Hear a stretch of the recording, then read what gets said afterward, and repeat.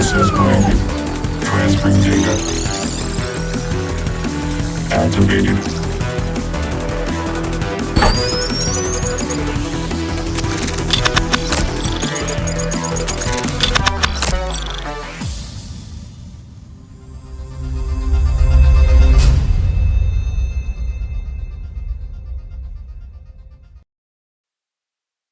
Oh, I love that intro.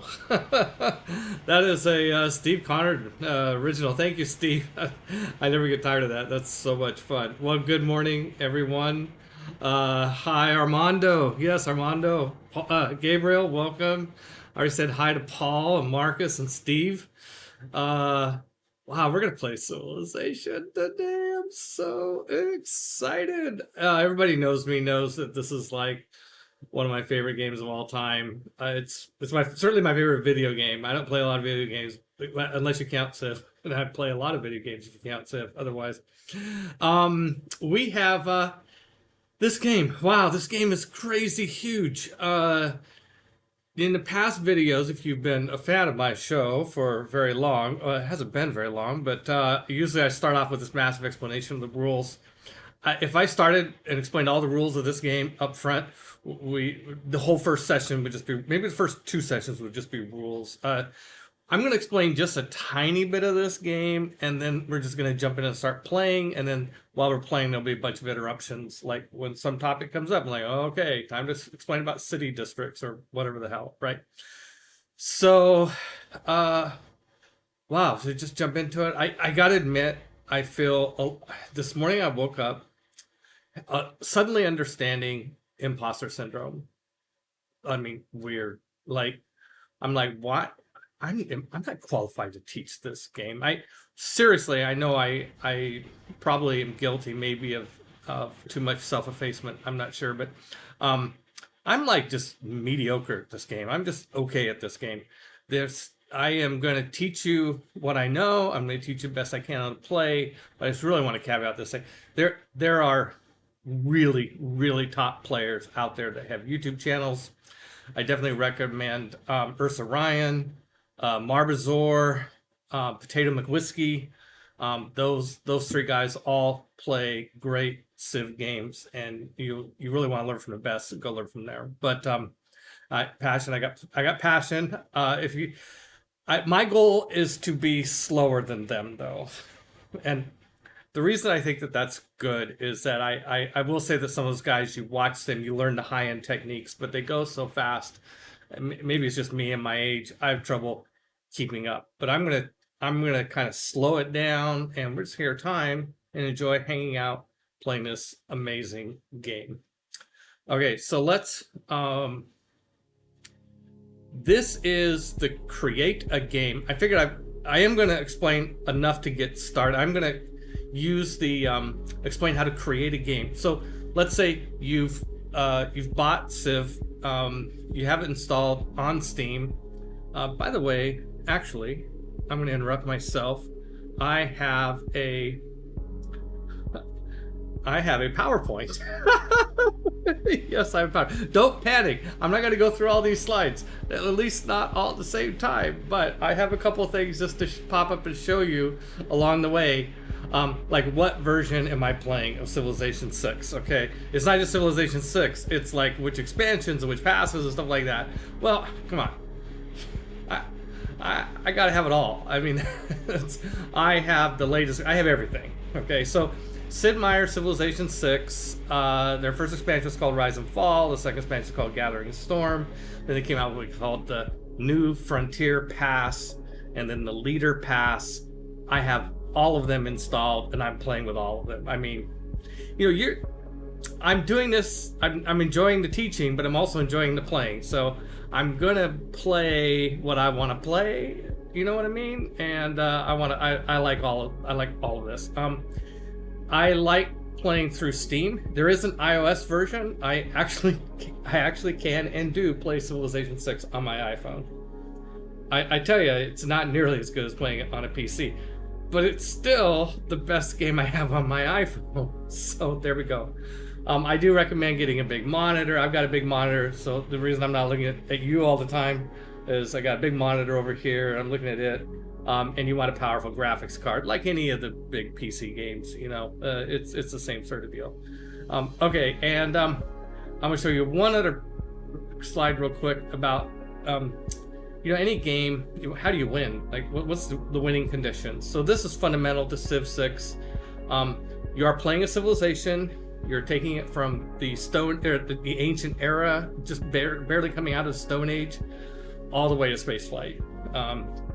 And there are several different ways that you can win this game. One is just you can set a number of turns and just have the most points. I don't know anybody who plays that way. I'm not going to give you any advice on how to win that way. I don't even know.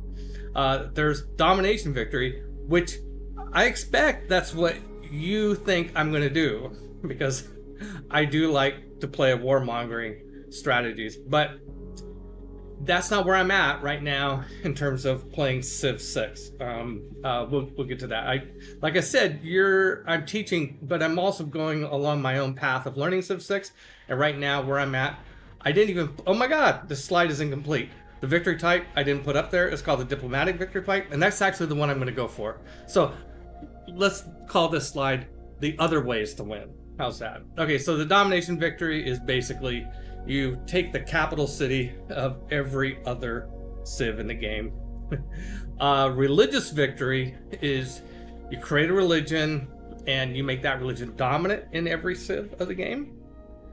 Cultural victory is your culture becomes the dominant culture of the world, every other Civ, and that's through tourism. So there's a culture stat in Civ 6, but the pathway to a culture victory is not to accumulate massive amounts of culture, although that's good. They're related. It's really about tourism. Tourism is like the offensive. If culture is a war, tourism is offense, and culture is defense. There's the science victory. In vanilla Civ, like the base game, when you get it, it's just landing on the moon. But in Gathering Storm, they changed it so that it's to launch an exoplanet mission. Exoplanet meaning out of the solar system towards, to another star, and travel 50 light years. So the game ends when any one Civ satisfies one of these victory conditions. So not only, if you want to get a science victory, not only do you have to be the leading civilization in science, you have to get those victory conditions before any other Civ wins with some other victory condition. So I do recommend for your first game, if you haven't played Civ and you're just learning, I recommend science. It's sort of the most straightforward in the sense of like, okay, I'm just going to accumulate lots of science. And it really is just about blitzing down the technology tree and getting to the end, and then launching some very expensive projects at the end to land on the moon and go to Mars and then leave the solar system. Okay, so, well, yep. I threw these slides together this morning.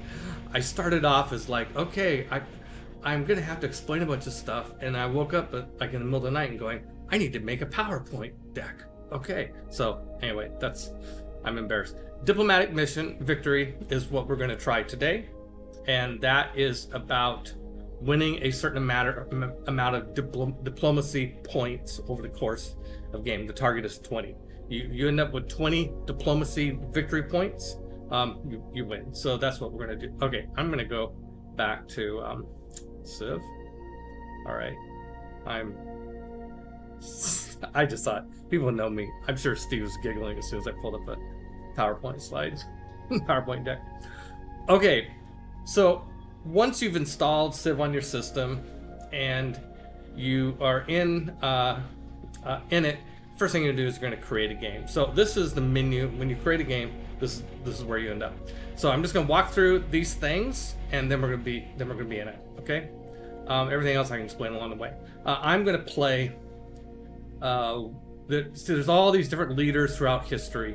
You can see Sheen, Ramses, Saladin, Sejong, Shaka, et cetera, et cetera, et cetera. And each one of them is associated with a particular civilization, and there's more than one. Like here's Wu Zetian is China. Well, we saw Qin as also China. So there are multiple combinations of leaders and civs. We are going to play Wilfrid Laurier, who was a prime minister of Canada in the late 1800s, I believe. If memory serves me correctly. Okay, that's what I'm going to choose. Let's go down here on and I'm going to let's just go down this side. Okay, I mentioned I'm playing Gathering Storm expansion. That includes everything that came before it. So that is the latest and greatest. I'm going to play on Emperor difficulty level. So difficulty levels start at Settler and go to Deity. So if you follow Civ, you hear people, I play on Deity. Okay, well they're bragging, but good. I mean, you've got to be really good playing Deity. I'm not that good. I'm playing on Emperor. I'm thinking that I might be close to going to Immortal soon, but I'm playing. That's where I'm playing. The easy levels are like super freaking easy. Like, I'm serious. Like your first game, fine. Start on Settler, get the mechanics down, wherever. But by game 2, I'd say jump up to Prince. Prince is easy for like a second time Civ player, I would think. King starts to get like, okay, this is really fun. And Emperor starts to get hard. And then after that, it just gets crazy hard. Okay. Hockey rinks. Yes, Packer fan. That's right. Yes, that's exactly right. Okay, I'm playing Emperor. I'm gonna play on a Pangea map, so you can pick the map you want to play. They have a bunch of different maps, and you can go online and get downloads of a whole bunch of them. But even just in the standard lineup, my favorites are. I kind of like the fractal maps. I also like continents and islands. I also like, but I tend to play on Pangea. Pangea is basically like Asia type, a big, huge, big land mass. All the civs are going to be in the same land mass. It's great for domination. I guess for diplomacy. I guess it's good to meet the other civs in this game. Pretty much no matter what strategy you take. Pangea kind of makes it a little easier. You're not having to spend as much on fleets and navies and stuff like that. But anyway, okay, so I'm playing on Pangea. Map size, I'm going to play on what's called standard. That is that also tells you how many civs are going to be in the game. Standard is 8 players, 8 civs, of which I am 1. Now you could change it. You could leave it on a standard and add or subtract civs to make it more or less crowded. But if you want sort of the expected density of the map to be the same, then you wouldn't mess with that. Okay, leader pool. I am going to create what's called a leader pool. This is to basically be able to say which civs are okay in the game, and I'm going to allow all civs, any civs, whatever random ones come up, except for Peter the Great. And it has nothing to do with the fact that I have a common name with Peter the Great. As playing Canada in diplomacy victory, tundra is going to be really important because I'm Canada. I get big benefits in the tundra. So does Russia. I don't want any competition for tundra spaces, so I am putting my thumb on the scale a tiny bit here. By I mean, there's other civs. Any civ might come up in the tundra, right? But let's not. I don't want the civ that has also the other civ that also has massive bonuses in the tundra. Okay, so I've created a custom leader pool here, which is every leader except Peter the Great, and I'm gonna, for all the other civs, I'm gonna go through here and have them be a random leader, but from that pool that includes everybody but Peter the Great. Okay, does that look right? There's me, Wilfrid Laurier, and all the different AIs. You can play multiplayer, of course, against other humans. You can play it in front of one screen, like Hot Seat, or you can play on the land, or you can go online and play with other people. Yeah, of course. This is a big mainstream video game. It's got everything. Okay, so resources, I picked standard. Resources are things that you find on the map that are helpful in different ways. So you could make them sparse, or you can make them more abundant, but I think standard is fine. Uh, you can go in just like I just did for the other leaders. You can do the same thing with what city states are in the game. City states are cities. They're like mini civilizations. They're just a one city country that won't expand, in terms of it won't build more cities. It's through the whole game. It's just going to be a one city country. Barbarian camps, if left untended long enough, can become city states.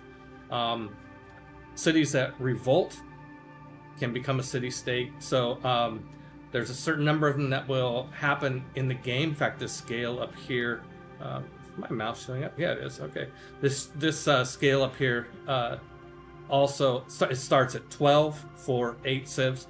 That number is going to change because some civs will be very aggressive to city states and just go knock them out, and other city states will rise up. So. By the way, I'm also going to turn down disaster intensity. This is me just being a wuss. Disasters are a part of the game I just don't really enjoy. It's like I don't like it when a flood comes through and like, oh, great, killed off 2 population and destroyed a bunch of my buildings. Okay, thank you. I just don't find it very fun.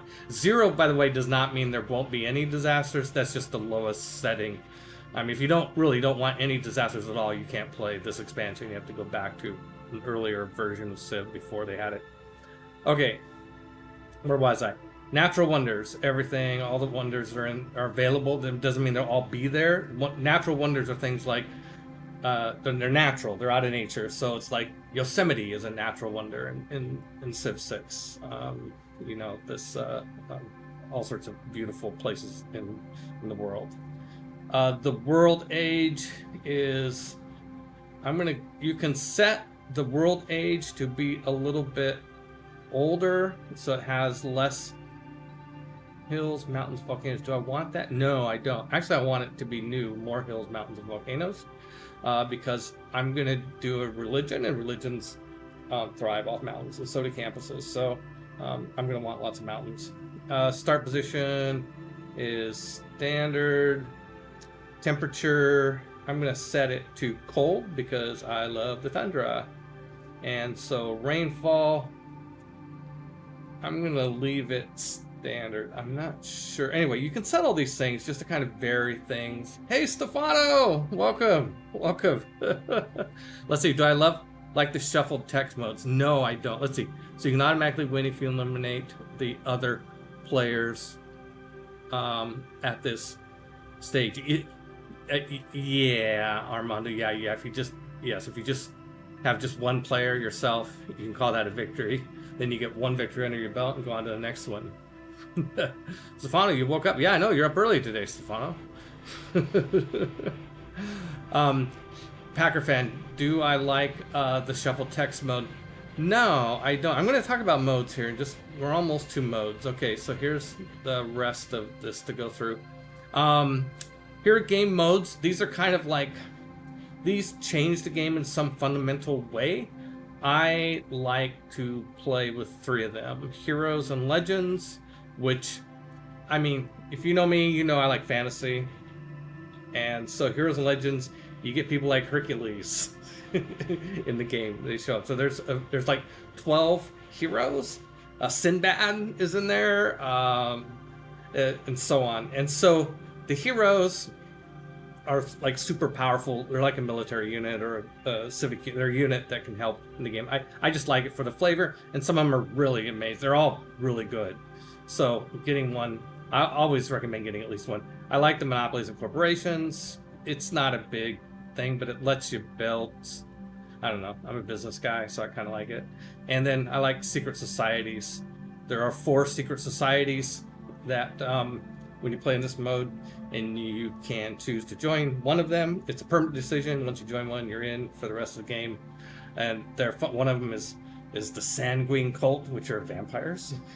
One of them is the Owls of Minerva, which is like the Masons, I guess. I mean, they're like really powerful economics and political, and there's the Hermetic Society, which is good on science, and then the one that I probably will go for in this game is called the Void Singers. They're cultists. Yeah, they're like the Cthulhian cultists. Yes, those type. I mean, they never summon Cthulhu, but hey, we dream, right? I'm going to turn on all the victory conditions. The reason I don't like the tech and civic shuffle mode is that, I mean, I haven't tried it. It would be fun, but I enjoy the strategy of the game, and part of that strategy is having a plan for what technologies you're going for, when, and in what order, and so having the technology and civics laid out so that I can make that plan is more appealing to me. But I do think I'll get to the point probably where I'll try it just for the fun of it. I'm not going to limit game terms. Oh, let's see. Where's speed? I skipped over speed. I skipped over both of these. I always start in ancient era. To me, the appeal of the game is starting in the ancient era and evolving your civilization all the way to the modern. That's the appeal. I'm going to play on epic speed, which I debated this long and hard. This is it makes the game a little longer, which for streaming, on some level, maybe I should be doing the opposite, maybe I should be playing on quick so it would go faster, because obviously this is going to take, maybe it's not obvious, but this is going to take several episodes of Peter versus the Machine to get through a game. Playing an epic means it's going to be even longer. But the reason I'm doing that is that I want the game to go slow so that I can explain things more, and we have that it doesn't rush so quickly from one era to the next era. So, that's a choice on my part. And who cares if it takes a while? I'm young. Yeah, I got time. All right. So I set the game no turn limit. This is if you're playing. This basically disables the victory condition of score of whoever has the most points after a certain number of turns. It just says no, we're going to keep playing until somebody wins by one of those other victory conditions. No duplicate civilizations. That doesn't make sense. No duplicate leaders. No. I like barbarians. They give you something to do in the early game. They give you a lot to do in the early game. We don't need teams. I like tribal villages. I will sometimes call them goodie huts. They're just like lots of games, You go to a certain place and there's something valuable lying on the floor. You pick it up. So the tribal villages, you go there. You meet some people. They're not under civilization, but they've got some technology. Maybe they've got some faith. They got something of benefit for you. All right. I think a lot rides on getting this right. No, not really. You get it wrong, you still have a good game. But okay, you can't change any of this stuff once you start. So I think we're ready to go. Oh, I didn't explain. The game creates a random seed for the map and for which civs are in it and kind of where things are. You can copy that. You could type in these numbers and have a game similar to what I'm going to play. Pretty close. Not exactly the same, but close. Okay, let's start. Woohoo! Here we go! Okay, I'm telling you right now, if I don't end up on or close to Tundra, I'm going to restart. Okay, I'm just going to say that because Canada bonuses are all about Tundra. So, okay, so the first thing I'm doing is giving me a little introduction to Canada and my leader, my character in this game, and that's all flavor text. We're going to jump right down here to features and abilities. The last best west. Some of these, by the way, may not be. I haven't explained the game, so you won't have a lot of context here. But basically, what this first says is that I've got massive benefits in the tundra. So I can build farms on tundra terrain. That's huge because the main problem with tundra is you can't farm. So I can, and after let's see, in snow, tundra hills, and snow and tundra and snow and tundra hills, all mines get +2 production. So mines become really good. Lumber mills +2 production. Camps +2 food. Farms +2 food. So not only do the Canadian abilities let you use tundra, you're actually using it better than, in some cases, than than doing it outside of tundra. And the terrain is cheap to buy. So this last best west is the main reason I am playing this. The next one, Four Faces of Peace. I cannot declare war on city-states. And I can't do what's called surprise war, which is just like suddenly attack someone. Yeah, Stefano, no barbarians. Who would want? I agree. Yeah, no barbarians. That's dumb. Okay, so declaring war. Also, for every and surprise wars can't be declared on me. So you can only, another civ can only attack me if they first denounce me. So I get a chance to kind of see it coming. Tourism earns me, in addition to tourism being a good offensive weapon towards a cultural victory, I get what's called diplomatic favor from tourism. And let's see, the Mountie. This is a Canadian unique modern era unit, can create 2 national parks, has +5 combat strength when fighting near a national park. Yeah, okay, fine. And the ice hockey rink, yes. So, my builders, after the industrial era, my builders can construct ice hockey rinks, which provide amenities and culture and let's see, whatever, and other stuff. Okay, there you go. You know, every civ has unique things. Okay, I've already found a hero, by the way. Okay, let's ignore that for now. And I found the Hermetic Order. I must have found a wonder. Oh my gosh. A lot of stuff's happening right off the bat. Okay, I'll explain things here. Okay, so here we are. We've started the game. We're and here's the map of the world. Well, this is the map of the world that we know about. So and I'm on tundra. So this sort of white and gray land is tundra. And you see up towards the north, we have green land, greenish land. That's like normal land. Okay. So let me explain in a little more detail what's on the map here. Let's see. Okay, so if you mouse over, by the way, there's a setting that I have turned on that shows what each hex or tile produces. And here we can see the difference between tundra and normal land right off the bat. This hex just immediately southeast of my unit here that's highlighted. You see the little symbol in the middle of the hex. I don't know if you can see it. Depends on what kind of device you're watching on and how much resolution you have and stuff.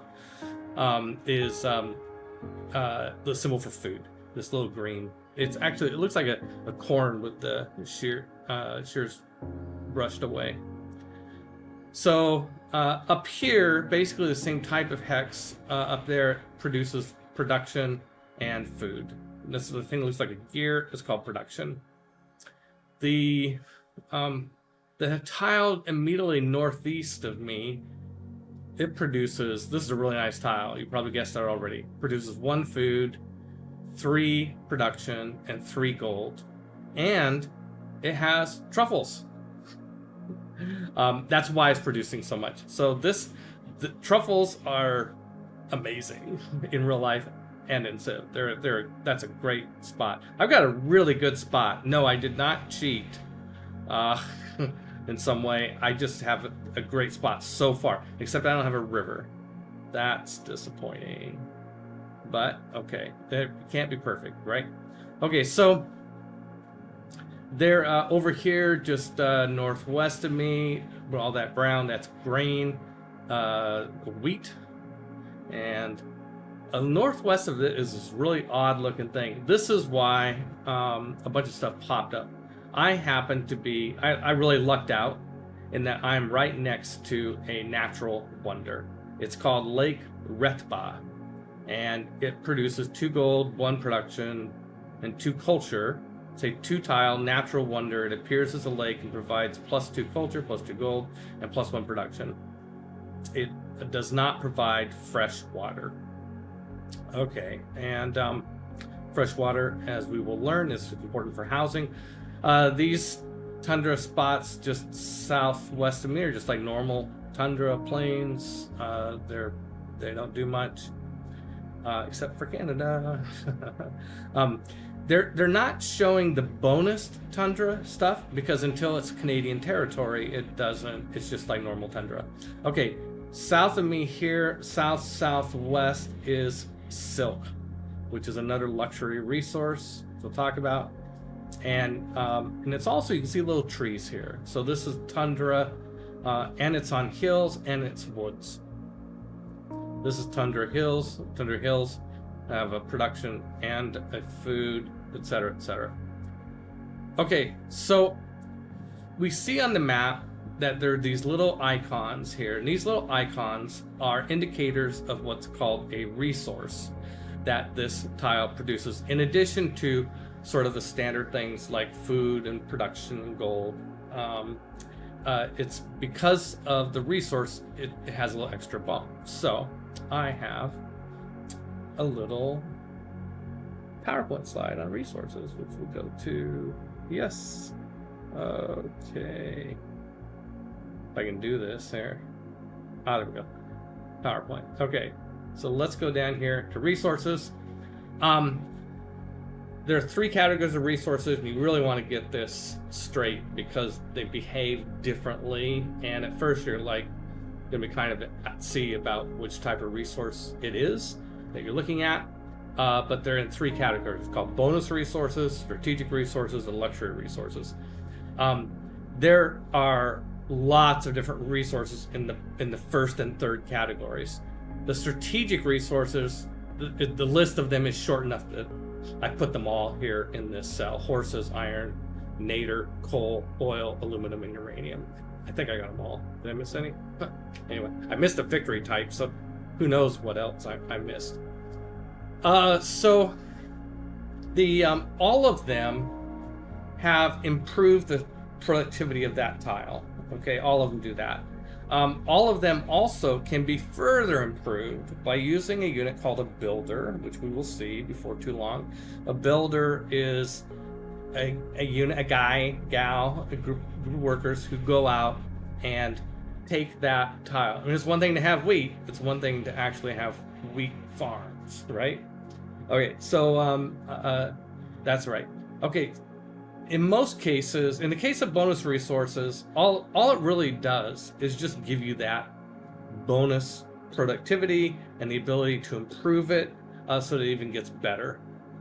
By the way, the ability to improve a tile with the builder, requires a certain level of technology to be able to do that. So you can't improve stone until you've discovered the mining technology and learned how to build quarries. And then you can build a quarry, and then you can improve the stone. The stone will be better without the quarry, but to get that full productivity of that thing, you have to wait. And some of those skills, some of those technologies come throughout the whole game. Okay, so like you're not going to learn uranium, how to do that, until the modern age. Or something like the modern age, the information age or something. Anyway, so anyway, the bonus resources, you don't think that you have a bunch of wheat in storage that you have track of, like in a board game, but you do that with strategic resources. Strategic resources, like horses, once you've improved, use the builder to improve the tile, like horses or iron or whatever, you start to accumulate horses as stockpile them effectively. Like, I'm up to 50 horses, or 50 units of horses, whatever. Anyway, and those units of horses or iron or whatever can be sold to other civilizations. So they become an important source of economic growth. They also usually will enable a certain type of unit. So horses are going to enable something like, horsemen or cavalry, etc. Iron enables the construction of swordsmen. Except oil enables the construction of bombers, and so on and so on and so forth. Actually, it's aluminum. Oil enables the construction of tanks. Yeah, that's very useful. So that's the strategic resources. They have a strategic function in the game. They can be accumulated, sold. There's only a few of those, and you will see me prioritizing at certain points in the game technological resource, because I want to get those. In fact, I'll be doing for horses very early in the game. Okay, luxury resources, the third category, they operate, these are the things your people want to be, you want to keep your people happy, right? There's a long list of luxury resources. It's like coffee and incense, spices, salt, and it can be kind of difficult to know the difference when you see these. Is this a luxury resources or is it bonus resource? You could argue that one should be in one category or the other, but let's save ourselves from those sort of arguments. And the luxury resources create what's called amenities, which will be important for keeping your population happy. And your first luxury resource will keep 4 cities, will supply 4 cities with happiness, if you will. If you get more than one of the same luxury resource or duplicate, so let's say you get 2 coffee tiles, or you saw me truffles is a luxury resource. If I get 2 truffles, the second truffle doesn't do me any good, except I can sell it and to somebody else. But 1 truffle will give me 4 amenities. 2 truffles, I still only have 4 amenities. So bonus ones you want to trade. Yeah, and so they are, the bonus resources and the luxury resources are all visible from the start of the game. Once you find the map, there are some weird exceptions.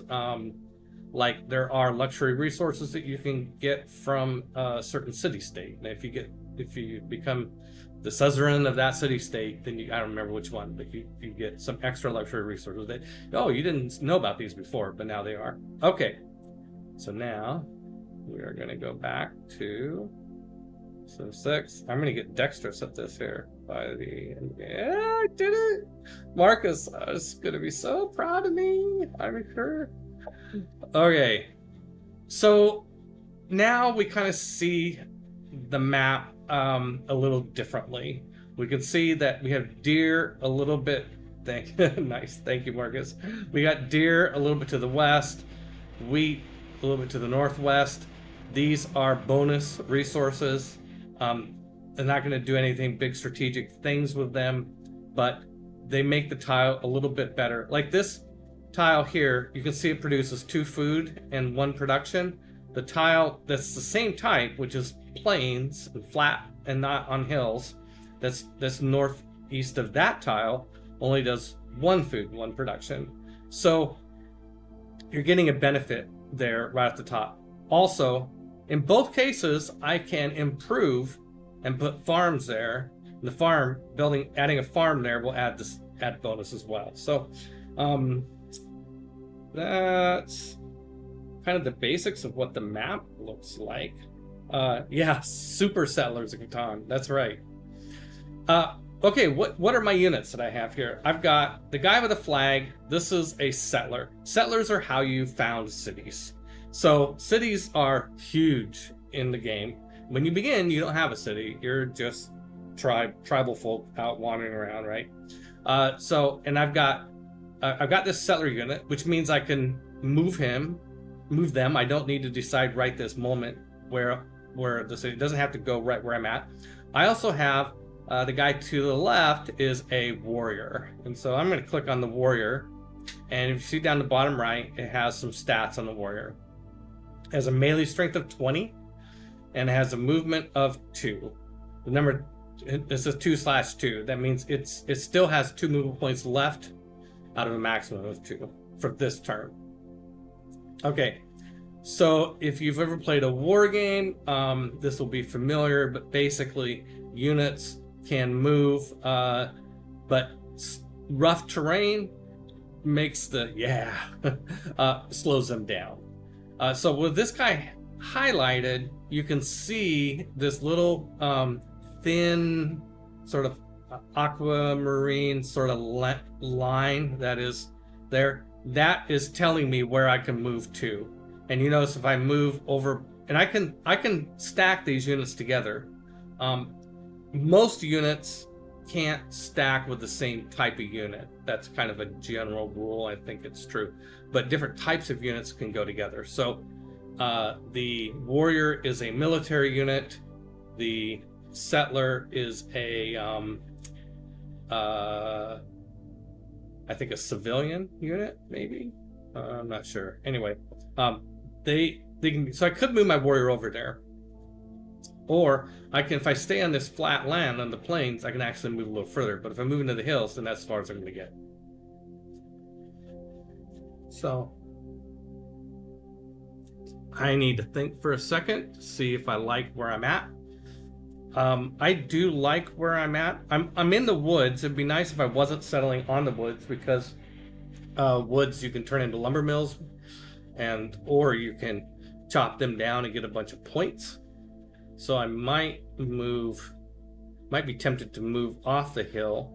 But the nice thing about hills is that you can't be flooded. I'm also nicely kind of in the middle of several luxury resources. I got truffles to the northwest and truffles sort of northeast and west southwest. I have more truffles.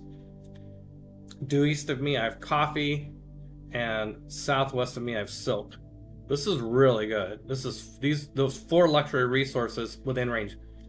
When I say within range, when I flip this guy into a city, the city is going to own some territory around the city. That and I can work those tiles with population up to 3 hexes away. Your city might get bigger than up to 3 hexes in each direction, but you can't. It gets really hard after that. Well, that's a weird case. We'll get to it. Okay, I do. Let's see, if I was here, I'd be further away from this truffle. Now, I see this, I wish there was a good food production hex. This is a good food production hex. Says coffee, produces 2 food. The wheat over here is 2 food. What you really hope to land on is to start on is a hex that has 2 food and 2 production. And I actually don't have that, which is a shame. But the food, I think, is doubly important. Also, I'm thinking about moving northwest of this spot so that I have a 2 food to hex, a 2 food production tile, and this glorious tile for production and gold, both within my. When I've settled my city, I'm going to control the 6 tiles around the city in addition to the city itself, city center. But that's going to put me further away from the silk and further away from the coffee. But I can still get there. I can build other cities. I also want to be by water. Water, historically, very important to be by water, especially rivers. The sucky part about my setup, so many other things look really good, but the fact that there's no river is really sucky. Hi, Jen Cam plays board games. Hi, welcome to our show here. Okay, I actually, now I think about it, I think I'm just gonna stay where I'm at because I'm by water. So I could, or I go to where the deer is. I think I'm just gonna stay here. I'm not quite sure. There are you can watch whole videos online about where you should settle your first city, like whether you should move around for a while, how much you want to move around. One thing I will suggest before you move, it's great to see if I can move my warrior in such a way on this first turn that I learn any new information. The only place I can move to where I'll learn something new is here, because I'll be able to see. You can see 2 hexes out if there's nothing that blocks you. So you see how my view of the world expanded to include these hexes when I moved my warrior here, it's because the unit can see 2 hexes away. Now, it can't see 2 hexes away if there's hills in the way, so my warrior can't see what's 2 hexes away to the east or northeast because these hills, and it's kind of hard to tell. I have trouble telling sometimes that a tile is hills. Jen, I grew up playing Civ 1 through 4. I'm pretty sure that is part of the reason why I wanted to be a history teacher. Awesome. That's fabulous. That's great. I wanted to be a history teacher when I first started going to college, but then I changed my mind.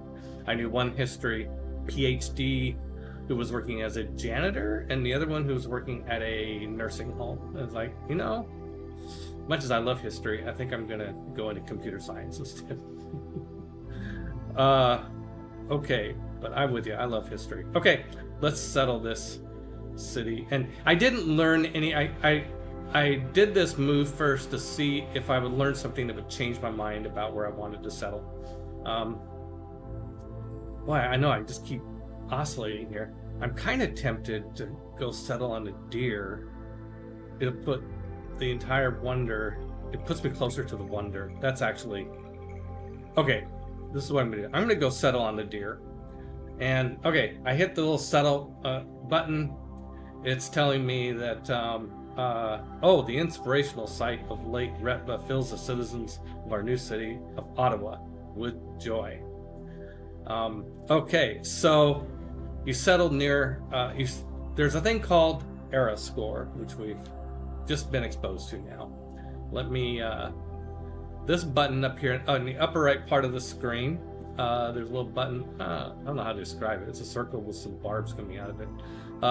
This pulls up what's called the era progress window, and we're in the ancient era. And so each era of the game, ancient era, classical era, medieval era, Renaissance, etc., you get points for how well you do in that era. The points aren't worth anything in terms of victory conditions, but they let you give you advantages going into the next era. So what this is saying is my current score is 7. I have 7 era points, I guess. And if I get in this era, in the next 60 to 90 turns, which is how long this era is going to last, if my points are still only at 7, going into the next era, I will be a dark age. And if I get to 12 to 26, it'll be a normal age. If I get to 27 plus, it'll be a golden age. And so, if obviously golden age is where you'd like to get to, you can get some really interesting benefits going into the next era. Dark age doesn't suck as much as you might think it would. You get kind of these two-sided things. You can like, oh, you can have this benefit, but you have this like benefit to religion, but your science will suffer or something like that, you know. Anyway, so settling near a lake, near a wonder, gives you some extra era scores. Anyway, okay, so I have a bunch of I've settled a city. I also have a bunch of notification stuff over here on the right. They're all lined up in a column. It's good to check these, figure out what's going on. We have discovered a new continent. Well, it's the continent we're on. Continents, let me talk about that real quick. Over in the bottom left, you see this button. The leftmost button of all these buttons in the bottom left is called lenses. If I click on that, and then you can look at the world through a different lens. I'm not going to run through all of these, but I'm going to go ahead and press on continent, and it'll show me where the continents of the world. Well, I only know of one, the one I'm on. It makes sense. I'm just tribal, right? Haven't gone very far. Haven't strayed much from home. So this is the continent of if I just slow down, pause here, it'll say whenever you pop up a hex, continent Oceania. I'm in the continent of Oceania. Okay, this is going to be important soon. You can get, there's a bonus you can get by discovering a new continent. And this thing with the scroll is telling me about era things, era score that I've been awarded. But when you first build your first city, you get a bunch. So I got 3, 6, 7. Oh, I got an extra point for settling in the tundra. How brave. I found a hero called Oya. Up here in the, let's see, this button here, this row of buttons, the third one from the left is called Heroes and Great People. If I click on that and go to the Heroes tab, there she is. And I can see all her stats. She has a lifespan of 33 turns. Heroes don't live very long. She has a movement of 3. She has melee strength of 30, etc., etc. She has a special ability. One is she ignores all terrain movement penalties, so she's fast, and she has this ability called Oya Storm, which damages all adjacent enemies and heals all adjacent owned units, your units, by 40. I saw my wife use Oya to take a city in the game I'm playing with her right now. She's really good if you're in a fight. If you're not in a fight, then she's not so good. A lot of the heroes are kind of that way. I tend to look for the ones that have a use outside of being in a fight. Tech boost. Well, okay, let's talk about the technology tree. Why not do that here? The leftmost of these buttons in the upper left, the leftmost is called the tech tree, and then there's the civics tree, so we'll take both of these topics right now. Okay, technology tree. Click on that. This is a tree, and I'm going to scroll, and these are all technologies, and they're broken up into eras, so you can see the beginning. We are in what's called the ancient era. It doesn't really say that here that I see, but anyway, we are. And then we go into the classical era, and you can kind of see right in the middle of my screen now where it says classical era here. This is the dividing line into the classical era. And you see anything: currency, mathematics, medieval era, apprenticeship, education, military engineering, etc., etc., etc., etc., all the way to the end. And towards the end, you're getting satellites, guidance systems, stealth technology, nuclear fusion, nanotechnology, robotics. Robotics, you can get the most powerful military unit in the game is the giant death robot. It's a mech. So anyway, that's cool. And then you get to what's called future tech, the future era, and who knows what the future era will reveal. Anyway, so these technologies are really important, obviously. They're important for anything that you want to do in the game. There's technologies that you want, even if they're things that you might not think of as a technology. For example, astrology is the one that I want the most as soon as possible. It's the one I'm going to pick first. And in fact, as soon as you build your first city, you're going to go into here and you're going to pick one of these one of the ones that's been grayed out. Those are the ones that you are eligible to select. Okay? If there is a blue band along the bottom, it means it's boosted. So this is a key thing about the tech tree.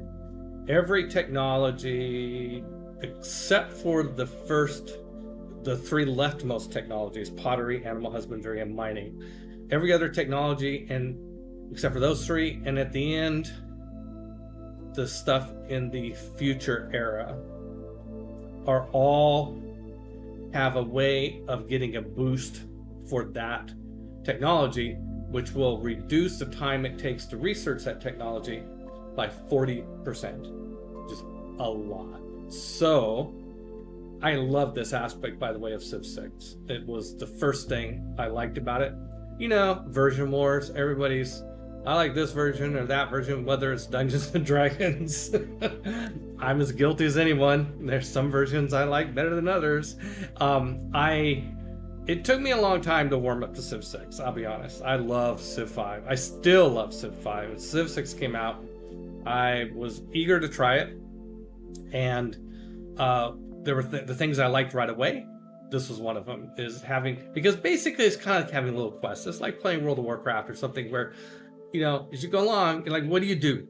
Well, in addition to have your big victory sort of thing that you're struggling to do to win, you've got these little mini quests. And so depending on how good your relatives, I don't know if you can read this, but it's saying, like sailing, to boost it, you have to found a city on the coast. Okay, well, that's very okay. So right now it would take me 30 turns to research sailing, but I could do it in, well, a little over half that, like 17 turns, 18 turns. If I found a city, and I could be already in the middle of researching it. If you research the first 60% of the way there, and then suddenly you earn the boost for that particular technology, you'll be done immediately, right? You'll get the whole 40%. I spent too much of my life playing World of Warcraft. I don't think you're alone, Paul. I don't think you're alone. I think there might even be somebody else watching this channel, watching this game, who likes that game. I know Steve likes that game a lot. Yeah, well, we understand. It's just, this one's my greatest vice. The reason I don't like World of Warcraft or Elder Scrolls are not.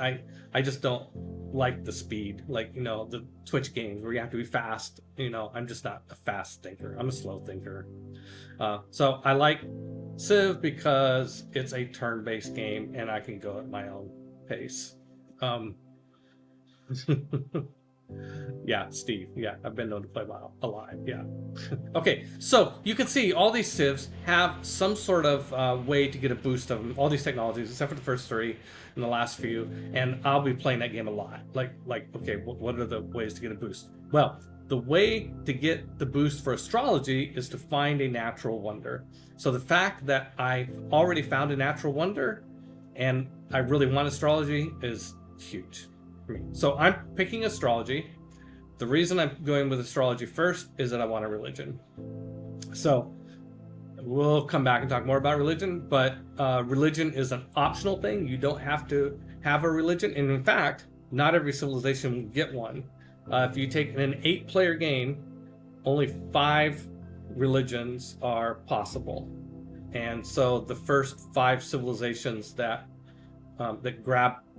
manage to found a religion will have them. The other 3 won't. Also, there's a civ called Arabia. If Arabia is in the game and they don't found a religion the normal way, they'll get the 5th one. So in an 8-player game, which is usually what I play, I always pretend there's only 4 religions possible because Arabia might be in the game and just lollygag their way in because they know they got one. Okay, so I've picked astrology as my first technology I'm going for. There's also a civics tree, which looks very similar, and it's the same sort of structure. Technology tree is all technologies, duh. The civics tree is all things like government philosophies and stuff like that. And at the beginning, you don't have to pick one because everybody starts with working on what's called code of laws, and you don't have any choice to make at the beginning. That's the one you're working on, and it says in 24 turns, I'll get it. Now, the speed will pick up because your speed down the technology tree is based on your a bunch of things will give you science, but population is part of it. So as your city grows, you're going to start going faster down the tree. Also, for civics, is based on your cultural production. And so as your culture, and that's also comes from people. And so as your population grows, you'll get faster at both of these trees, but they become more expensive. So, okay, let's talk about cities. Okay, we got Ottawa here. If I click on Ottawa, it brings up down the bottom left a city, a bunch of stuff having to do with cities. It says, oh, it's Ottawa. It shows what I'm currently producing in Ottawa.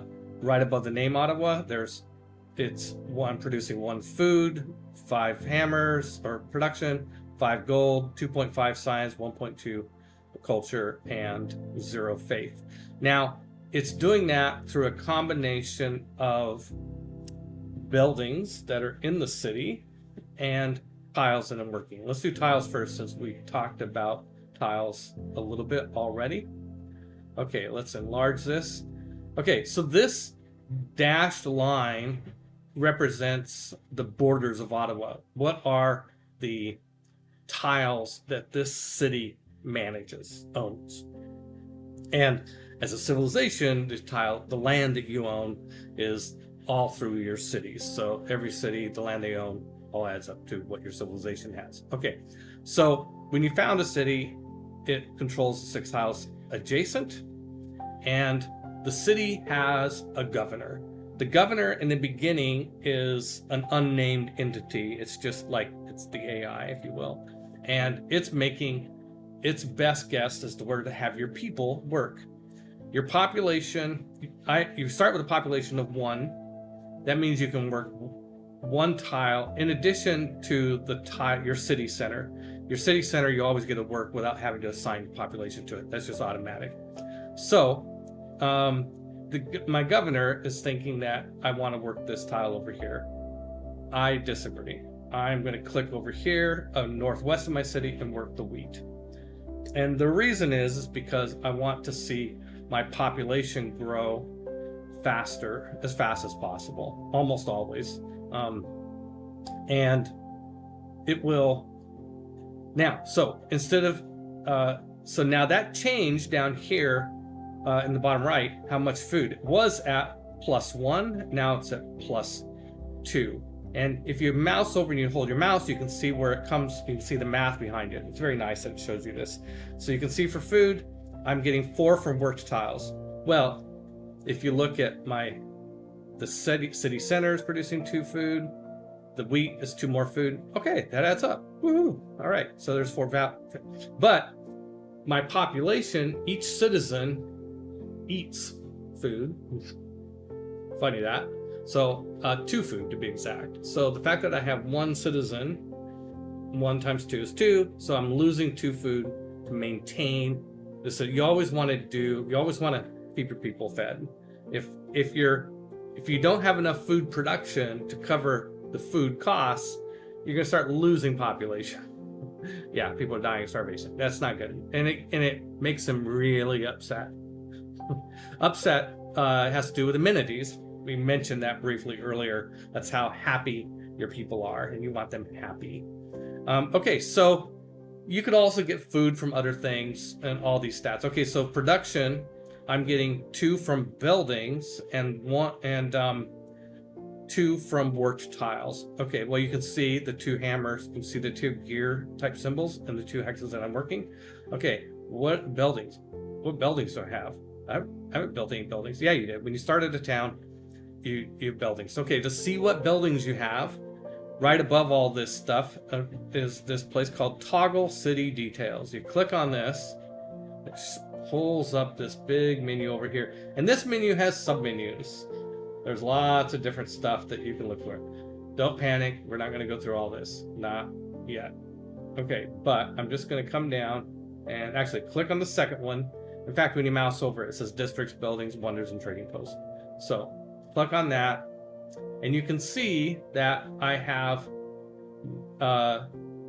0 districts constructed. I do have a district. Cities are broken up into districts, okay? We'll talk a lot more about that in a bit. You start with what's called the city center district. Every city has one. It's a city center.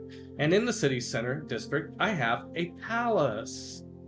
Okay, so when I started the city, I got a palace. Not every city has a palace, just your first one. By the way, if you lose your capital city, your palace moves, I think. Anyway, don't lose your capital city. Okay, so the palace has a whole bunch of benefits right off the bat. +1 culture, +5 gold, +2 production, +2 science, 1 housing, 2 amenities. Just so you do get some free housing and some free amenities right from the get-go. Okay, so that's why these numbers down here are higher than what you're seeing on the tiles, is basically your palace. And you'll have the opportunity to build other buildings that give you more things. That's as you might expect. Okay, so and by the way, I do want to show you one more thing on these tiles, because it's pretty, let's see, there we go. It's pretty important when your cities are tiny to pay really close attention to which tiles. After a while, you get bigger, you don't have to This is going to look a little tedious, but don't feel like you have to be at that level tedious with all your cities all the time. But in the beginning, you do want to pay attention to this. And you can see right down here at the bottom that it's going to take 11 turns until I grow. That's another population. So that's, if I was working this tile that my governor recommended, it'd be 22 turns until I grow. I'm looking at the green text at the very bottom of this city pop-up stuff, the bottom right. So that's why I made this choice. It's a difference, but I'm less production, right? My production would be 5 if I was working where the governor was, but instead it's 4. Okay, so we can't really see the benefit of that until we tell the city what to produce. So let's do that. First thing, I clicked on the production button there, and you can always go to it with this button too. Right now, it's showing it down here in the very bottom right where it has a big gear, and this is a main place to look if you're not sure why the game isn't progressing. This is where the computer will tell you need to do something. Knock knock, hello, Bueller. Okay, so this is saying you need to get some production in this city. We're just not going to let the game continue until you do. Okay. I mean, you can do other things, but you're not going to let your turn end until you've done this. So, click on production, and if you just want to open this window, you can always click this also to click on to get to the same spot. Now, so this is telling me that in my city center, these are districts and buildings. You're going to be able to build a whole bunch of buildings in your cities, but every building has to be in a district that allows it. So when you first start, the only building you can build is a monument, because you don't have and as your technology gets better, you'll learn about other types of buildings that you can build, and that could be in a city center. But in the beginning, the only building that you know how to build, that you have a district for, is money. As the game progresses, you'll build districts, which will enable new categories of buildings, like holy sites will enable shrines and temples and so on. Campuses will enable libraries and what do they call those things? Universities. Okay, so there's also units. Units are things that run around the map, okay? And there's several units I know how to build. I can build more settlers, but it's grayed out. The reason that the settler, I can see settler, I have the technology to build settlers, but it's grayed out because I can't actually build one now. The reason for that is that when you build a settler, it costs you a population. Well, so if I built one now, if they let me build one, then I wouldn't have any population after, except for the settler. It'd be like starting over. Okay, so this option will become enabled when I get to 2 population. Builders are how you improve tiles. So if I want to change that wheat field and make it even better, I could build a builder and run over there and build farms on the wheat. That makes sense. Your builders only have 3 charges by default. So when you build a builder, you're only going to be able to improve 3 tiles, and then you're going to have to build another builder, so forth. I saw somebody on my Facebook page who really hates this aspect of Civ 6. And I don't blame him. I hate that. I don't like this part of Civ 6. I don't like building builders all the time. But anyway, it's part of the game. So I am going to, my first unit is going to be a scout. These next 3 are all military units. Scouts are really weak, but they're a little faster than anything else until you get horses. That's why warriors are stronger. Slingers are weaker, but they can do a ranged attack. The range is only 1, so it kind of looks the same, except that because it's ranged, they don't take any damage when they attack. Where warriors, when they attack, both sides are going to take damage. Okay, I'm going to start with scouts. The reason I'm building a scout is that you want to explore as much of the world around you as possible. And in fact, you want to explore the whole world, and you kind of want to push, it's not your top priority, but it's definitely a priority. And in the early game, it's because you're going to find places to settle. You're also going to find city-states. You're also going to find other civs. And there's all these come with complexities, but they come with more opportunity than complexities. And so being a good civ player is knowing how to min-max those relationships to make them a positive thing. Zerg, Whoosh, Kiki. I'm sorry, Paul. I have no idea what you're talking about. And there are also projects that you can build, which are that's how you get a hero. If I wanted Oya to be on my side, I could do the project Devotion to Oya. But to get a hero, you have to have a monument first. And so, I could build a monument and then I could go for Oya. I'm not going to go for Oya. I'm going for a diplomatic victory in this game, which means that I'm going to want to fight as little as possible. And so a combat-oriented hero is not what I'm interested in. Heroic Tales. This also requires a monument. This is if you really want a leader, but none of the leaders you've met, or heroes, excuse me, you really want a hero, but none of the heroes you've met are the ones you want. You can basically improve your chances of a hero coming to see you. Okay. Anyway. Okay, so now that I've picked, if you look down, let's go back to Ottawa. There's one last point I want to make about managing where the citizens are at, because this is really important for early productivity. Is the trade-off. Right now it says it's going to take me 11 turns to grow my population and 12 turns to make a scout. I really would like to make it faster than that, but not at the expense of population growth. So if I let my governor put him over here, you could see that the difference is 22 turns until growth. But I only shave 3 turns off of how long it takes to make the scout. So the scout is 9 turns instead of 12. I would like to get it faster, but not at the cost of doubling how long it's going to take me to get more population. So switching these around and seeing those things, seeing how it makes a difference is really good to get kind of an understanding of where you should be placing your workers. Okay. We talked about tech. Our explorers have discovered lake. Yeah.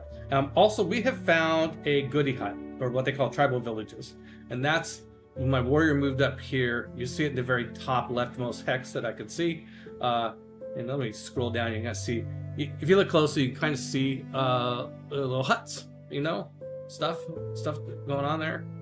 So that's great. That's a place we can go up. Next turn, I will be going up there. Okay. We also,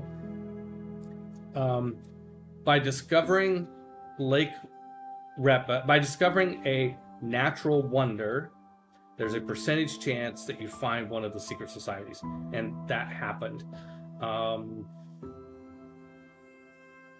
And the secret societies show up in a page called the Governor's page. Yeah, here we go. Okay, I talked earlier about how you have a governor, but your governor is kind of an idiot.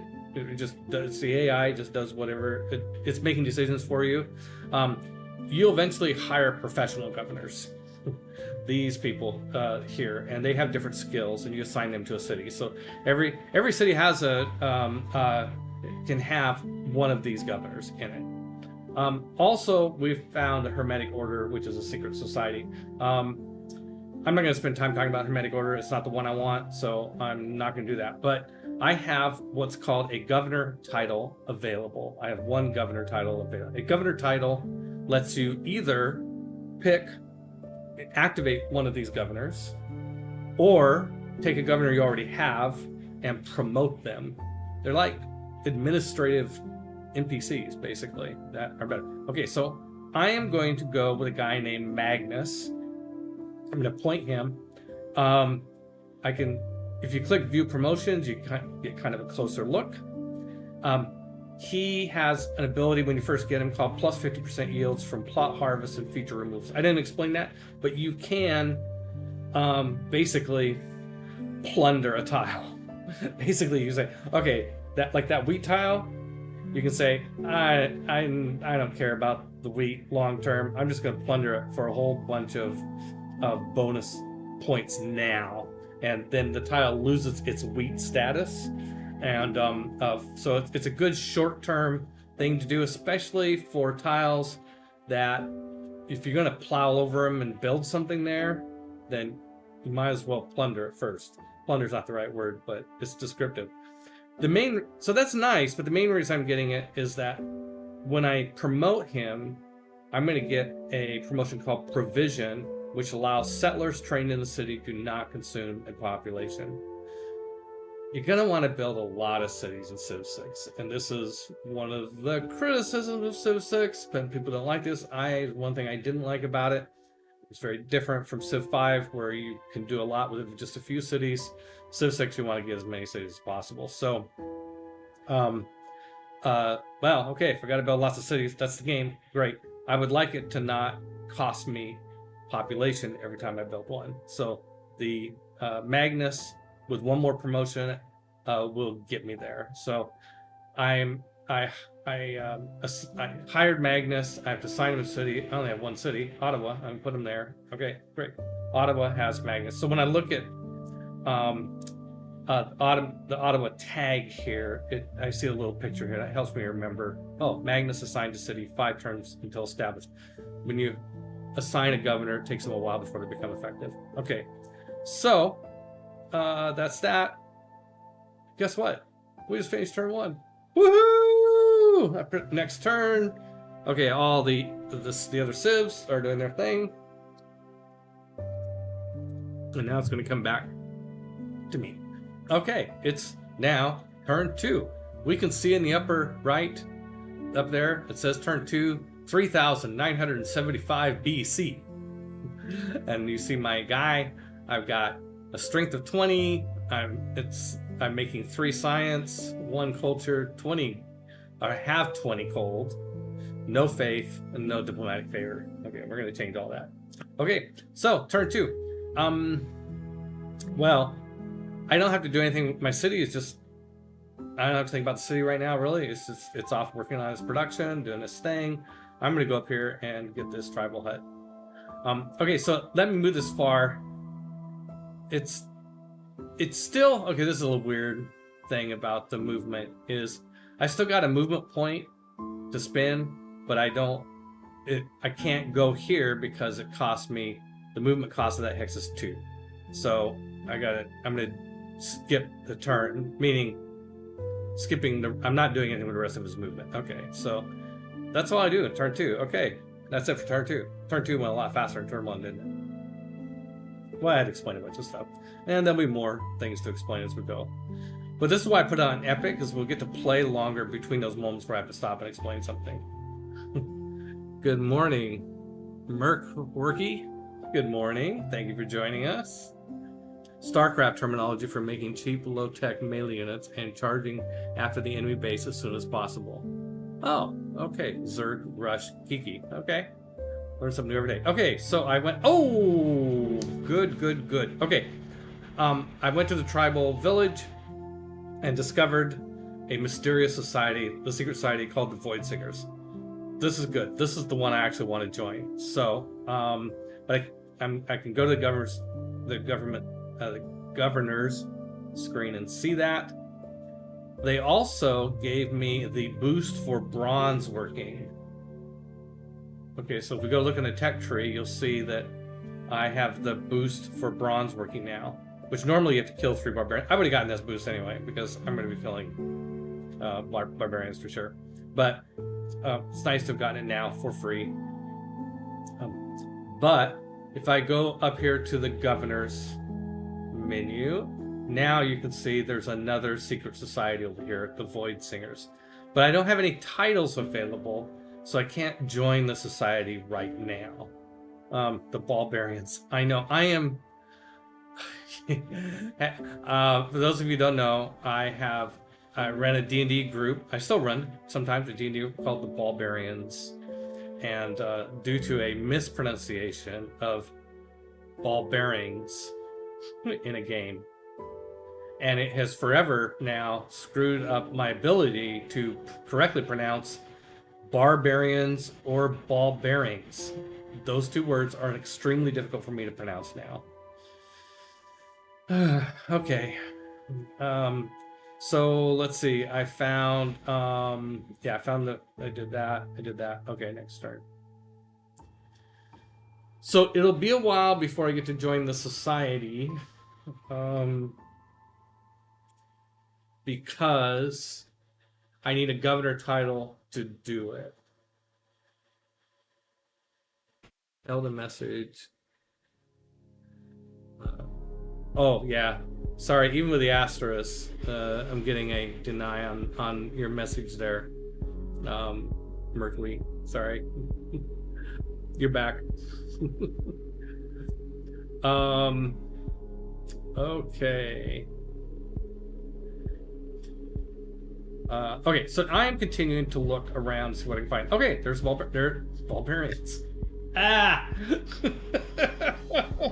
I'm sure Gabriel is laughing hysterically right now. Okay, there are some barbarians right there.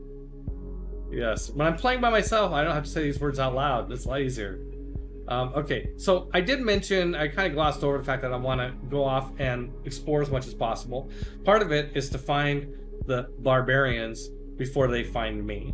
So the way the barbarians work is that they're in a camp somewhere. Every barbarian came from a camp somewhere, like a spawning zone, if you will, from other games. So the barbarian camps, the way they work is that they appear somewhere randomly throughout the game, but they don't ever appear in a hex that is inside a civilization or immediately adjacent to a civilization. So as the game goes on, there becomes fewer and fewer places where barbarians can spawn. Steve, are Canadian barbarians' favorite weapons of war hockey sticks? They might be. Yeah. Okay, Gabriel. Yes, confirming the laughing. So they appear somewhere, and then they send out a scout. So somewhere there is a barbarian scout roaming around looking for me or other civilizations. Then if the scout finds a civilization, then it moves back to its camp where it started and tells the camp, hey, I found a civilization. And then the barbarian tribe creates an army and comes and attacks the civilization. So what you want to do is you've got to, my advice, by the way, it's early game, you got to just ruthlessly destroy these camps.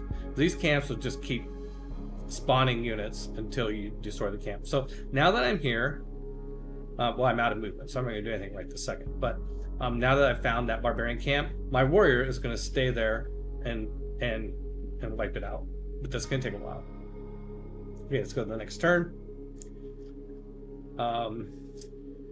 You remember, let's see, I found Anansi.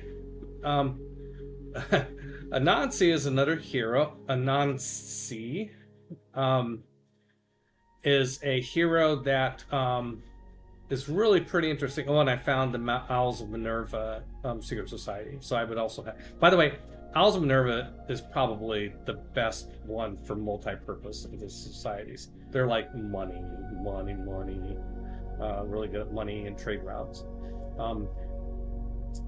But the Void Slingers are good at religion, so that's why I'm going with them. I'm going for a diplomatic victory. I told you that. I haven't talked about it much yet, but we will.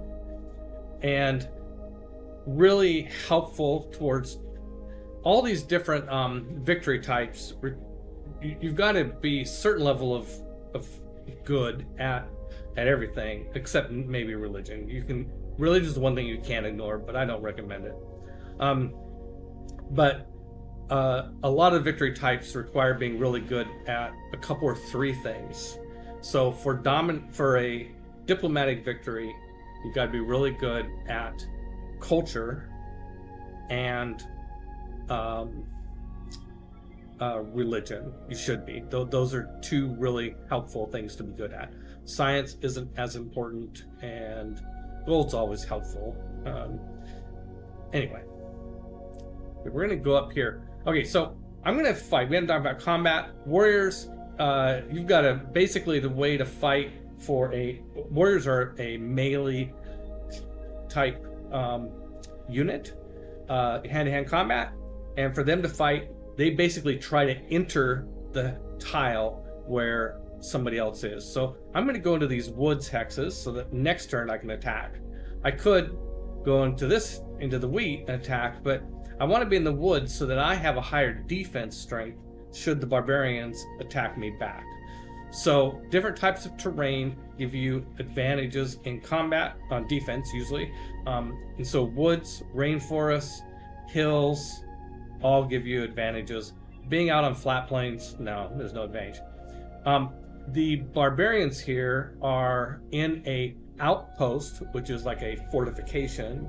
So, and in this case, he's in hills, and he is a type of unit called a spearman. So he's got me outclassed in a number of ways. This barbarian unit does. The barbarian unit is spearmen are more advanced than warriors. Let me show you on the tech tree. Well, warriors aren't even on the tech tree. Everybody knows how to make warriors. You don't need a certain technology. You can't make spearmen until we as civilizations can't create spearmen until we discover bronze working, and then we can create spearmen. But these the barbarians have a better unit than me. It's got a strength of, we'll find out when I attack it, but I think 25 to my 20. It's in defensible terrain of hills, and it's in defensible terrain of being in an outpost, which is kind of like a low-grade fortress in a way. Also, looking at my notifications, I have some notifications. I have met Singapore. Where? Well, if you look down in the bottom left, you see that there is a map of all the, map of the world that you've discovered it so far. And in fact, I can look at the whole world somehow. I forget how to do that. You can also, there's also a mode where you can look at at your terrain, like more like an old war game style X's. I don't use it. I find it confusing. It doesn't. I think you get used to looking at the map a certain way and look at it some other way. It's not as good. Show full screen map. There we go. Okay, so this shows all the world that I've discovered. This is just a blow up of the little map that's here, and you can see, oh, it's off to the right of me. Sure enough. If I scroll over to here, there's Singapore. So Singapore is a city-state. We've talked. City-states are going to be they're very important anyway. For me, they're going to be really important because I can get diplomacy points from city-states. City-state is like a minor civ. It never grows. It doesn't have a tech tree, all that sort of stuff like that. It keeps a pace with technology. Basically, city-state will have military units actually be quite effective. They'll often have military units that are as good as whatever the best tech is out there. And we can click on this and see a bit about them. They have relationships with me. That's it. They're influenced by one civilization, me. Nobody else has met them yet, which is great. Whoever meets a given city-state first gets an envoy there. Now, this is a view of city-state. Let me just go to this properly. Okay, if I go this particular button here in the upper right that looks like the Capitol building, this is the city-states menu. When you first click on it, you'll see a list of all the city-states you've met and a little summary information about each one of them. One is how many envoys you have. Envoys is when you assign envoys to a city-state, it's like you're sending ambassadors, you're sending gold or whatever. It's like you're assigning some attention. You're paying attention to this city-state. And by putting one envoy here, I get a benefit already.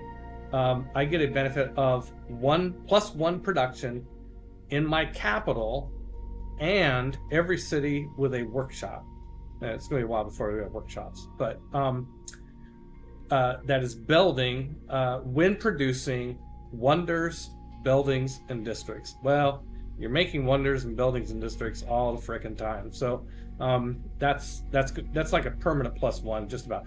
It doesn't apply if I'm building units or projects, but most of the time you're building buildings anyway. So if I get up to 3 envoys, then you get +2 production in every city with a factory or consulate, and +4 if you have them both. You get to 6 envoys, you have another +6 or so. Anyway, so on and so forth.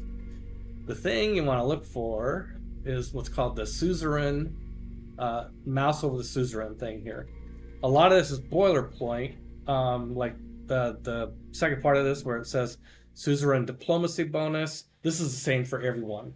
So you gain a base of +1 diplomatic favor every turn for being suzerain. Now, to be suzerain, you have to have 3 envoys there, and you have to have more envoys than any other civ. Okay, so so that's so if you are a suzerain, you get a base of +1 diplomatic favor every turn. Diplomatic favor is going to be very important to me as I'm pursuing a diplomacy victory. It can be useful for anybody. Basically, eventually there's going to be what's called the World Congress, which is where all the civs get together to do big diplomatic deals and stuff like that. Diplomatic favor is sort of your currency, how, it's currency that you can use in the Congress to get things voted your way. Armando, gotta go. All right, see you later, Stefano. Armando, we have a mighty envoy trucking through the night. Yeah, okay. I'm not gonna sing it because of copyright violations, maybe, but yeah. Okay, so anyway, the city-state falls into war. If you're the suzerain, the lands become friendly territory. You can send your builder in there to improve tiles. You see tiles around. You can pay gold to temporarily take control of the city-state's military, and you gain ownership of all the city-state's resources. So if they have troubles, you got troubles. So that's all the same no matter which city-state it is. But I want to draw your attention to the second sentence in this pop-up that starts with the term Singapore unique bonus. This is a unique bonus. Every city-state has a unique bonus to that city-state for whichever civ is their suzerain. And this one is your cities receive +2 production for each foreign civilization they have a trade route to. Cool. Okay, so if I'm doing a heavy trade-oriented sort of game, I will be doing a lot of trade routes for a number of reasons. Money, partly, but also diplomatic visibility, it's called. Anyway, so that's a cool ability. I don't get that ability, but you want to be thinking about it to figure out which city-states that you really want to curry favor with as you create envoys. Now, I got a free envoy because I was the first civ to find a city-state. Most city-states, I'm not going to be first to meeting them because they're going to be somewhere else on the map, and some other civ will meet them.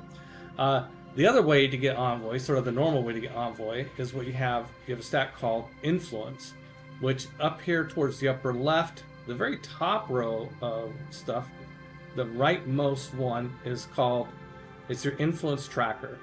Right now, it'll say, I will get an envoy when I get to 150 influence points. Right now I have 4, and I'm generating 1 per turn.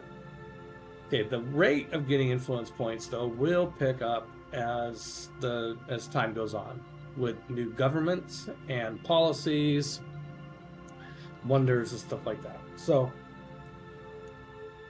right now it's painfully slow, and it'll be a long time before I get another envoy. So, also though, envoys, do a little question mark, a little pop-up. Every city-state comes with a quest. So this one has a quest where if I fulfill the quest, I get an envoy, and it's trigger and inspiration for state workforce. Oh, what's state workforce? It's a civic. So let's go look at the civics tree. State workforce is right here. to get the state workforce boost, I have to build a specialty district. Any specialty district. Okay, that's definitely going to happen. So I'm excited because I'm quite positive. I know that I will get a second free envoy in Singapore, and who knows? Maybe I'll find a way to get a third one. Every era they change. I think I'm not sure how frequently, but at certain points in the game, all the city-states come up with a new quest for you to go after. Clearly protected under parity. Oh, I see. Thank you, Paul. All right. Okay, so this is telling me I found Singapore, that they gave me a quest. I discovered a Nasi, and I got the free envoy. That's what it's telling me. Okay, let's go next turn.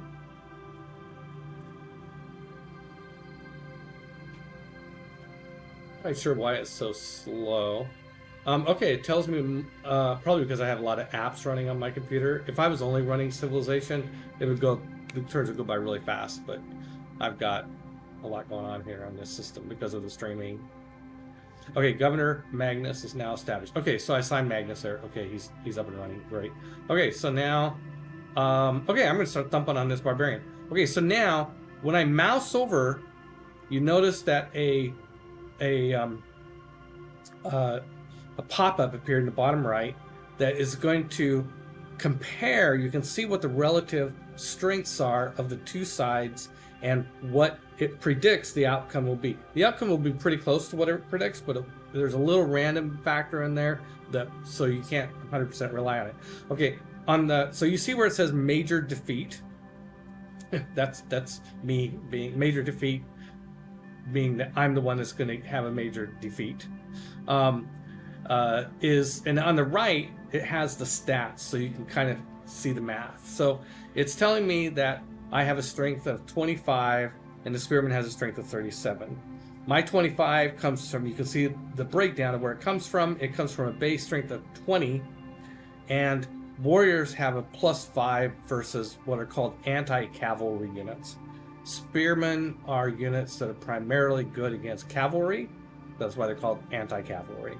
Okay, so that's how I get to 25. The spearman, first of all, starts with a higher base, 25, is in ideal terrain, hills, +6, and is in a fortified defense, the outpost, which is another 6. So it has a strength of 37. My 25 to 37. Then you see on the dials, you see the shaded part is sort of the computer's prediction of, like, on average, this is kind of how much you're going to lose. If that whole circular arc, that way or this way, depending on which one, represents all of your life points or health points, and it's predicting that I'm going to lose half my health points, and it's going to lose about a fifth of his. I'm going to attack him anyway, and the reason that it seems stupid, but now you see why I got in the woods. Because if he attacks me back, I want to be in good terrain.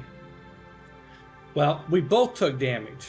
So the barbarian, by the way, there's a little notification log I have turned on here. Your warrior took 50 damage, attacked an enemy spearman 19 damage. So we both took damage. But here's the trick. Here's a little nugget of information. Barbarians never heal. So that damage is like permanent damage for him. Your units, my units, civilization units can heal. So all I have to do is sit there and heal up back to full and then attack him again. And I'll probably have to go through that. I will have to go through that like 3 times, and then eventually I will kill him. Also, I'm getting experience. Steve, pay attention. You're going to love this. Your units get experience points. And in fact, if there's a little slider, it's really hard to see. I wonder if it's showing up on the stream. Yeah, it does. You can see it on the stream. There's this really thin tan, I didn't even notice it for a longest time when I was playing, that shows how many experience points. So I just got 5 experience points for that fight, and at 15 I level up. So my other reason, so there's a lot of reasons why this is good. One is kill the barbarians, stop them from spawning. The other is get experience for my warrior, so the warrior gets tougher, and that's just fun. I don't care who you are, but that's fun.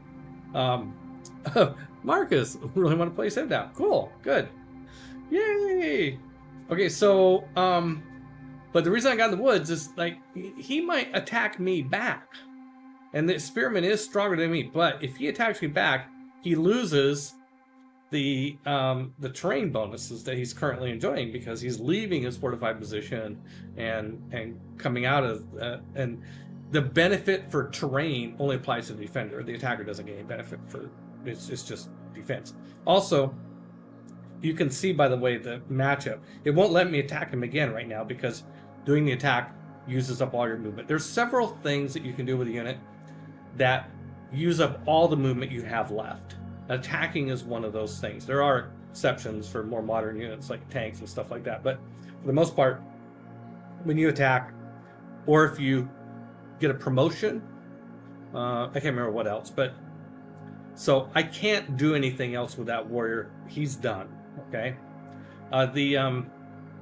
but it's letting me see what the next fight would look like if I attacked again. Next turn, if I attack, if nothing changes, I don't think anything will. It would be 20 to 35, and you can see that that I'm getting a -5 penalty for how much, because I've lost half my health. He's getting a -2 penalty for being damaged because he's lost some of his health, but I'm getting a much worse. And it's actually predicting another major defeat, of course, but it's actually predicting that if I attacked again next turn, that I would die. My unit would die.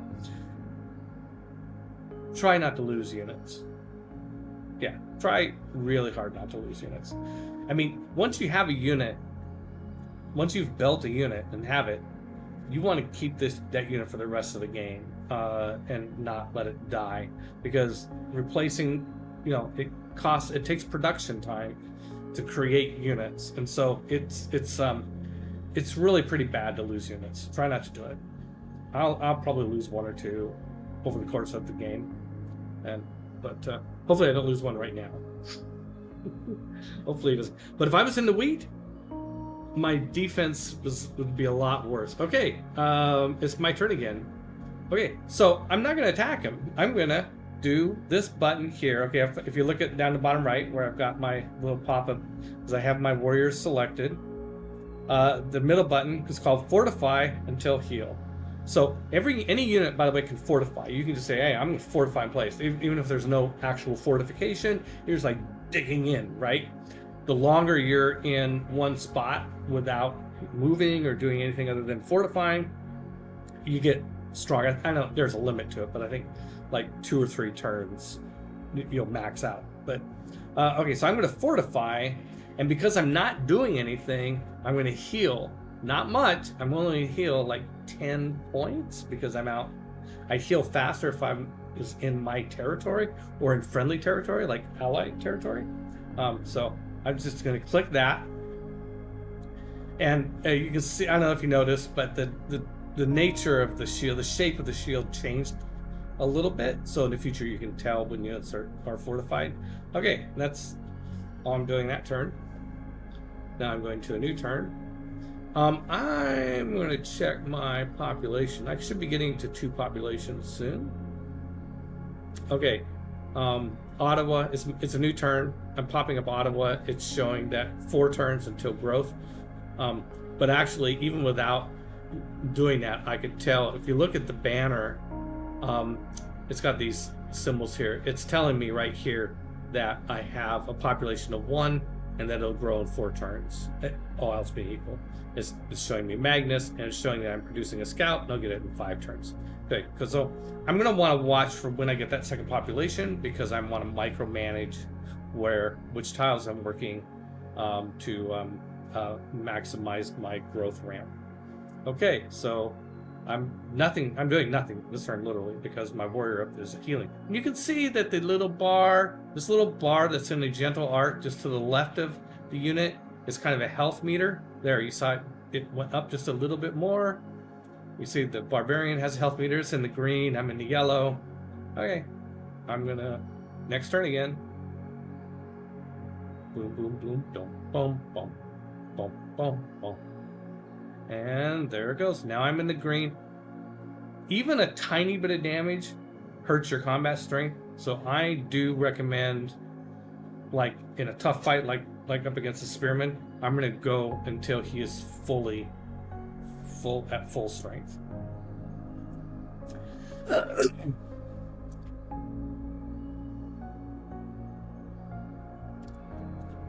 I do remind you that I am playing on epic speed, which means the game's slower by 50%. All this stuff would happen faster on normal speed, but there's so many things to cover and talk about that I wanted to have the game go slower so that I have these, if I can play more between times when I have to give a lecture. Okay, so 2 things just happened. My warriors are full strength. Yay! Also, my population just jumped up to 2.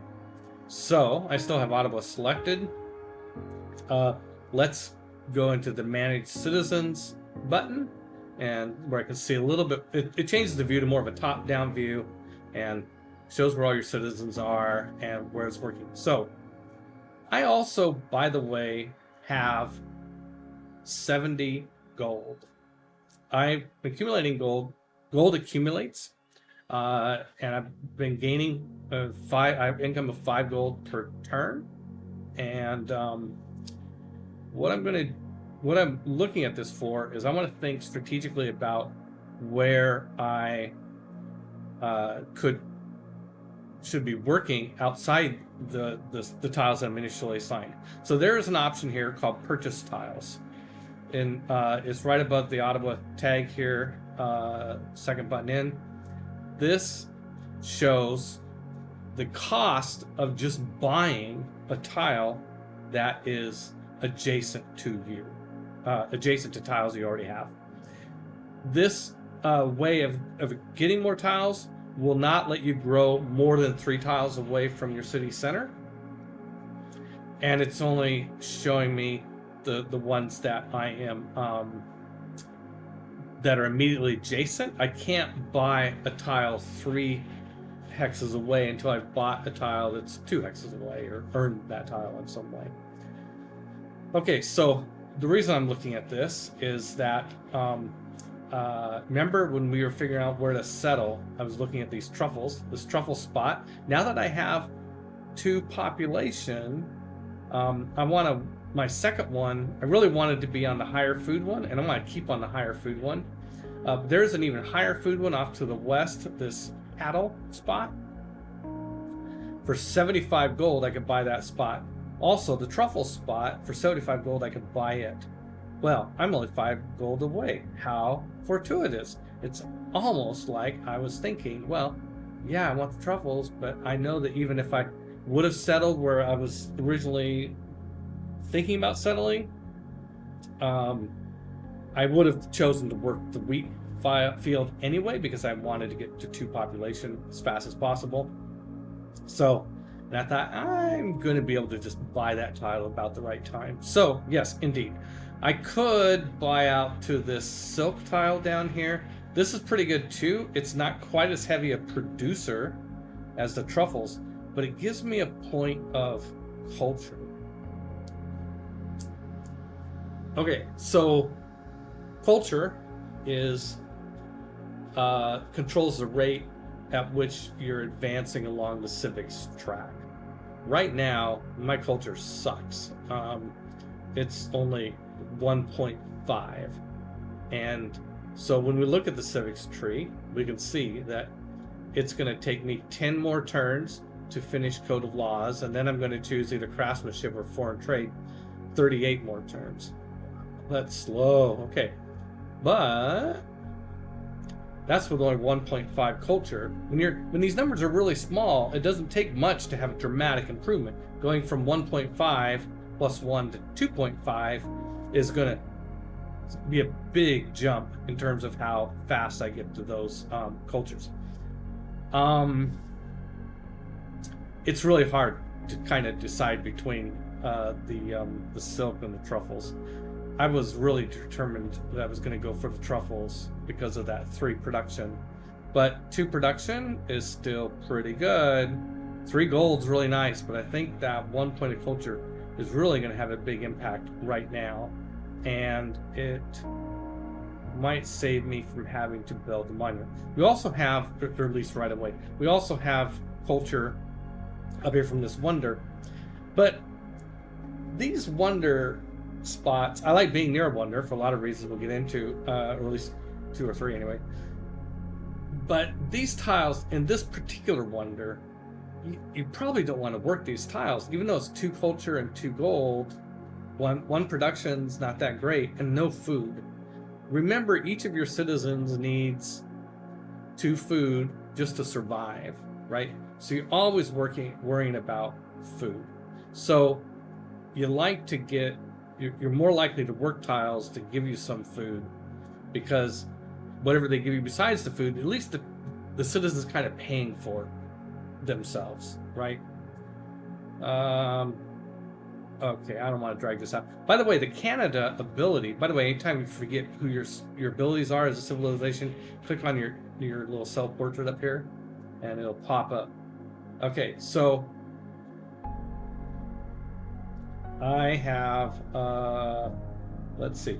The last sentence in this first ability, the last best west, reduces the purchase cost of tiles in these terrain types by 50%. The terrain types are tundra and snow, with or without hills. So that's why this tile is half the price of the truffles. Okay, I'm going to get the silk. Not only have I convinced myself that I'd rather work the silk than the truffles, it's half price too, you know. I like a good deal. Okay, so my idiot governor was at least smart enough to realize, yeah, we should be working that hex.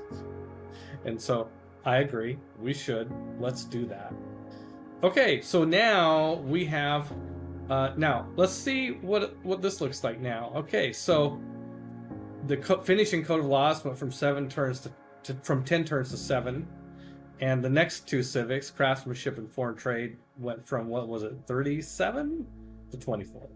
So that was a pretty significant decline of the time it's going to take to do those. Your early game solution to your lack of culture, one of the early game priorities is typically to build a monument. A monument, in fact, let's just open this up. If I were going to build a monument, if you mouse over it, it gives you the stats. It provides 1 loyalty. We haven't talked about loyalty yet, but loyalty is important. Loyalty per turn in the city. This is like the people, helps keep the people loyal. Okay, conceptually you understand that. If the city already has maximum loyalty, also provides +1 culture. Well, we just got the culture bonus through a tile. We're still going to want to build a monument, especially after we join the Void Singers, because our monuments become, instead of monuments, we get a building that does everything the monument does plus more. That's called an Old God Obelisk. Oh my god, they're so cool. Anyway, okay. Let me okay, oh, my unit needs orders. Oh, that's the other big thing that happened this turn. In addition to population, my unit is back to full strength, but the spearman is still down to 19%. All right, let's hit him again. Boom. Okay. Well, this time I still took 40 damage. Last time was 50 damage, I think. And the spearman took about the same, 18 damage. Okay. So this isn't going very fast, but it's going in the right direction. And a couple of things are going to accelerate. They're going to swing things a little bit more in my favor soon. So, like in 7 turns from now. But let's go.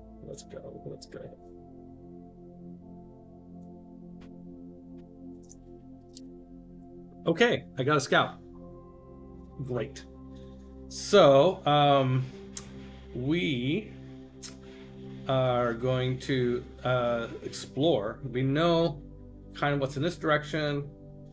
I really want to explore out here. I want to explore everywhere. One good rule of thumb, I think I have a coastline here. I'm going to go check that out first and make sure that I can't go this way. I think that's true, but we'll find out. Let's just go.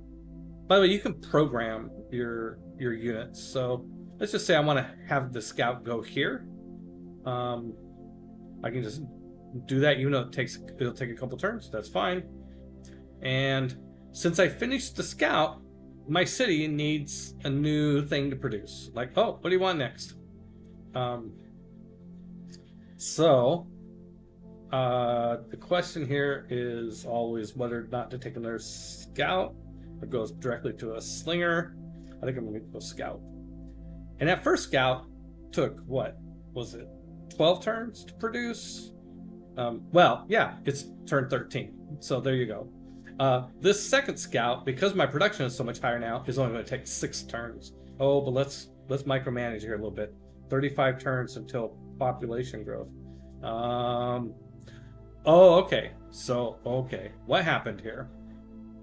What happened was that I ended up getting the truffle tile after all, because your cities will naturally expand territory. In addition to buying tiles, your city will just naturally grow, and it's based on how much culture the city is generating. So I don't like the fact that my idiot governor moved my workforce over to the truffles. Hey, look at all the gold we're making. Yeah, but I really wanted the culture, actually, I think, more than the gold. So I'm moving this back here. So the production time is going to be 7 turns. If I did go to there, it would be 6 turns. I would get the scout 1 turn faster, but you saw how slow all my civic development is, or was. So I'm going to stick over here. I don't like 35 turns until my population growth. That is painfully slow, but there's just not a lot I can do about it right now. I will eventually get this cattle, but it's too expensive to get right now. If you want to look at how much it would cost, 75 gold. I'm at 38 gold. So in a few turns, I'll be able to buy out to there. But I'm also eventually going to want a builder to go and improve tiles. And I think if I improved the wheat with a builder by building a farm there, then that wheat tile is going to be better than this cattle tile unimproved. Although eventually I could improve the cattle tile and it gets even better. So I think what I'm hoping I can do now is not spend money on anything until I've accumulated enough money to buy a builder, or I might just end up producing one. We'll see what happens here. But let's go. Okay, here is okay, well, I'm back to, I don't want to fight this warrior. If I attack the warrior now, I wouldn't die, probably. That's good. But I would only have just a few points of health left, which makes me very susceptible to him counterattacking me. And by the way, he might attack me now anyway because he's got 2 units. So I'm going to fortify and heal. I think I can survive if both units attack me. The scout's pretty weak, but I don't know. I'm a little worried. Let's see what happens. I'm also getting experience points. That warrior is. Well, scout's going off looking for something. Oh, barbarians have approached the city of Ottawa. Oh, there's barbarians down here. Yeah, I see these guys. Okay, we're going to redirect here. We're going to come over here and say hi. So somewhere out here is a barbarian camp. We don't know where. And it sent a scout out looking for civilizations. The scout has found me.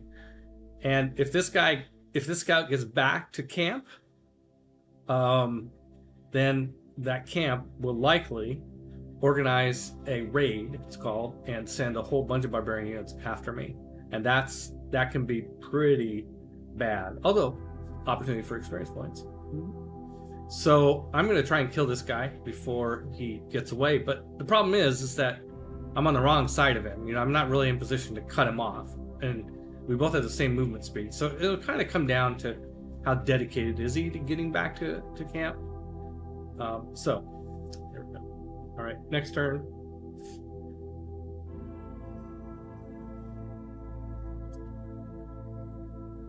Okay, he went off that way. Uh-oh. Okay, so barbarians are definitely a problem. Okay, so I'm going to follow. Let's see where. Oh, there's the camp right there. So he's already gotten back to camp. This is going to be a problem. Okay, I'm going to switch production. This is good. It gives me a chance to show you something else. I am going to stop working on building a scout, and I'm going to switch to building a slinger. And yeah, that's good. I'll probably want to build another warrior too, but one unit at a time. Also like to build, now that I have 2 population, it'd also be nice to build a settler, send them out to settle another city, but all things in their time. I'm also getting on the science track, I've almost finished researching astrology. So I'm also going to have pressure on my decision-making tree of what to build a holy site to go towards getting a religion. We'll explain that. Not quite yet. Okay, but I've got a barbarian problem, so I've got to deal with that first and foremost. Okay. Oh my gosh. Okay, so I don't know if you saw what happened there. Both units attacked me. The warrior, okay, his warrior attacked me. Took 20. No, my warrior was attacked. I took 22 damage from the spearman, which took 38 damage. You notice the spearman's almost dead. And then I took 20 more damage from the warrior. So I took 42 damage in one turn. My current health is... No, that's Ottawa. No wonder that didn't make sense. Okay, I gotta select the warrior and see what my current health is. 48. Okay, so I know that I could, if I stayed and they attacked again, the spearman would probably kill himself. And I mean, I should survive, but the situation's actually better than that. Because they attacked me, they gave me even more experience points. Remember the experience points are? I'm at 15 experience now. So I get to get a promotion. Well, promotion is going to do 2 things. There's going to be the promotion itself. And also, whenever you promote, you end up healing yourself up to half your life. So, or 50, I think 50 life or 40 life, something like that. Anyway, it's about half. So since I'm at about half dead, I'm going to get the promotion and I'm going to be at full strength. Okay, so now you have a promotion tree. Well, and it's different for different types of units, but for a warrior, you want battle cry always. It is really, really good. Plus 7 combat strength versus melee and ranged units. Oh my god. It's just freaking amazing. My strength is 20, and now it's going to be 27 with this promotion. So it's like a 33% improvement in your combat strength. It's huge.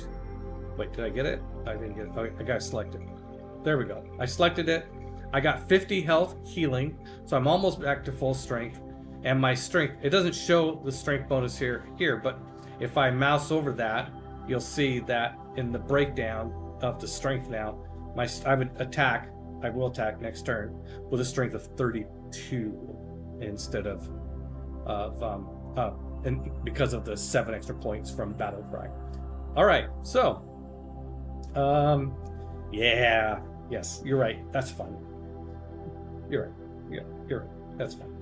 Okay, well, this is gonna be fun later. Right now, this part down here is not so fun.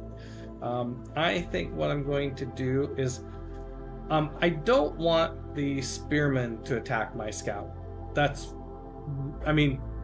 And I certainly don't want both these units to attack me.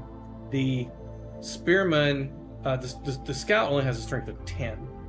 And my warrior has a strength of 20. So you saw how the battles went there. My scout is not going to be doing the same trick that my warrior was. My scout's not going to be messing with this camp. But I also don't want them coming up on me. I'm going to go into the hills here. Now, if a smart player might look at this and go, hey, I'll move my scout out of the way, and then because they can't stack, the scout and the spearman can't be in the same hex. I move my scout out of the way and then have the spearman come and attack your scout. But I'm in hills. It costs 2 movement points to move into the hills, and so the spearman has 2 movement points. Doesn't have enough to get there, so it can't attack me. You have to have enough movement points to get into the hex that you're attacking. Okay, so I'm protected there a little bit. All right, that's it. Next turn. Let's see what's next. I would like to kind of discourage him from entering the silk hex and robbing me of that cultural production. Okay, so stupidly, the barbarians attacked me up here. Both units attacked me. That's why the spearman is gone. The spearman killed himself, basically. And the warrior is almost dead. So, I'm going to move in and take the camp. Taking the camp means that they can't spawn anymore. The camp's destroyed. It's gone now. And I have met the Sanguine Pact. Let's look at our... So now, I have actually met now all 4 of the secret societies. The Sanguine Pact is vampires. They're kind of cool. Just briefly, the trade-off between the different... I have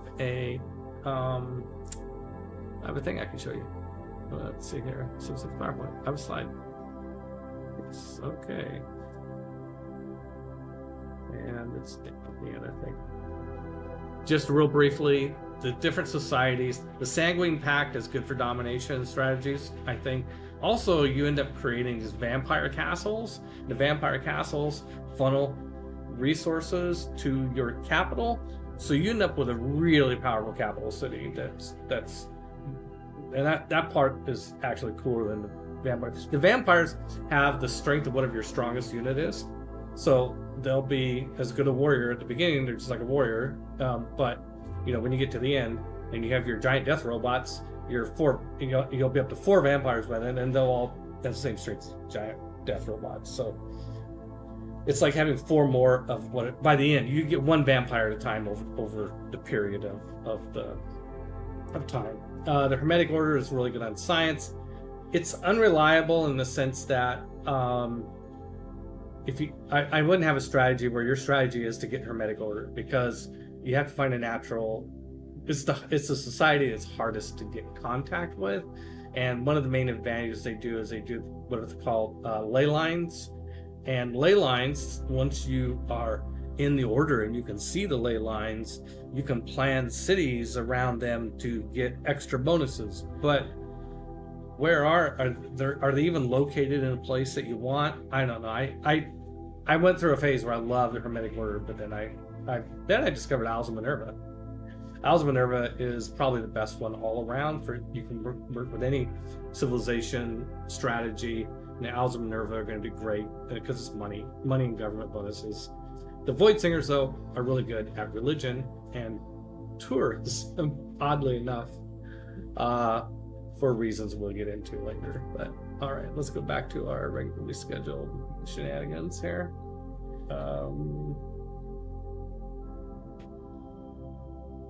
Whoops, not that one. There we go. Okay. So that's that. Okay, so we got by the way, for destroying a barbarian camp, we got a boost for military tradition, which is one of the civics that's coming down the road. It's not a really important one unless you're going for cavalry units, and it has a nice policy. Oh, let's wait 2 turns. We'll talk about policies when we get policies. Anyway, because we cleared a barbarian camp, we got +2 to our era score. Well, let's check our era score. We're up to 10. We want to get to 12. Seems like we have a pretty good chance of doing that. Just to have a normal age. The next era is not going to be 44 to 74 turns, so I'm not terribly worried about that. And okay. So his scout, rather than fight me, has run off in some other direction. That's good. I think I'm going to... I think I'm just going to go over here just to see more hexes. Still kind of stay in interception range. Not that I really want to fight that spearman with my scout, but good to keep an eye on things. Again, I'm in the woods instead of on a hill, so the spearman can't get to me. And we'll go to the next turn.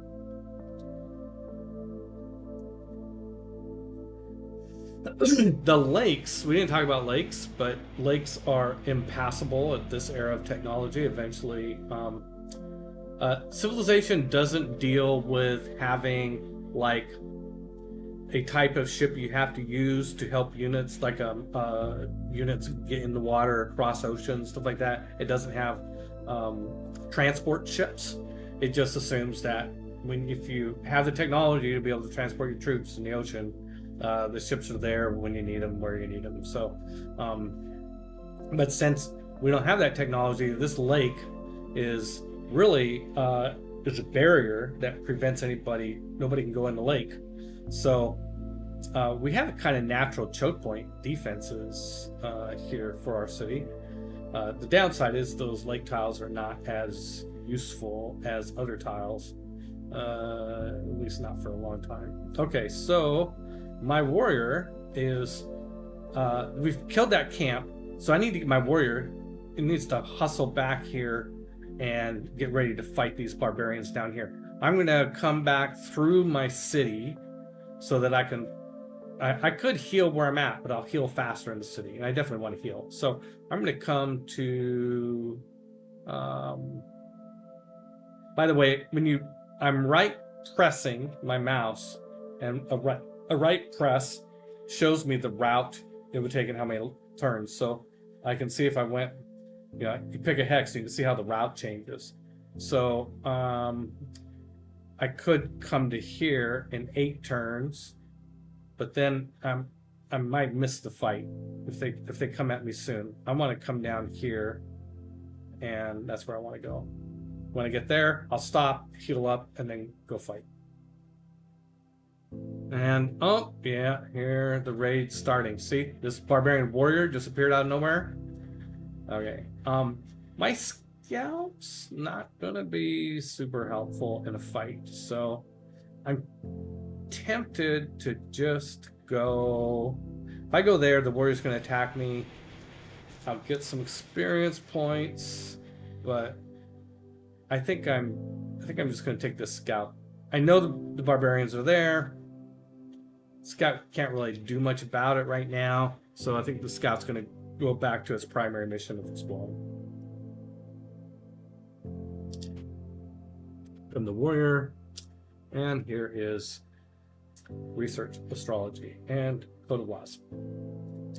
Okay, let me go to that properly. So we have finished our first civic policy. It's called Code of Laws. It's like Hammurabi time. Woohoo. Okay, so Code of Laws is, you notice that it has these, what looks like cards. Those are policy. These are policies, and they're in different colors to represent different categories of policies.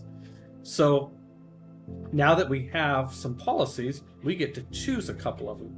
So this button up here, the government button, if we mouse over it, if we go to there, it shows it's got a couple different tabs for different things. First of all, my government is a chiefdom.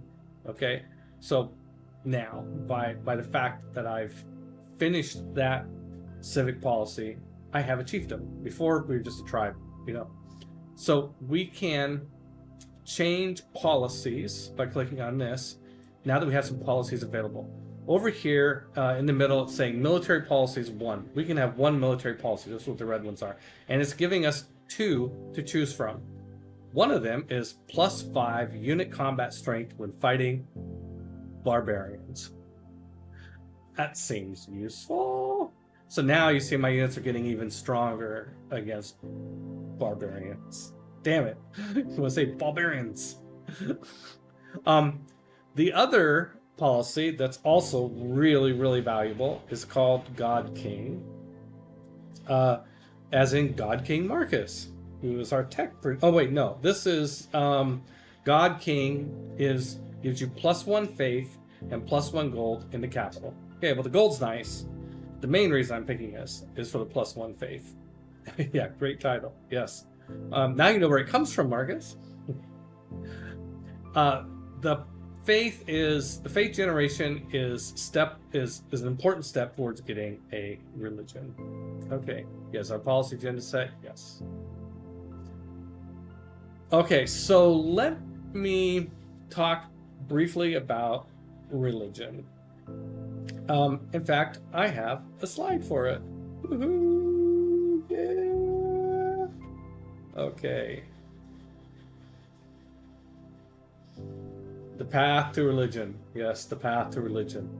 Hurry while supplies last. Yes, that's because, as I mentioned before, in a standard game with 8 civs, there can only be only 5 civs can have a religion. Okay, so the things you want to do is you want to get the astrology technology and build a holy site. So we have that, or we almost have that. I don't know, either we have it or we almost have the astrology tech. We don't have the holy site yet because you have to build it once you get the astrology tech. So it unlocks the ability to build a holy site. So there are 2 statistics that are going to be important to track. One is called faith, the other is called great prophet points. And there's a broader topic in civilization called great people. These are like the famous people that come through and do big things. It's like Leonardo da Vinci and whoever. So and they come in different categories. The great prophet is the religious category, and you need a great prophet to found a religion. Okay, once you found a religion, the great prophet, then you never generate great prophets again. I mean, your religion's generating prophets or whatever, but I mean, it's the great prophet mechanic is a one-use thing. So you need great prophet. Only a great prophet can found a religion. So faith, however, is something you'll use throughout the game. Faith is the currency, if you will, of your religion. It's how you get apostles and missionaries and build special buildings and stuff like that. There's all sorts of things you do with faith. Great prophet just has one mission, which is to found your religion in the first place. Now we're accumulating faith right now. When we build our holy site, we will start accumulating more faith. Also, the holy site will generate a great prophet point every turn, and you need to get 60, at least on this speed. I don't know if it's different. I always play on epic, so that's the numbers I know. So you need to get to 60 great prophet points. Well, if you're only getting 1 per turn, that's pretty slow. Well, right now we're not even getting that. So we got these steps to go through. So you want to generate faith. The God King policy that we just took gives us a faith per turn. If we meet a religious city-state and have an envoy there, you'll get a faith that way. There are tiles on the map that will give you faith, usually because they're next to a wonder. There are pantheon abilities that will give you faith. Okay, so one thing that you want, one reason that you're generating faith is you want what's called a pantheon. Before you have a religion, you have sort of a pre-religion that's called a pantheon. And the pantheon abilities are not tied to what ends up being a religion. So you could have this pantheon and this religion, or in another game you might have the same pantheon but a different religion. So it kind of adds some variety too. Also, so the pantheon, there are pantheon abilities that are helpful, and there's a couple of them that are really amazing. So we're gonna hope to get one of the amazing ones. Then the generation of the great prophet points also comes, like I said, from holy sites. Also, the holy site is a district. And as once you have a holy site district, you can build buildings in the district. And the first building you can build is a shrine. Every building you build in the district increases your great profit production by 1. So now we're either going to have a religion or lost the chance to get a religion before you have many buildings in there. But that shrine is going to be important. Also, you can do what's called holy site prayers, which is a project. If you remember back to our production options, there were districts and buildings, units. There are also projects. And to get holy site prayers becomes a project once we have a holy site. And that's like praying for the prophet to come, you know. And there's also a policy called revelation. Usually you don't get it out in time, but it requires mysticism and political philosophy. We'll see that on the civics tree when we go back. Okay, so that is the path to religion. So we unfortunately got this big distraction. We just finished astrology, so now if we look at production, our production queue, holy site is now an option under districts and buildings. We can build a holy site, and we want to build a holy site, but we got barbarians coming after us. And so, you know, this is what happens in games. This is what makes games interesting, is making choices. You know, what is an interesting series of choices. So I'm going to finish my slinger before going further, before going for the holy site. I'm really eager to get the holy site. I want to get the holy site. I really want to get the religion. A lot depends on getting the religion, getting a pantheon, getting the right one. I don't need a holy site, by the way, to get a pantheon, because I'm generating 1 faith a turn. To get a pantheon, you just have to get to some number of faith. I think it's 37 on Epic. 37 faith to found a pantheon. Well, I'm getting 1 per turn. That's not right. That's not a lot. But anyway, let's keep going here. Okay, back to the tech tree. We finished astrology. What are we going to research next?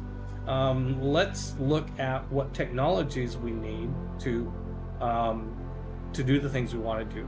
If we want to, we have truffles now. If we want to get the amenity from truffles, I haven't talked much about amenities, but it's like keeping your people happy. You need amenities, and the more people you have, the more amenities you need.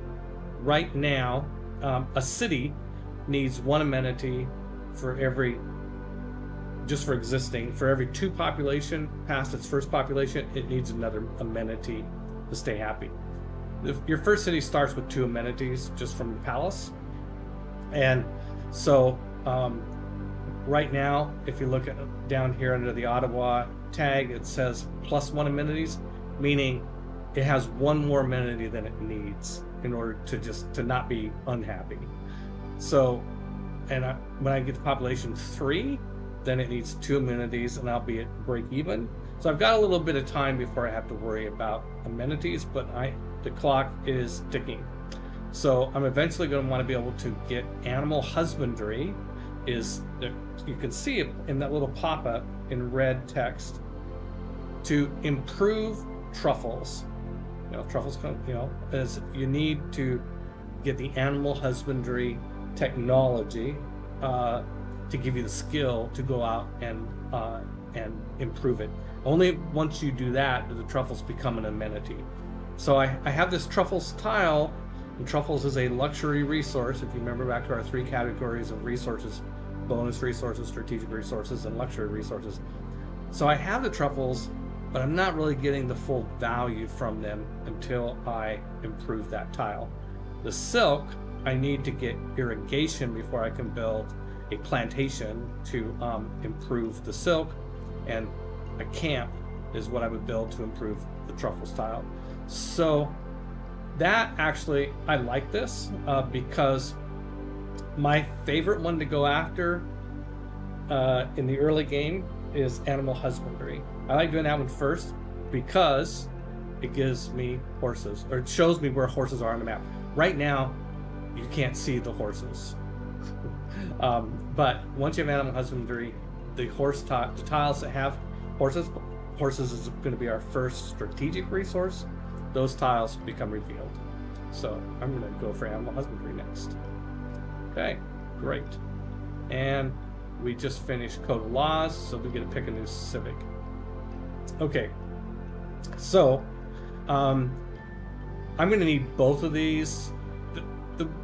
The big thing I'm really looking forward to on the civics tree is political philosophy out here, where I get to improve my government to either an autocracy, classical republic, or an oligarchy. And there's pros and cons of each one. Basically, we'll get to that. But you can see these lines are like prerequisites. To get political philosophy, I need to first research state workforce and early empire. To get, whoops, which way am I going? There we go. To get those two, I need to get, so either one of these are good. The policies I'm looking for, foreign trade will give me caravanseries, which is a bonus on gold trade routes, and maritime industries, production bonus on naval units. I'm not going to build naval units on the lake. Probably not going to build naval units on the lake. Craftsmanship gives me bonus towards builders, and or ancient and classical area, melee, anti-cavalry range. So I probably want this one first. The other one also lets me do joint wars and trade routes. I mean, they're both good, but what I really want is the boost. To get the boost for craftsmanship, I need to improve 3 tiles, which means I need a builder. To get the improvement for foreign trade, I need to discover a second continent. That one is just a matter of exploring and hoping you run into it. So I might never get this one, but I'm going to focus on this one and hope. What I can do is when I get down to where I'm like 60% the way through craftsmanship, and I haven't got the boost yet, I can switch to foreign trade and focus on it for a while until I get to 60% of that. Hopefully by then I've gotten the boost for one of them, and then so that's the game you can play here. The truffle shuffle. Controversial? What's going to be controversial? Religion? This is just a game. Let's keep it light. Let's not overthink it. Okay, so this warrior is going to come up into my city and run around. The warrior can't actually do much to me. It can attack my city, but cities are hard to take in Civ. Kind of hard to take in Civ. They're pretty strong positional defenses. So if enough barbarians attack the city, yeah, they could wipe me out. But I'm not worried about the one barbarian. All the barbarian's going to do is block me from using certain tiles. So if it sits on this, like right now I'm using the silk, right? Yeah, so I'm still working the silk. By the way, if you just mouse over your city banner, it'll pop up and show you where your workers are, and then they go away, or where your population is working. So my population is working the silk and the wheat. So if the warrior moved into here, the population survives. It just goes and works somewhere else. So it can kind of mess with your production, but doesn't really do lasting damage. Now, once you've improved a tile using a builder, then the barbarians or enemy civs can come in and pillage those spots and undo that benefit. So that's not okay. Let's go explore.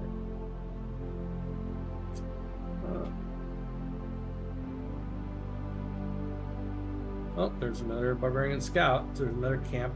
Or is that the same one? That might be this one. It might just come around this way. All right.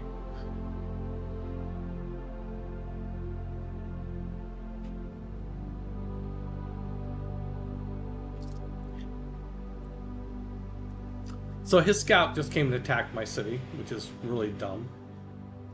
Because he took a bunch of damage and my city barely noticed. The city has 200 health instead of 100, and they lost 4, so my garrison is at 196 out of 200. Yeah. Hard anything. Hey, I need to take a short little bio break, so I'm gonna do that. So I will be right back.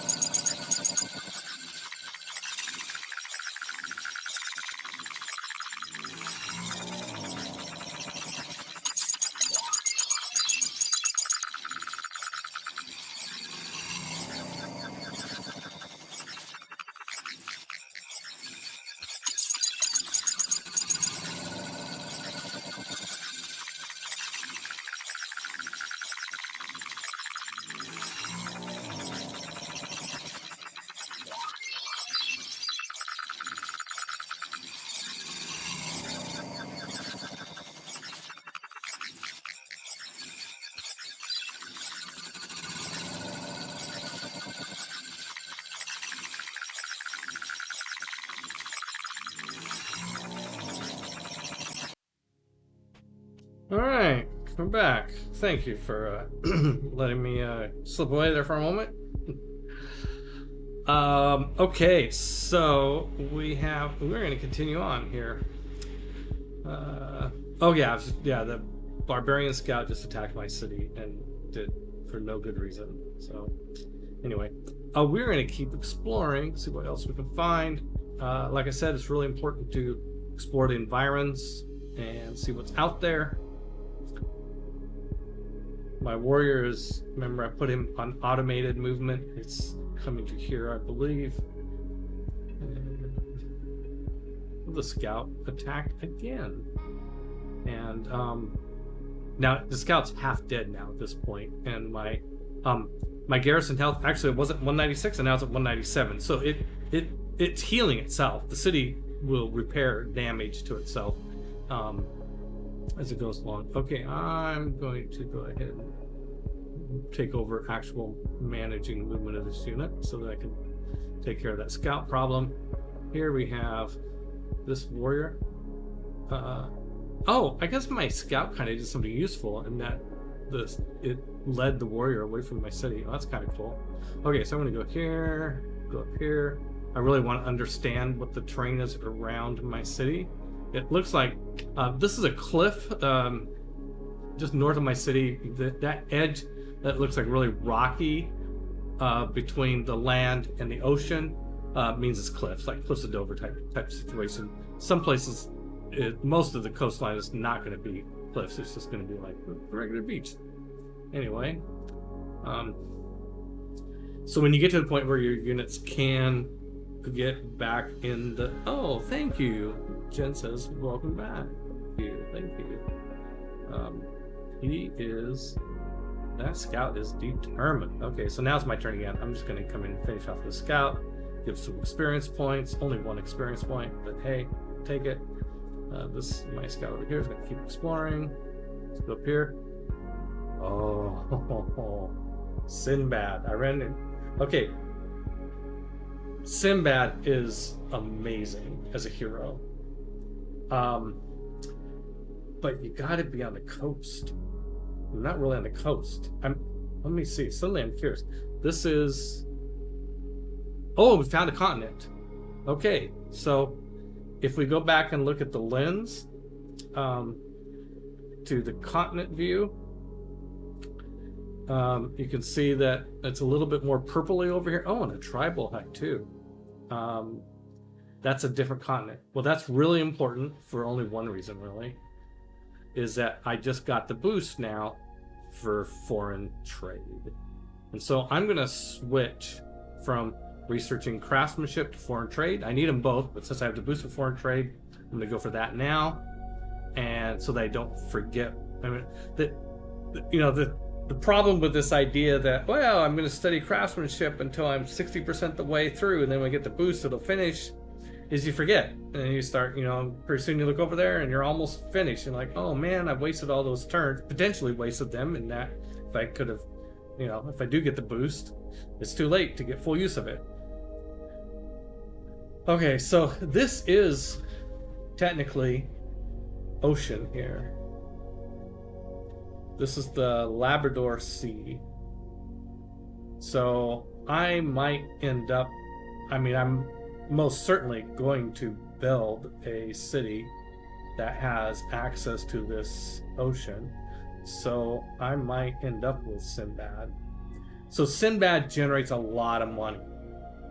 Sinbad has like 8 charges where he can designate an enemy, i.e. like barbarians, an enemy ship, or an encampment. So if there's an encampment on the coast, and raid it, as opposed to just attacking it like normal.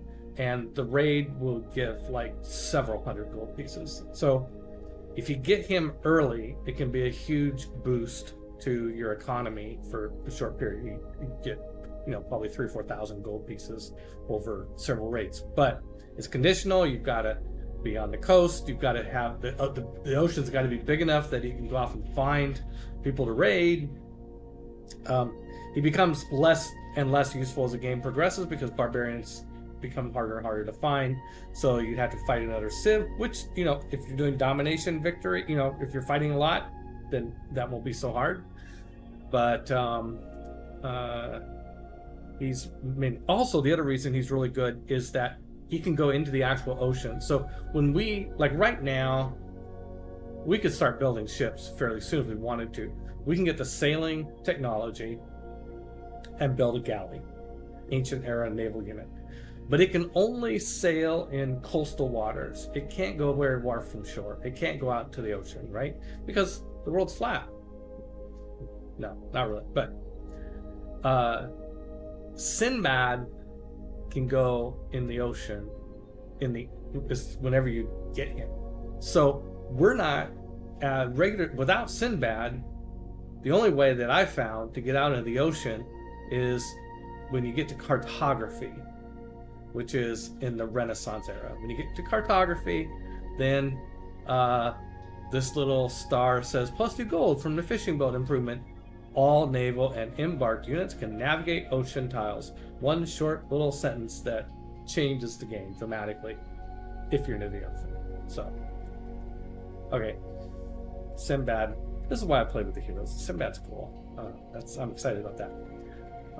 I'd be more excited if I found Himiko or Hercules. Those are my three favorite heroes: are Sinbad, Himiko, and Hercules. Hercules helps you build districts faster, and Himiko helps you curry favor with city-states. Okay, we've got that. We've got the continent. We found the tribal hut. Okay, great. Let's go to the next turn.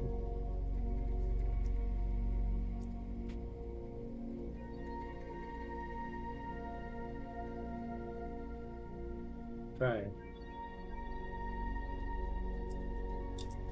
Well, I'm in a town.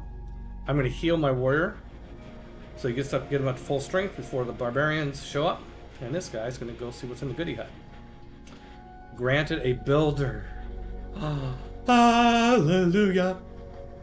Oh, yes, that is really, really good news. Okay, we have a builder. So that was a freebie from the goodie hut. Oh, yes. Okay, so the builder, well, there he is. I've talked about this already. The builder can go to a tile and make it better, improve a tile. So we're gonna do that right away with the wheat. It's right there. By the way, it's also tied to this boost for craftsmanship. To get the boost for craftsmanship, I've got to improve 3 tiles. So now the other thing you can do with a builder is chop. That is, chop down trees or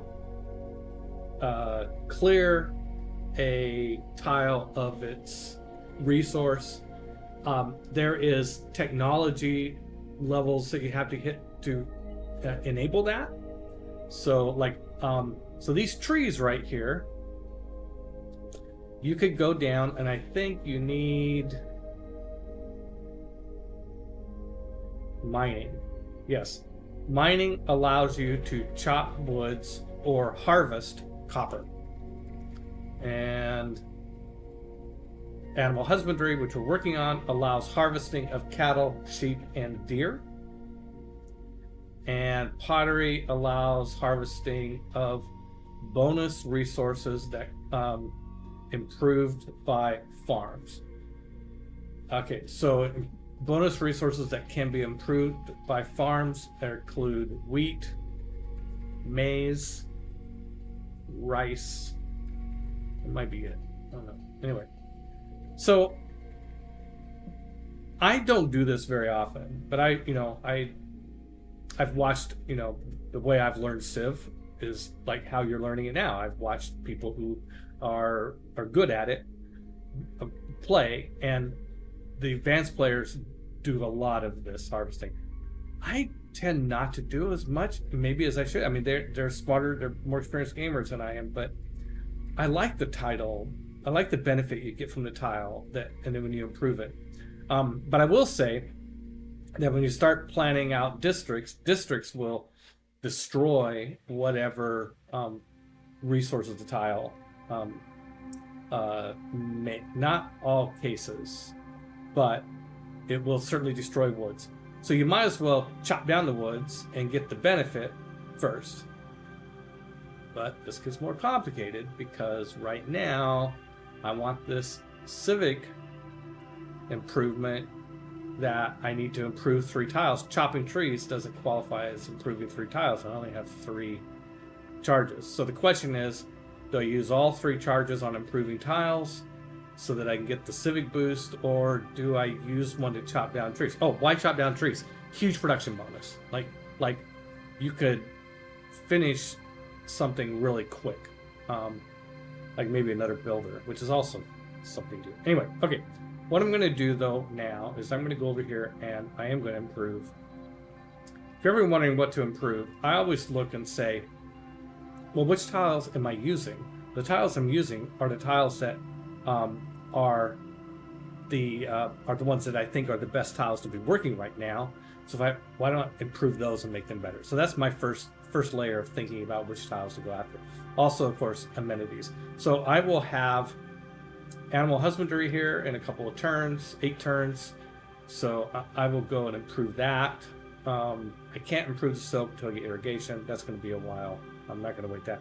I can just build, once I get mining, I could improve that. I can't improve the woods until I get the technology called construction, I think. No, it's not. Wait, where is it? Might be civic. Oh, no, I know where it's at. It's down here. Here it is. Construction lets me build a lumber mill, which is how you improve any spot that has woods. That's how you do it. So it's a long time until you get to build them. They're really good. Yeah. Okay. So, I just got an arrow score bonus. So I'm at 11. Yeah. I'm not worried about that for long. Okay. Let's go.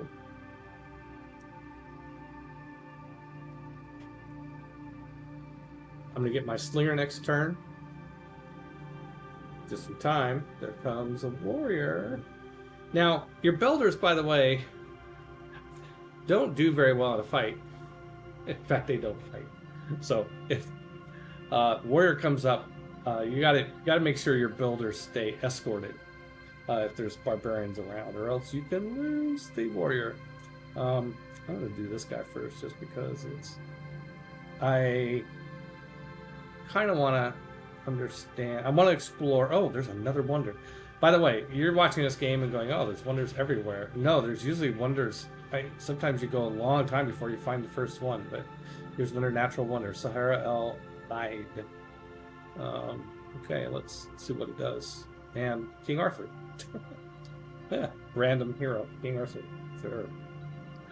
Okay, so where was it? Oh, was it? Here it is, Sahara. Okay, if you mouse over, it'll give us some detail about this wonder. Sahara Al Baid, desert, blah, blah, blah. 1 science. Okay, it's a 4-tile natural wonder. It provides 1 science, 1 culture, and 4 gold for each of the tiles. Okay, cool. And we have barbarians. Yeah, barbarians at the gates. Yeah, that's fine. Okay. And finding the wonder gave us 3 era score points, so that's great. And we found another hero, and yeah, okay. Well, because we finished the slinger. So the slinger, by the way, is a good ranged weapon. It upgrades later to an archer, which have a range of 2, so that'll be the first unit in the game that can attack from 2 hexes away. So that's going to become really, really good. You get the boost for archery by killing a unit with a slinger. So we're gonna try really hard to finesse that, and it'll help if we just let this barbarian come to us. Okay, but now we have to build something. We need to pick something to build. So I really want to build the holy site. The question is whether or not the slinger and the warrior are enough to take care of barbarian problems.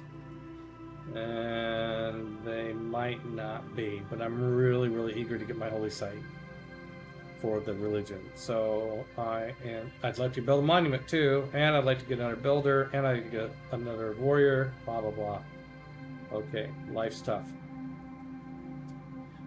So the question is, if I get a holy site, where do I build it? Okay, let's talk about districts. Big topic. So districts are you designate to build a district. This is going to be an area of your city where you can build buildings that are in the category that district enables. So a holy site is going to be a district. I'm going to pick a tile where to place the holy site. That tile's got to be within the territory that my city controls somewhere. It can't be in the city center. The city center is already a district. You can only have one district in a given tile. It's going to pretty much wipe out whatever's there. I can't build it in the lake. There's two districts you can build on water. One is a harbor and one is a water park. But this ain't that. So I also can't really overwrite. You can't build it on a spot that has a strategic resource if you know about it. Now the thing is, we don't know where strategic resources are at this point. So if I build on a spot that looks blank and it turns out the horses are there, it'll let me build there, and then the horses will, and then when I discover animal husbandry and get horses, and there are horses there, it'll generate. I'll get the benefit of the horses. So that's nice, and that'll happen later in the game frequently, where by the time you get to coal or oil or strategic resources like that, you've got a whole bunch of cities out there, and inevitably you have a city center or you have a district that's on a spot where one of those comes along. And what's great is then you don't have to send a builder over to improve it. You just get the benefits right away. So now, the placement of some districts, especially Holy Site, but also a couple of the other ones, a key element to the placement of the district is what's called adjacency bonuses. The Holy Site by itself, I don't think generates any faith. It generates one great profit point, which is one of the things we want from it, but we'd also like to get faith from it. The amount of faith it generates is going to be based on the adjacency bonuses, which means that the terrain in the adjacent hexes or features in the adjacent hexes, what are those things? For a holy site, the holy site gets benefits from mountains, from woods, and also the government plaza, which is another district. It also gets what's called minor adjacency bonuses from woods and other districts. When I say minor, it only gets 1 point for every 2 of those things. So from woods, it gets +1 for 2. So I could build one here, just northeast of Ottawa, in this hex, because there's woods immediately to the east and to the southeast, assuming I don't pillage, assuming I don't chop those trees. So that, by having 2 of them there, that would give it an adjacency bonus of 1. It isn't too exciting, but it's better than nothing. The this over here, this is a mountain. You only need 1 mountain to get a bonus of 1. So this is a better spot, or any of these spots that are next to this mountain. However, one thing that I'm excited about with Canada is that all the tundra bonuses they have, there is a pantheon belief that I really hope to get called Dance of the Aurora. Dance of the Aurora causes all tundra tiles to grant a adjacency bonus of 1 for holy sites. So if you put a holy site, let's say here, just south west of the Silk, this is surrounded by a combination of tundra and mountains. And each one of those hexes, if I get that pantheon, is going to be +1 adjacency bonus. So that's going to make this spot, this holy site, worth 6 faith per turn. Nice. Now I don't have that, but I'm hoping I'm going to get it, and so I'm gonna hope really hard that I get it. And this is why I took Russia out of the game, because I didn't want competition for Dance of the Aurora. Okay, but any civ, if they just happen to be parked near any of the other civs, if they want a religion and they happen to be parked near the tundra, they're going to try and take it too. So I think where I want to build it is, I want to have as many tundra tiles next to it as possible. These, anything back in up here to the north or east or west of my city isn't going to have that many tundra tiles next to it. To get the maximum, I really need to go out to like here or something, but that's pretty expensive. Let's look at how much it costs for tiles. Okay, so I'm going to this mode. Oh, and here's where our thing about tundra only being half price is really nice. I don't know what's here. This spot might be really good. So do I blow the 57? There's also a river right here. I'm going to buy this tile because I think that these are going to be tundra tiles. And then, by the way, this mountain tile is also tundra. It's a tundra mountain. So if I think there's a really good chance that from here I'll be adjacent to 6 tundra, and there, bam, it's true. Also, by the way, if I don't get Dance of the Aurora, in addition to being really upset and flipping the table, this is a better spot because there's 2 mountain hexes there. So I would have a +2 adjacency bonus even without Dance of the Aurora. But if I get Dance of the Aurora, I'm going to have a 6 adjacency bonus spot. Okay, so let's do a holy site, and we're going to build it right here. It's giving me a little hint. It's telling me, oh, by the way, if I don't get Dance of the Aurora, I'll be kicking myself because I could have built the holy site here by the wonder. Natural wonders give you a +2 adjacency bonus per hex. So this would be worth +4. But this, if I get it, this is going to be worth even more. And so, oh man, am I making a bad decision? I don't know. You got to go for it. Go for it. Go for the gold. Go for the gold. Go for the faith. Yes, I built my holy district there. But if I build a city like over here, I can build its holy site on that side. I mean, I have not completely squandered this opportunity. There will be other holy sites. Okay, that is exciting. I've got a holy site being built. Hopefully, I am allowed to keep building it and not getting diverted to fighting barbarians too much. I am actually going to switch my build. Well, now I've got the 3. Well, I really want to keep the silk for the culture. The question I'm debating is whether to, I'm looking at the production bonus of those truffles over there. I can't move this guy. If I move this guy to there, do I really have enough food for that? 4, 1, 2. I guess I can do that, but I will never grow at this rate. Okay, so if I move this population over there, it changes the holy site production from 12 to 10. If I go back to here, 13 to 10. I get another citizen in 12 turns.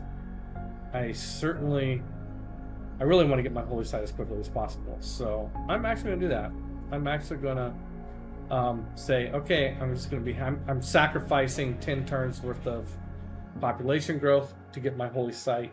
Is that really smart? I also know that I'm going to be improving these truffles soon. I don't know, I just hate the idea of not growing at all. Oops.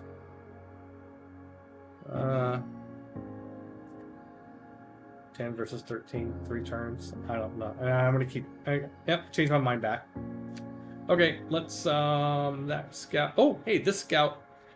By the way, scouts will get experience points by finding wonders, finding cool things. So I got a promotion for scout. Scout promotions are not nearly as good as the +7 combat strength we got for the warrior, but so you can either get faster movement in woods or faster movement on hills are your two options. I always choose hills for the simple reason that sometimes I don't see the hills. And so I end up running into the hills without realizing it and slowing down. But I can always see the woods really easily. So it's easier to avoid the slow movement. Okay, this guy. I'm going to want to get truffles and to get the two tiles I'm going to want to improve. I am going to make the choice to improve tiles. When I get animal husbandry, I'm going to improve both of the truffles tiles. I'll have I mentioned before luxury resources. Only the first one is useful to you in terms of amenities, but the second one you can sell to other civs for really good income. And so it'll be a major economic boon, or could be, assuming I find a civ that is willing to pay for it. So I am going to, but I'm not, it's going to take me a few turns before I can improve those tiles. So I'm going to wait. I'm going to keep my slinger in the city. When you, units in a city are immune from taking damage. Because any time somebody attacks a city, the damage goes to the city. Well, this isn't totally true. Generally, I don't want to get into right now all the details of city combat, but it's definitely a lot safer to be in the city than to be out running around and outside the city. So my slinger is going to stay there, and I'm going to hope that the barbarian comes up to where next to the city. Come on, yeah. There you go. Oh, the barbarians have a slinger now too. Okay, so we have a nice choke point here. And I think what I'm going to do now is I think I'm going to move this. I'm going to move this warrior. He's not fully healed yet, but I'm going to move him up to there to try and make it harder for him to get both of these units. I want to try and choke him here. And my slinger, I mentioned earlier, it's a ranged attack. When I mouse over this, you can see that.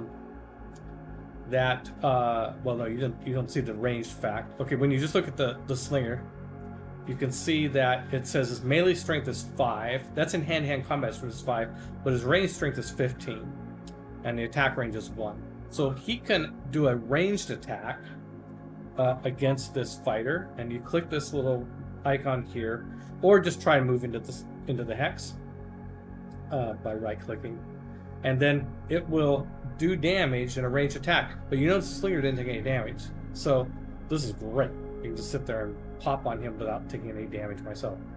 Okay, so now this guy is just, I'm gonna stay with the warrior, and we're gonna go up here, see what is. I really want to understand what this ocean look. Is this like a big inlet to? Does this go out to a broader sea, or is it basically just like an inland sea? I don't know. So I'm going to kind of go up the coast, try figuring that out. And I got to explore anyway, so why not? Okay, now it'll be interesting to see if he attacks, whether he moves out here to the truffles to make room for the slinger to come up, or whether he didn't do anything that I can tell. What did he do? He didn't do anything. He just sat there. Okay, well, I'm going to attack him again with my slinger. And my warrior is going to fortify and heal. And my my builder is just going to sit there, and this guy, I'm going to go up here, see what's going on. Okay.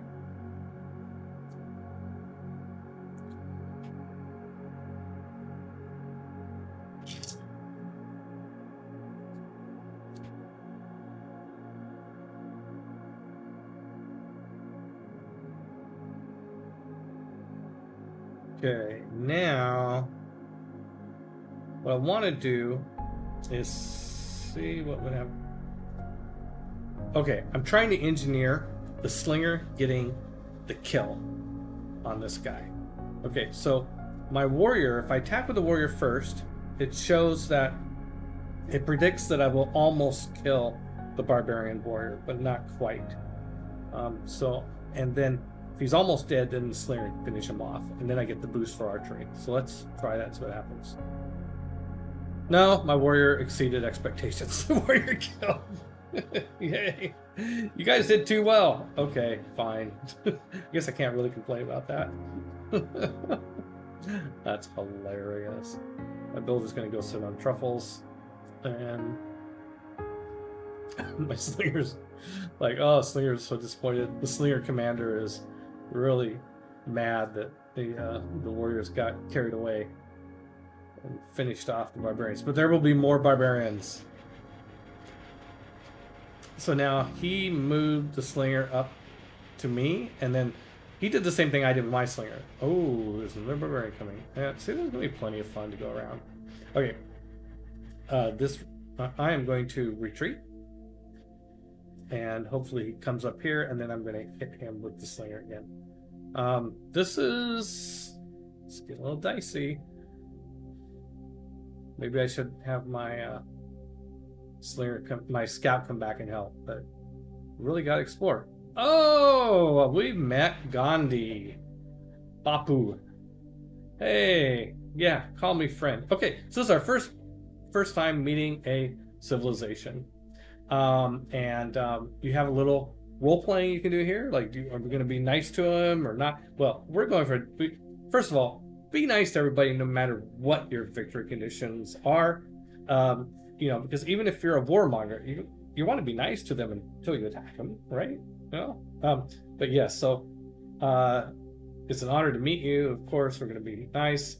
They're going to ask if we want to come to their nearest city. Yes, we would like to do that. There it is. By the way, meeting a civ gives you the boost for writing technology, so that's cool. And there we are. There is Hyderabad or something. Yeah, probably. And we get an arrow score point for that. And we got the tech boost for writing. Okay, so good. Now, whenever you meet a civ, I recommend that you immediately send a delegation to them for 35 gold. If you don't do it on your very first opportunity, on the same turn that you meet them, there's less chance that they'll accept it. And the delegation gives you a little bit of insight into the culture. It's like you visited their city, and so now you know a little bit more. And so your access level, it goes to what's called limited. I should have showed you this before I set the delegation, but the access level, I believe if you rewind, will go from closed to limited. And if we click here, it'll tell us what alliances they have, if they change governments, if they denounce somebody, as they found cities, trade deals, any of this. We will learn all this information about their activities because we have sent a delegate or embassy, later becomes an embassy, to their civilization. Okay. It costs 35 gold, which is a pain in the early game. 35 gold is a lot of money, but it's very important to do it. If you don't do it right away, your chances of them accepting the delegation drop. So, yes, war is deception. Yes. Yes, that's true, Paul. All right. Okay. Let's start. Okay, you know, the smart thing would be for him to have a coordinated attack, but what he should have done is waited for the warrior before advancing with the slinger. But because they didn't, I get to focus my attacks on the slinger without, and they can't really damage me back. And I think I'm just going to it's not going to be pretty fighting both of these units at once for the guy that's outside the city. But the warrior can't, and I don't want the warrior to take damage from the slinger, so I'm going to have the warrior retreat. This is just pure tactics here. You got to think of your town as like your strongest unit, so he can the slinger attack the town. It's not going to hurt my units. If the slinger would attack my warrior, it would have done more damage to the warrior. Warrior's already not doing well. He's at he's down how much? He's down to 57 hit points out of 100. So, okay, so you can, in the very early game, like we're still in the early game, we're on turn 29, several hundred turns probably, you can actually go into another civ. That won't last very long. Once a civ has, I think political philosophy is the civic that lets you enforce borders. Is it? No, it's early empire. Okay, here, early empire unlocks the abilities to enforce borders and grant open borders to other civilizations. So once, it's not going to take long before everybody's got that civic, and then you can't go inside of another civ without making a deal with them to let you. Okay. Turn. He's gonna probably stay there with his slinger, which is really bad, and his warrior is still not up where he can hit me. Okay, so the warrior could attack me next turn. He could go boom boom. But the slinger can't. So I am okay with that. I'm gonna thump on that slinger again. And my warrior is going to hold its ground and fortify. So here's a strategy tip here for you. If you're kind of in a situation where you've got one of your units and they're barbarian, like out in the field like this, warrior versus warrior situation, just defend and fortify. That way you're always stronger, and you're also healing, and the warrior's coming at you, and between each time their warrior attacks you, whenever they attack you, you're going to do damage to them. So you're whittling them down, but you're healing between those rounds. If you just trade punches all the time, the battle will go quicker, but it may not go as well. Sometimes that's what you have to do because you're in a hurry for some reason. It's really ridiculous to have this builder running around outside right now. I'm just going to put him in the town where he's. If he's being. Okay, we're going to go to here. Well, let's go to here. Okay, so the river. We haven't talked about rivers because, dang it, we don't have any. But rivers cost 3 movement points to cross, which until you get really fast units in the later era means they really stop you. You go up to the river, you stop because you don't have enough movement points left to cross it, and then the next turn you cross the river as your only move. So rivers really slow you down.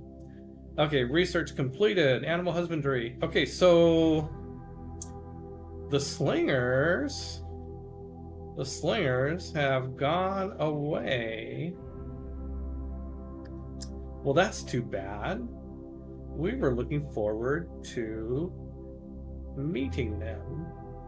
Okay, so I'm gonna retreat a little bit further with my warrior because I want him to come down here. And unfortunately, he's probably going to pillage that week, but I want the warrior to come down where I can shoot at with my slinger. Okay, open technology tree. So we finished animal husbandry.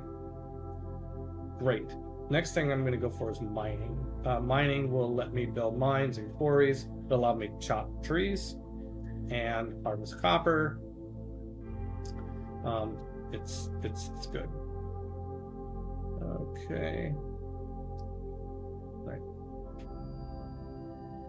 There is just going to sit there, do nothing. And Slinger is going to stay there where it's safe.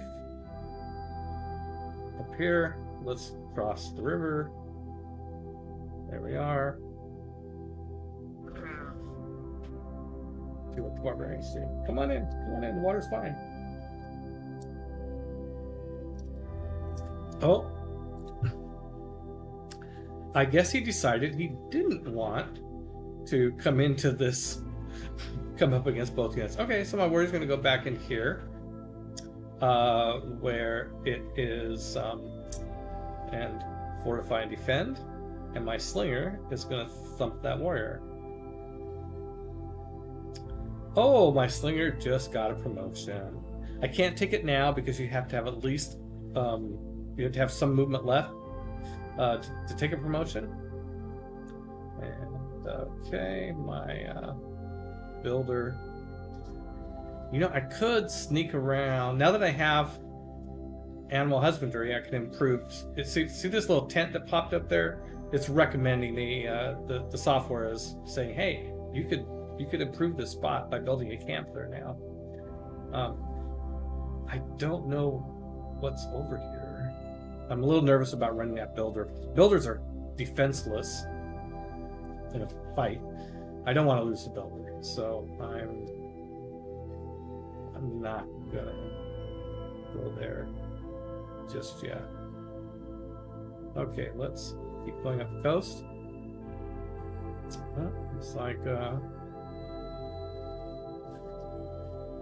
Looks like this water area is fairly big.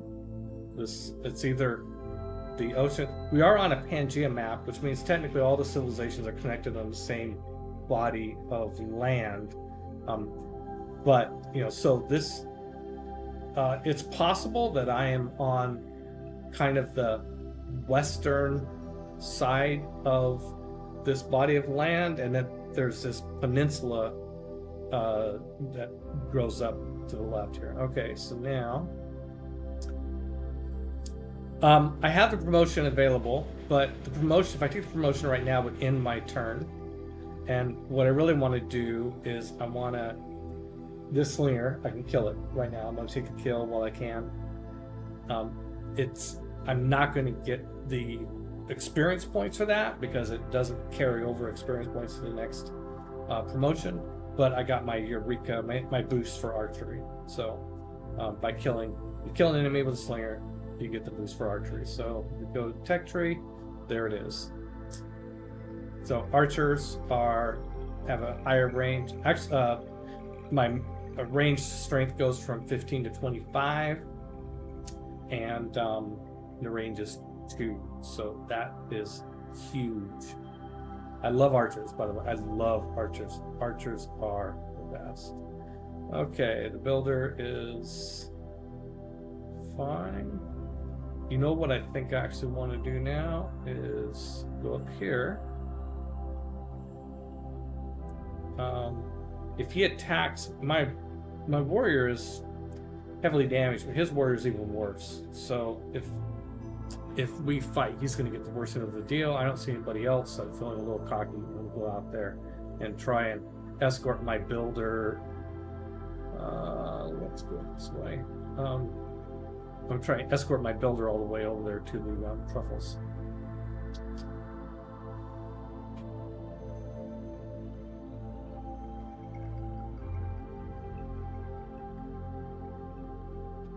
Here. Oh, blocked. Okay, so I can't go any further along this avenue of exploration because there's a choke point here. By the way, that'd be a nice place for a Suez Canal wonder later, maybe. Anyway, we'll see. Slinger unit is you can build a normal canal in a 1 hex spot like that. Not Suez Canal, Panama Canal lets you build a longer one, I think. I've never built the Panama Canal before. So, all right, I am going to go out here with the Slinger and go here with the builder and the warrior. And I should have taken the promotion for the slinger. We'll get it next turn. Okay, promotion for the slinger. I always like 2 scouts. Yeah. Me too, Packer fan. I agree. If I wasn't so much hurry to get a religion, I usually do 2 scouts, but I kind of felt like it was a choice between a scout or a slinger, and or a second scout or a slinger, because I also knew that I had to do the holy site, and I knew I could get 1 unit in on the production queue before I would have astrology could start the holy site. And I decided to take a slinger instead, which now I'm actually glad that I made that choice. Okay, so we've built a camp on the truffles tile, and it has gone from 1 food, 3 production, and 3 gold to 1, 3, and 5. So it further improved the productivity of this tile, and I'm going to switch to it next turn because I have population of 2, but in 1 turn it's going to go to 3, and then I'm going to assign 1 worker because this is a really great tile. I can't ignore it any longer. And let's take the promotion for the slinger. I don't really want the slinger to go out there by itself. I'd love to go kill the... Okay, so volley +5 range strength versus land units. Yeah, that looks pretty good. Or you get +10 combat strength with occupying either an improvement that provides defense strength or a district. An improvement that provides defense strength. Yeah, I'm just gonna take the +5. And okay, so we are... Let's go over here. See what we find. Oh, we found China. No, Korea. Sejong. I bring the bringer of calm order, where once was violent division. Okay, thank you. It's an honor to meet you. We would love to sample your hospitality. And we would love to send a delegation to your place. We took your delegation to the ancient lake at Anatji, where we wrote poetry and set wine cups afloat in the dusk. Your delegates' poems were not great. Well, yeah. I always try and declare friendship too. I would choose well of those with whom I associate. Especially diplomatic vision. I forgot to do that with Gandhi, and Gandhi is already frowning at me for something. Okay, by the way, we have what's called agendas. Every civ has an agenda. So if you know their agenda, maybe you can kind of know whether you're pissing them off or not, or why you are. Neo-Confucianism, friendly to backward civilizations that are lacking in science and culture, dislike civilizations that are ahead of them in science and culture. Oh yeah, we are very uncultured, uncivilized, unscientific up here. Yeah. Move along, nothing to worry about from us. Gandhi. Our relationship is unfriendly. Never declares wars for which he can be branded a warmonger, and will try to befriend those who maintain the peace. That's us. So I'm not sure. Okay, they also all have a hidden agenda, which you don't know what it is. So whatever their hidden agenda is, we're violating it for some reason. Anyway, well, okay. The game is structured to make it difficult for, to have everybody like you. It's, because, the game's more interesting if there's lots of reasons people could hate you, so that they can have more fights. It's going to be more of a challenge.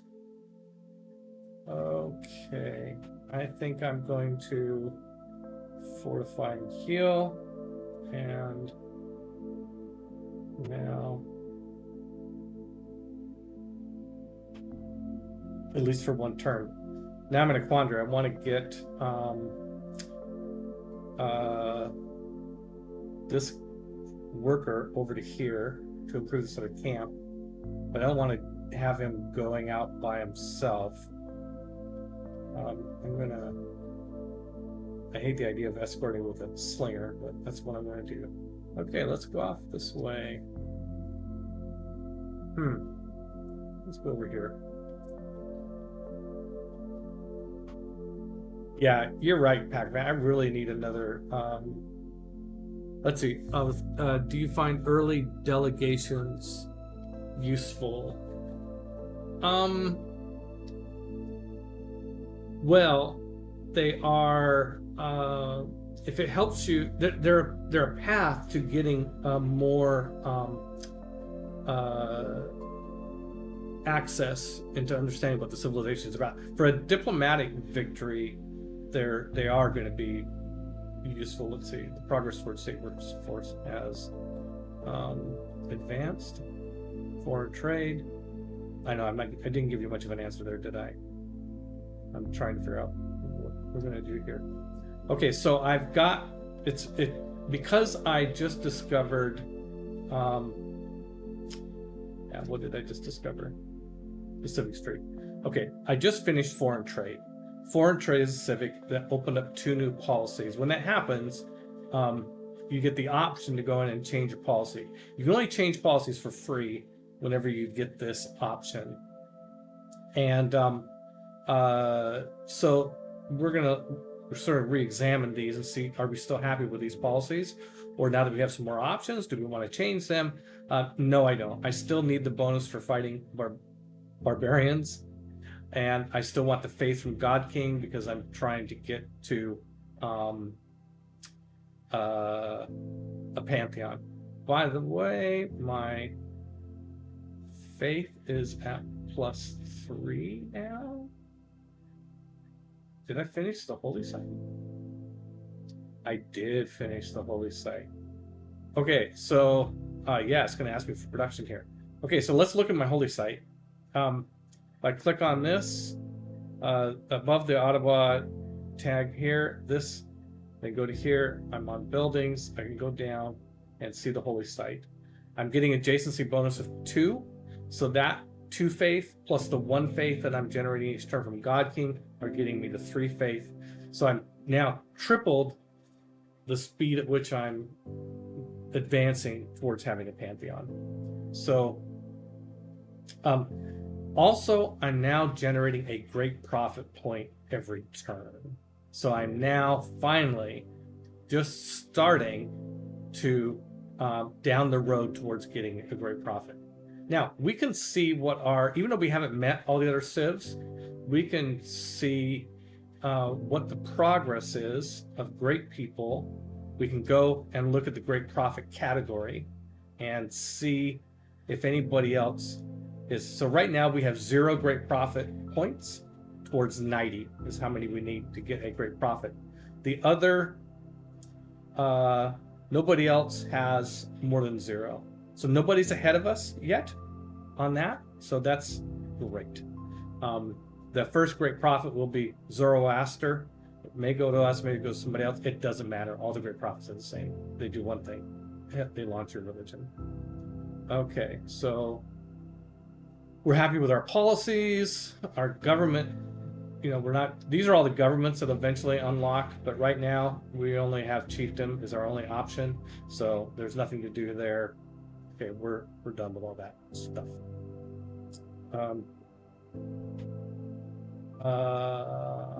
Let's see.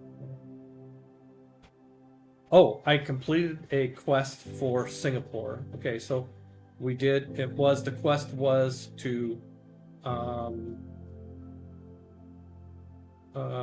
unlock. I don't remember what it was, but it was to build a district. That's right. It was to build a district. Once you do the quest, you got the quest. It doesn't tell you that I've been able to find what the quest was. So sometimes I forget. Well, how did I do that? Okay, so I am, by the way, now at 2 envoys in Singapore. If I get a 3rd envoy at Singapore, I will be suzerain, which will give me bonuses to trade routes. But more importantly, being a suzerain for me will get its diplomatic favor. Okay, this is I'm now, by the way, because of the civic, because I finished foreign trade, I now have the ability to create trade routes. Certainly going to want to do that, but first things first. It's all about the religion. We're going for a shrine. We're going to build a shrine next, and then actually I want to get, I had a 3 turns to a scout.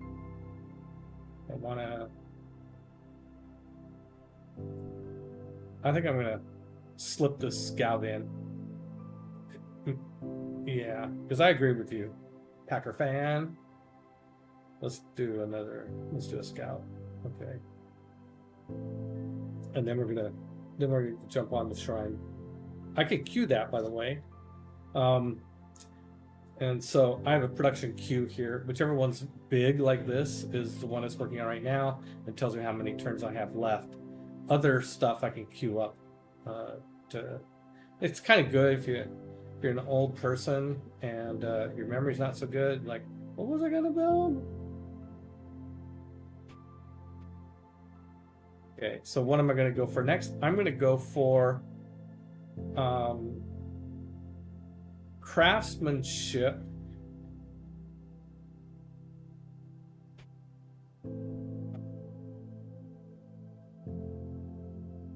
I don't want to, it's kind of dangerous. I'm going to start on early empire, actually, and I don't want to overshoot the bonus that I'm going to get by improving a 3rd tile. Okay, so we're gonna take this guy out to here just so that we can get to there, and this guy's gonna come out this way. Oh, there's a scout.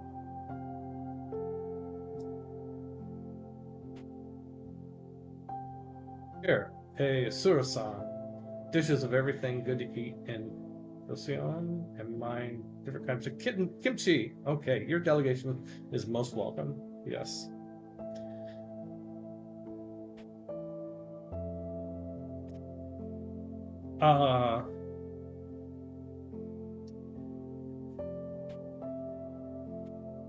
I need to take another bio break, so just excuse me. I will be right back.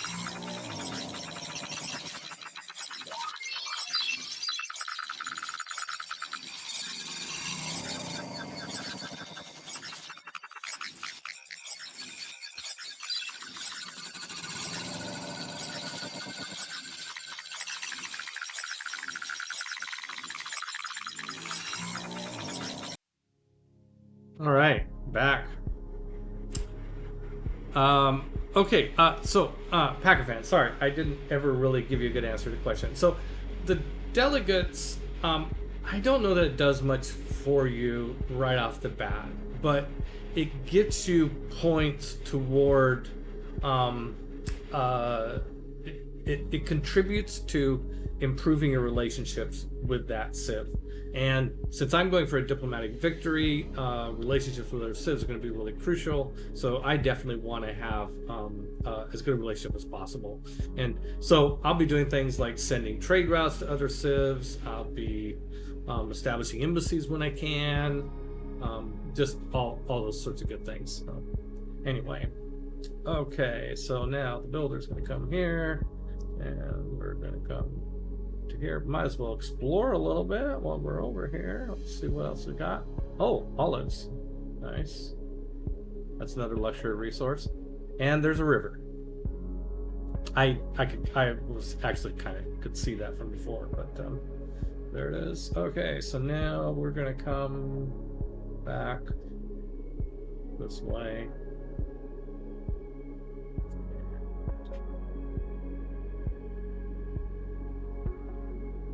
Okay, we're at that.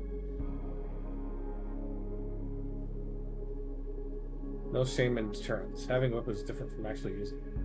What'd you do, Gandhi? Did you build nukes again? We didn't talk about mods. I have several mods. If you play Civ and your user interface looks a little different than mine does today, it's probably because of mods that I have going. I don't want to take time to talk about them right now, but I will do so eventually. Probably in the next session, I'll probably open by talking about what mods I have going. Okay, so we want to go down and see if we can kill this guy, so he's not looming there as a threat to our. I don't want to go too far with my slinger here.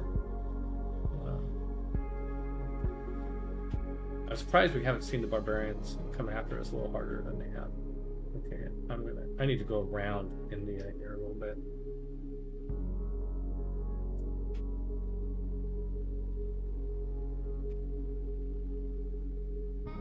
On PowerPoint. Yeah, I do. I have a no. I'll add it. So I don't have a. That's actually one reason I'm not bringing it up. Is like, oh, I should have made a PowerPoint slide with the mods I'm using. Like, okay, I can do that before our next session, part 2. Okay. Oh, we saw a river flood. Oh, okay. He didn't run away. Okay, let's finish this guy off. Thank you. Now let's go in here, and it's woods. That's why it didn't. Okay, I think I'm gonna start heading back to town because I don't see any barbarians there, and I have another scout. Okay, so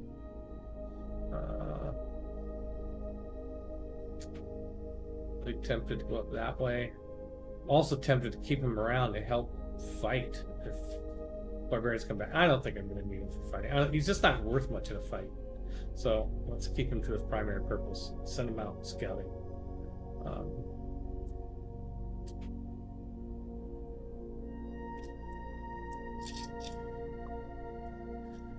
We have received rumors that a new tribe of barbarians.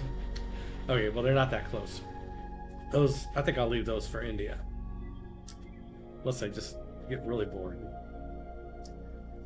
Okay, we're gonna go up here. Scouting. Around here. Okay, so my builder is gonna build. It's gonna improve this camp.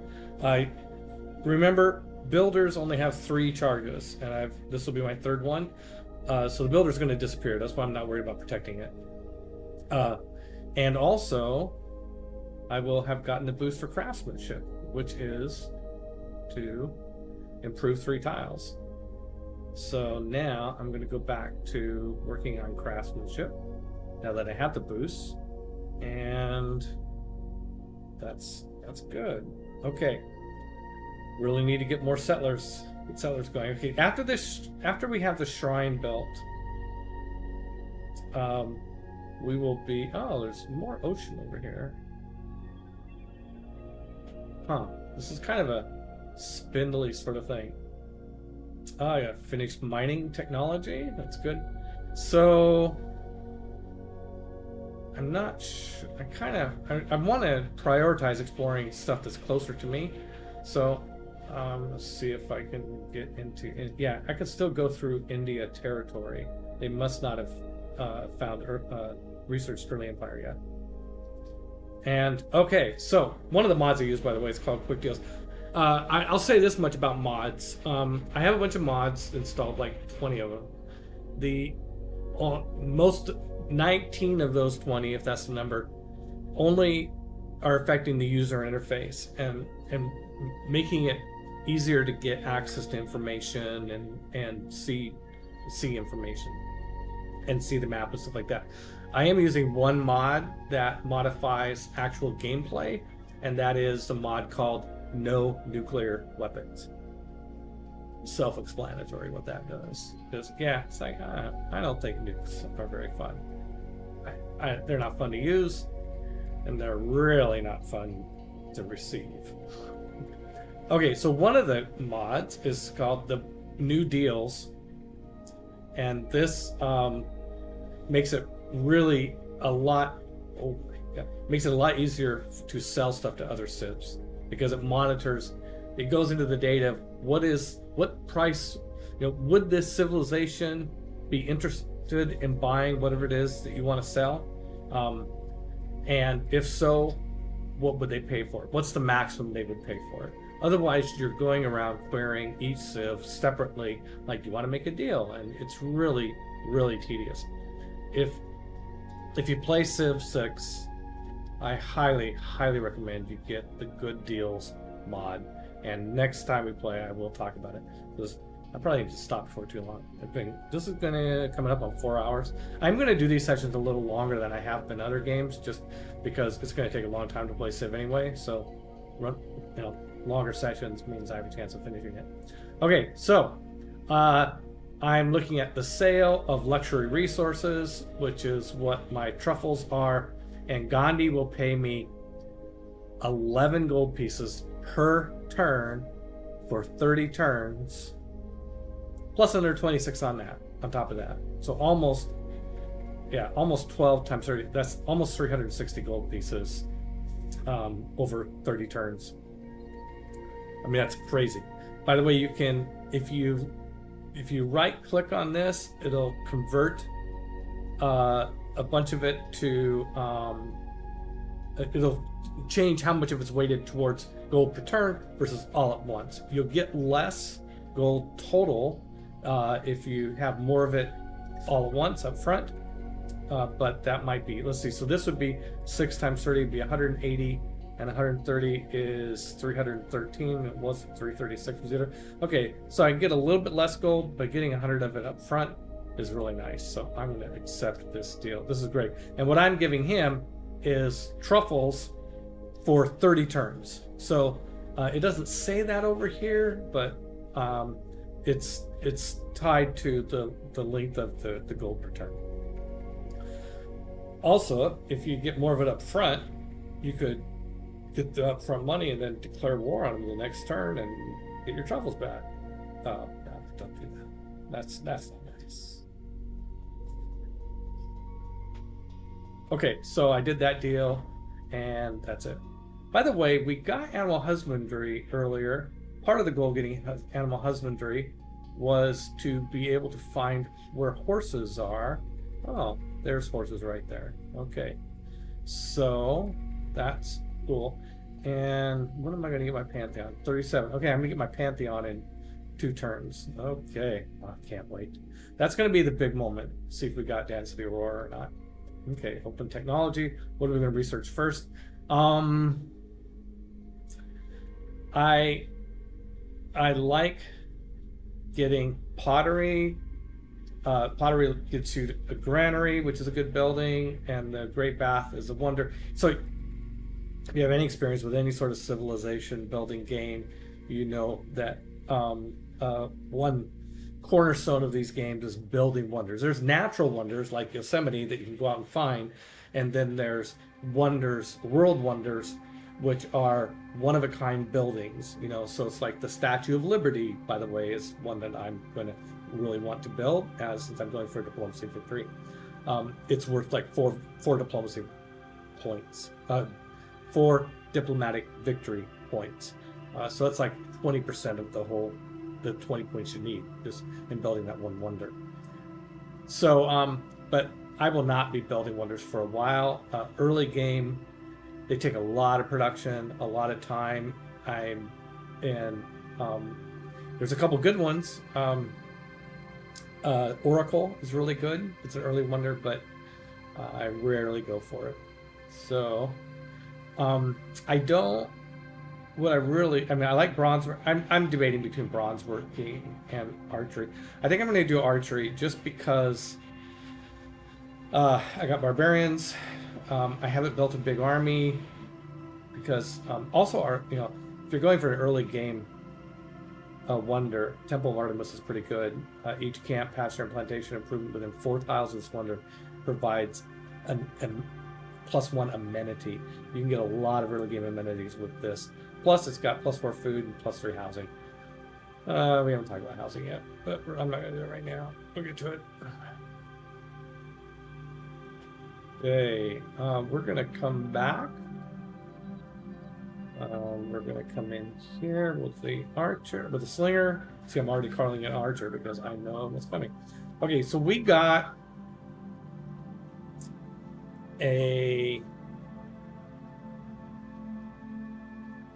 we're going to get another governor point and get our promotion for Magnus when we get one of these 2 things, and that'll make settlers really attractive. We're going to do a settler anyway, but I want to now I have enough gold. I'm going to buy a builder. I think I can just straight up buy one. I have 332 gold. We can also buy a trading route. Trading route's really nice too. But I'm going to get a builder, and the main reason I want to get the builder is I want to go chop down these trees.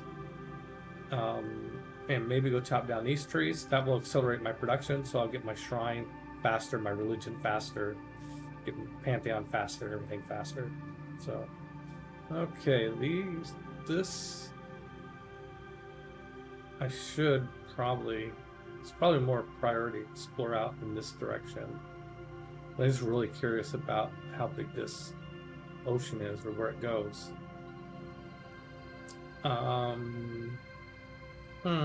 Yeah, I think I'm gonna do what's probably the smarter thing. I need to improve my research of exploration of the territory that's near me. I'm surprised that these barbarians have been really mellow, even though they found me and they did a raid. It wasn't much of a mellow. Maybe they didn't like the choke point.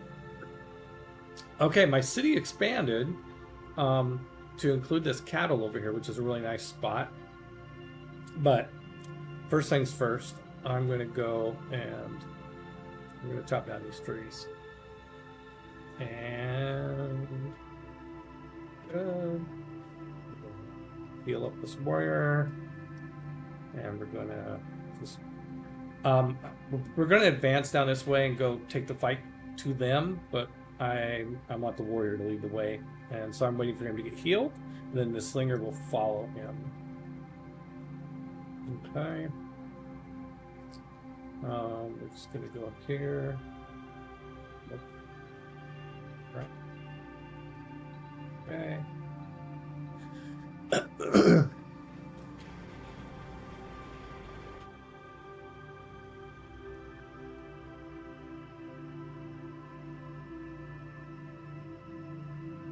Okay, choose Pantheon. All right, I'm getting nervous. This is the moment. Do I get Dance of the Aurora? No, I don't think I got it.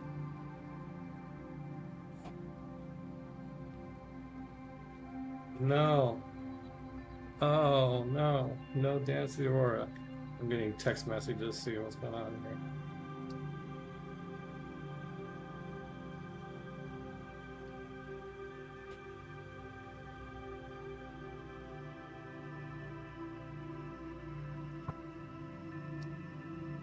Well, that's disappointing. That's very disappointing. Not that. Bummer. Even with prioritizing like we did not get Dance Leroy. Okay, well, okay, so let's see what these are the different choices we have for. There's folklore. Um, yeah, that would take my shift to focus from tundra. I'd be splitting my focus between tundra and desert. That's a shame. Sacred Path, rainforest bonuses, river goddess plus 2 amenities plus 2 housing if they have a holy district on a river. I don't even. Well, I am actually on a river. The river goddess is pretty good. 2 amenities and 2 housing in every city if you do it right. Most cities. I mean, I don't know, but it's just. Okay, let's see. By the way, if anybody's watching who's a good Civ player, this is a good moment to give me some advice. Monument of the Gods, this is good for wonders. I am going to have to build some wonders at some point. There are some very important ones that I will have to build, but I don't know. Maybe one of them is in the classical era. The reason I don't like this one is it expires. It's production bonuses to wonders, but only in the first 2 eras. Divine Spark's always good. It accelerates getting great person points. In fact, it'll help us get our profit faster, but also for libraries, and theaters, and amphitheaters, everything. That's pretty good. If I'm by the God of the Sea, if you're by the, I mean, we actually are almost kind of by the sea. Maybe I'm not sure how much. I don't know that God of the Sea is going to be very helpful. +1 culture from pastures.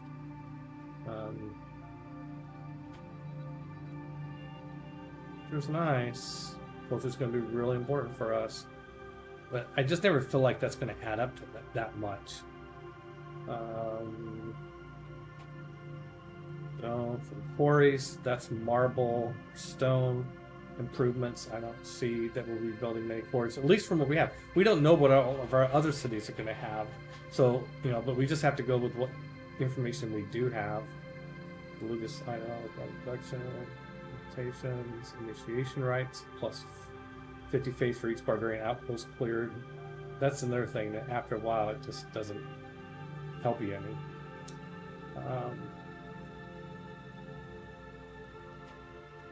God of War, City Patron, plus 25% production towards districts in cities without a specialty district. In other words, your first district, you can build it a little faster.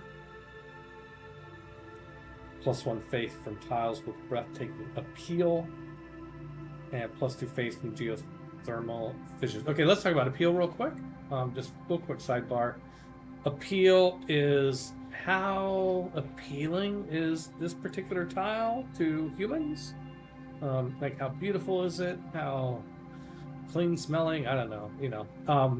So the brighter green have higher appeal. So these up here northwest of Ottawa are all because of that wonder. So people like to be near natural wonders. Yeah. And then down here by the mountains have appeal, and the hexes by mountains have appeal. Floodplains, that's what these 3 orange ones, these are not appealing at all because they're floodplains. Okay, back to the Pantheon choice. And so +1 faith from tiles with breathtaking appeal. Breathtaking is that bright green. That would give us some faith generation. That's kind of nice. I'm thinking the River Goddess. +2 amenities and +2 housing facilities if they have a holy site if they're adjacent to a river. Okay.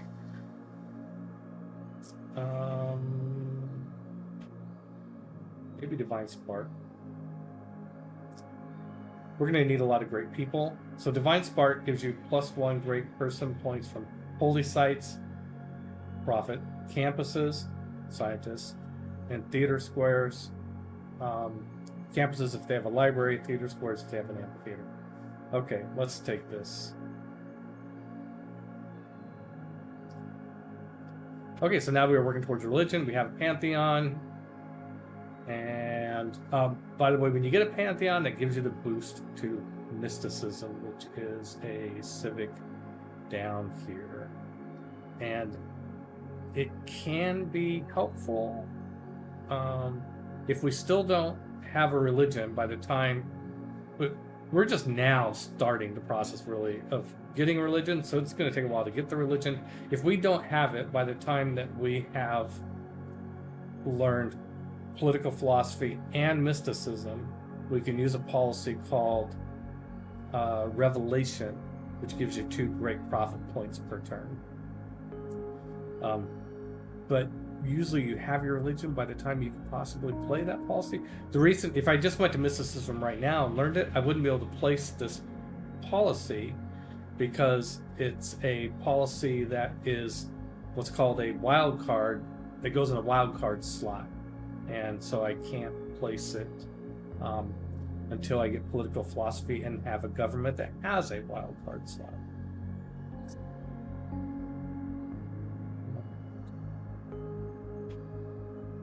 Well, that's games for you. You get your hopes up that a certain thing will happen, and it doesn't happen, and you're like, man, I'm grumpy about it.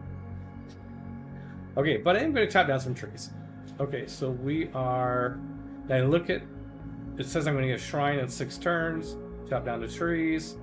Now I'm going to get it in 1 turn. So it basically gave me 5 turns worth of production.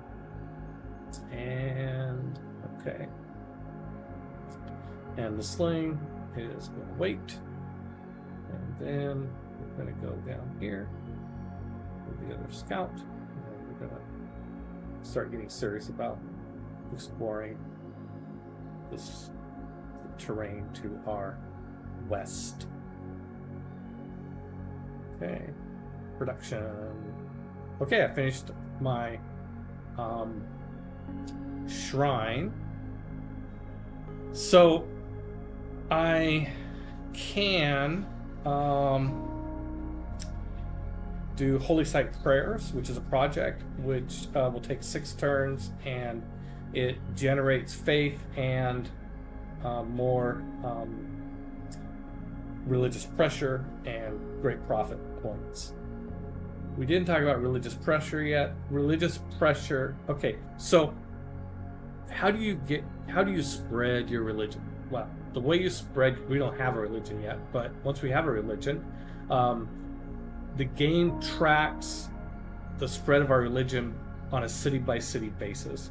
So each city will have, it has a population. Let's say the city has a population of 9. It'll track how many of each population worship which religion, or how many of them don't worship any religion. And if a majority of the population worship your religion, then that city counts as a city that's following your religion. So you could spread your religion by creating missionaries and apostles. And missionaries are cheaper, apostles are more expensive, but apostles are more powerful. And apostles can do some other things, like establish new tenets for your religion. Your religion also, that's sort of the quick way of spreading your religion. You can also, it will just spread naturally to nearby cities. If those cities don't have a religion, it'll spread more quickly to them. If the city has religion, then you're vying for the religions are vying for control, vying with each other for followers. So that is called religious pressure. And so this project of Holy Site Prayers mentions that it increases your religious pressure. But that's not really the reason you're taking this particular project. You're really taking it to get great profit points faster. And the question is, do we need to do that? So let's look at our great people.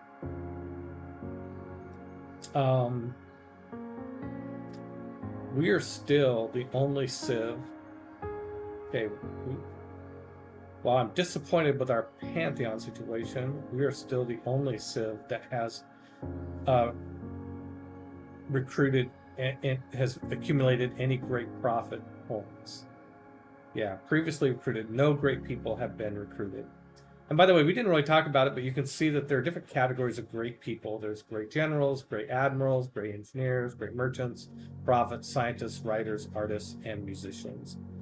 When you get enough great people points in this category, so there's each one of these people, categories of people, there are great person points that relate to that. So there's great scientist points, there's great musician points, there's great artist points, and you get them through different types of usually specialty buildings that are associated with that sort of thing, like universities for great scientists, etc. And they all have different abilities. Some of them are way better than others, just the way it is. Except for the great prophets, they're all the same. They just do one thing: start your religion. Okay, so while I am anxious to get my religion, I'm not. There's no competition right now, so I'm just not going to worry about it, and I'm going to build something else. I'm not going to do holy site prayers. It's something to keep your eye on, though. I am going to build Settler. We've really got to get. I'd like to build another. Probably need a military guy, but yeah, I'm going to build one more military person first. I'm going to build a warrior. I'm researching archery. Okay, so let's get this warrior out here, the one I've got.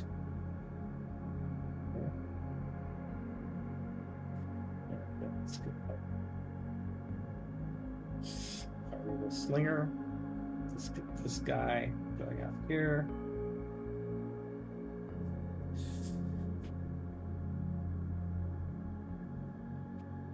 Okay, so now I've got 2 more charges on my builder.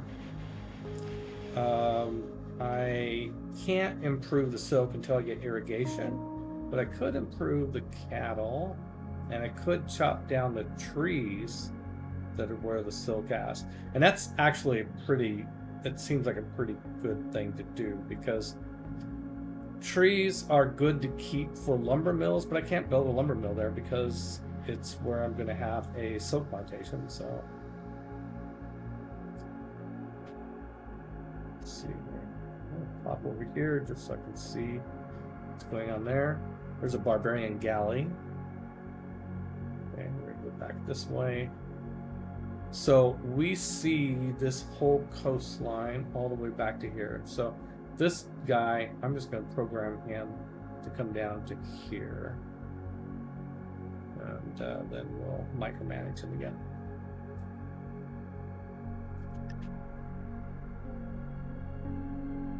Oh, there's these barbarians there. He might have trouble getting by. Yeah, I'm gonna micromanage him just to make sure I don't like move right into a barbarian camp that I'm not prepared to handle. Okay, so good. Whenever it comes to a range unit like a slinger or an archer against a melee unit, you really want to be the one that attacks first. And whichever side of that equation you're on. So I'm glad that I get to go over there and thump on this slinger before the slinger thumps on me. And I just about killed the slinger with a single shot, single blow. Yeah, that's partly because of the promotion I've got, partly because of the policy of +5 versus barbarians. Yeah, do not underappreciate that policy. Okay, we'll go here. Here. Oh, more troubles, more. There's another barbarian scout.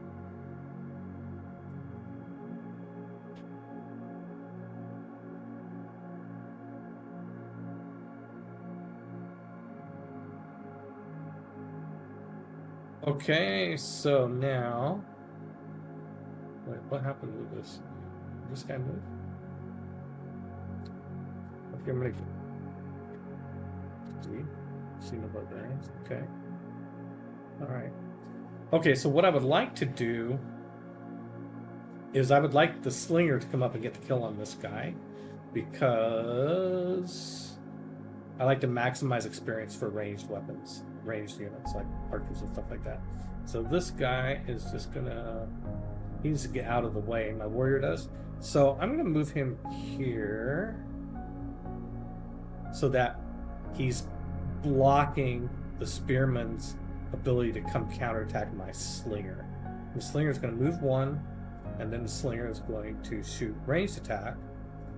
That's the other reason I want to have the slinger do that attack instead of the warrior, is because it's a ranged attack. The unit making a ranged attack never takes any damage from the fight, whereas the warrior would have taken a little bit more damage. Not much. The slinger's almost dead, but why take any? Okay, so this guy, we're just trying to avoid. Well, I don't really want him discovering me. Let's. What does this look like? If I attack the spearman, I think I'm gonna wait. Okay, I'm going to chop down the trees in this spot, and that gave enough production to get this warrior out. This warrior is going to come down. I think this fight might be over by the time it gets there, but we'll try and get there. See what happens. It'll be archery in 8 turns. Okay, so now we're going to do a settler. The settler is going to. Oh, by the way, I was getting doing those chops. I was getting the benefit was getting enhanced by having Magnus there. So just we didn't see that. It's just like, oh, we got a bunch of production, but Magnus is, as a groundbreaker, gets plus 50% yields from plot harvest and feature removals in city. So yeah, plot harvest. Yeah, I think that was a plot harvest. Yeah, I'm pretty sure that.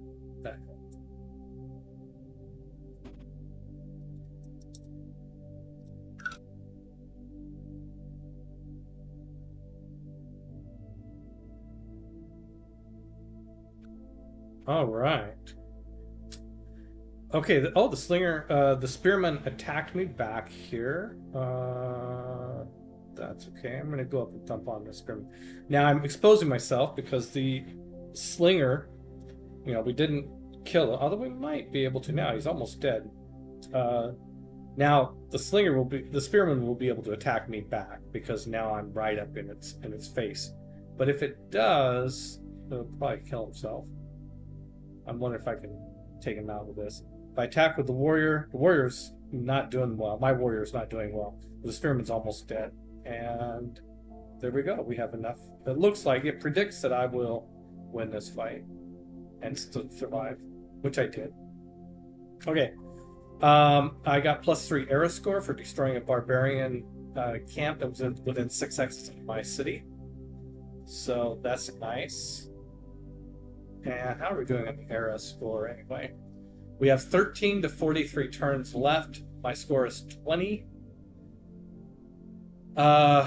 So the question is, can I get to 27? Maybe. The question is, how hard do I want to push for it? I don't.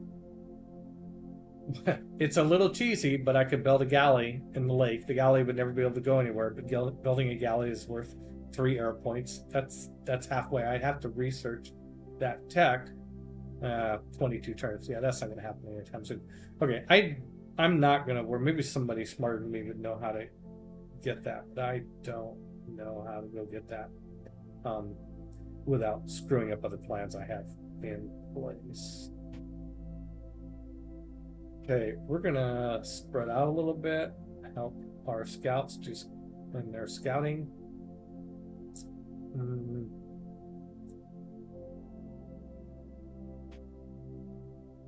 Okay, let's see. Is this? Yeah, there's the barbarians. Yeah, I don't think I want to. I don't want to go there. I really would like to get by this guy, and I don't really want to fight him anymore. And I have. Oh, by the way, let's go one more hex just to look and make sure. Yeah, there's nothing there. Okay.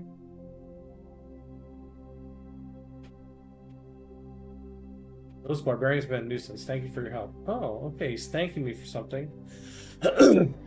Oh, I noticed that his frowny face went away, so he is not quite as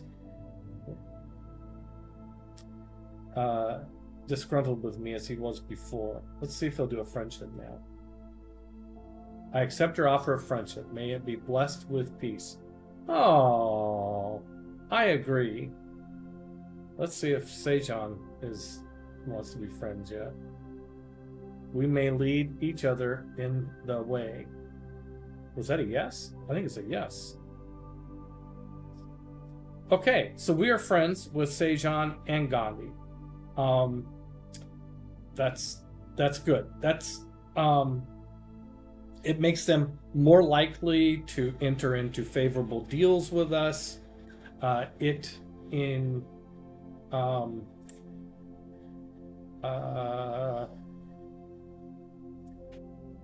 Less likely that they will attack us. If you attack a friend, you get... okay, so there's a thing called grievances. Let's talk about that real briefly. Grievances are a number that you can accumulate that represents how much grief you have toward another civilization, or how much grief they have towards you. And so when someone does something like that, like maybe settles too close to you, or well, a really common one is, let's say you're friends with a city-state, and like we're trying to get friendly with Singapore. We have 2 envoys there. Love to get a 3rd one, and then become a 3rd one will get us will be suzerain. And then what happens then if India, who's right next door, goes in and takes out Singapore? It's going to really piss us off. And so we might go to war over it. We might not. Since we're going for a diplomacy victory, we'll probably let it slide. But we would have grievances against them. And when you have grievances against somebody and you declare war on them,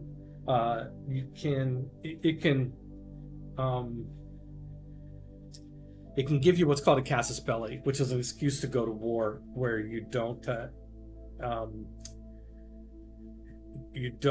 get as many warmongering sort of penalties by doing so. So the game has these ways of, like, if you can find some sort of political justification for a war, then it's not going to hurt you diplomatically as much as just like, oh, hey, we don't like you, we're just going to attack you. So that's really pretty cool. I like that aspect of Civ 6. Okay, we're gonna, well, while we're here, we're just gonna explore that here and see what's down here. Okay.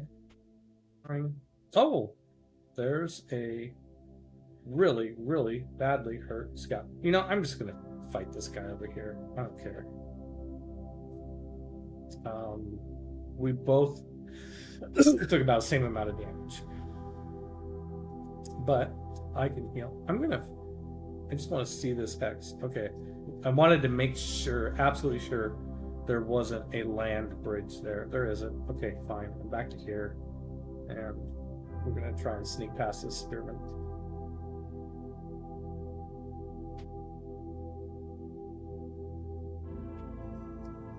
So we just got our delegate Victoria learned that Korea is expanding, adding a new settlement, Dongju, looks like. And while defending, your warrior killed a barbarian scout. Oh, the scout that was almost dead attacked my warrior. Okay, why? Let's see, but that's certainly convenient for me. It means I don't have to chase it down. Okay. Oh, there's another goody hut. This warrior is going to go and he needs to heal up in town, and I also be good to get a military unit up in the main part of my city. This guy is going to go here and use the last charge to pasteurize these horses. I mean, these cattle. Since I don't have horses. I think I saw some horses over there. That's right. Horseback riding has advanced. Okay, let's take a look at our production situation here. Oh, wrong one. This one.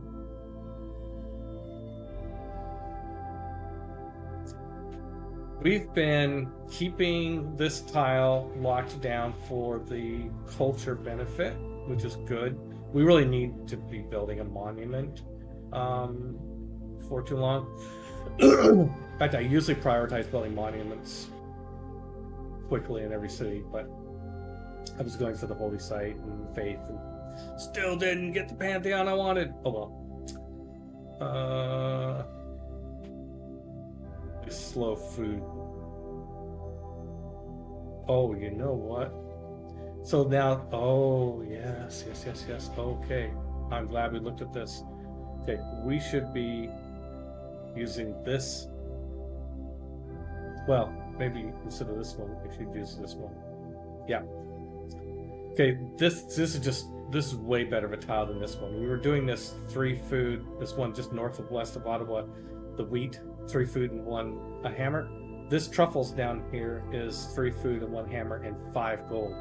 Clearly way better, way better.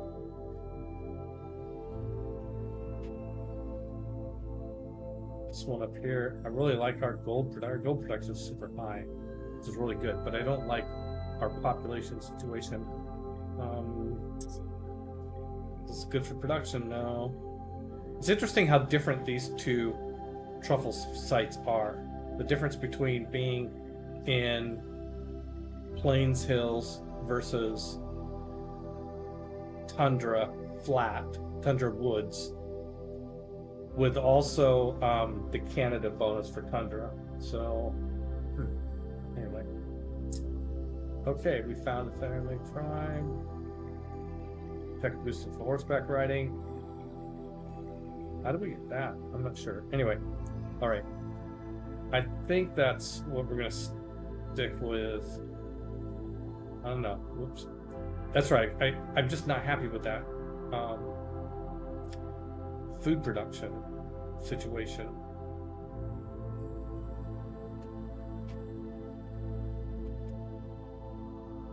Well, the alternative is if I switch this production to here, with 35 and 10 goes to 12 and 13. 3 turns longer to get a settler, but way faster to get another population. I think that's what I have to do. I hate slowing down the settler situation, but okay. All right, let's go here.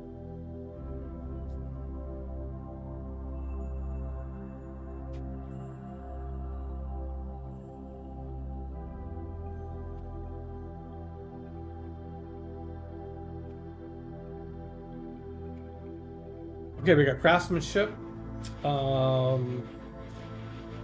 That is, I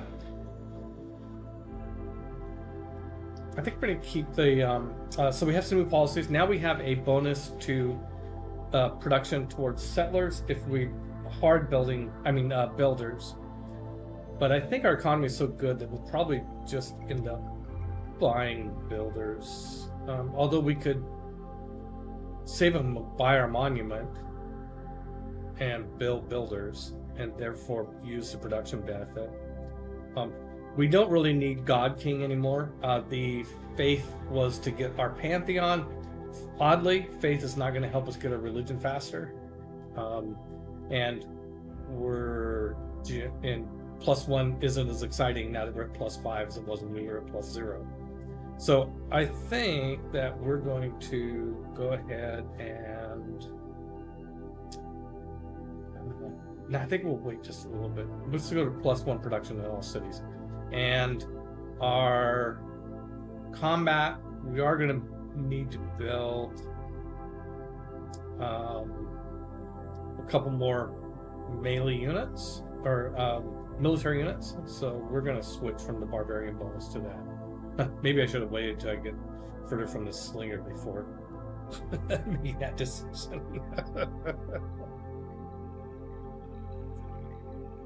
Okay, choose civic. Okay, we're gonna go for state workforce now that we have the boost for that, and we need to get our population to 6 to get early empire. So that's another reason to focus a bit more on population. That's not gonna happen right away. Okay.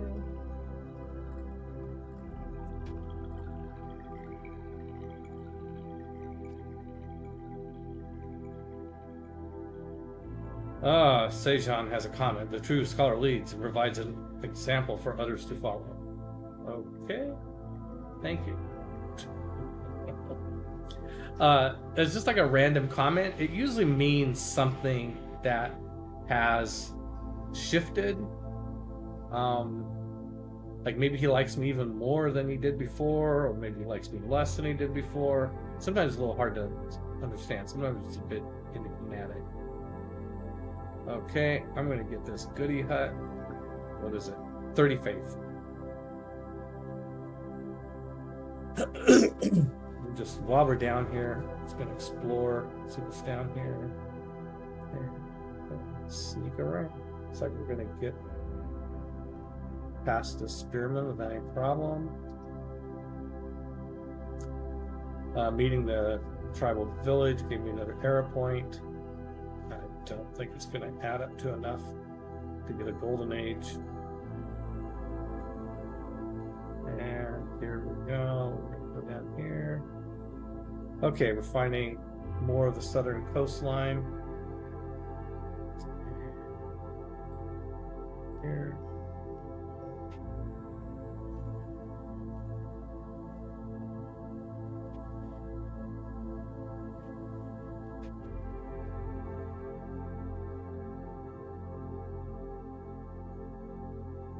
So we're generating 3 great profit points a turn.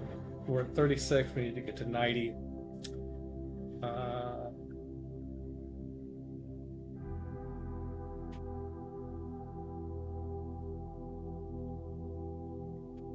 I'm going to start trying to play a little faster. See if we can get our religion founded before we wrap for today. Let's see. Our next show, I need to check our show schedule. Make sure I don't play so long. I think it's not till 4 o'clock is our next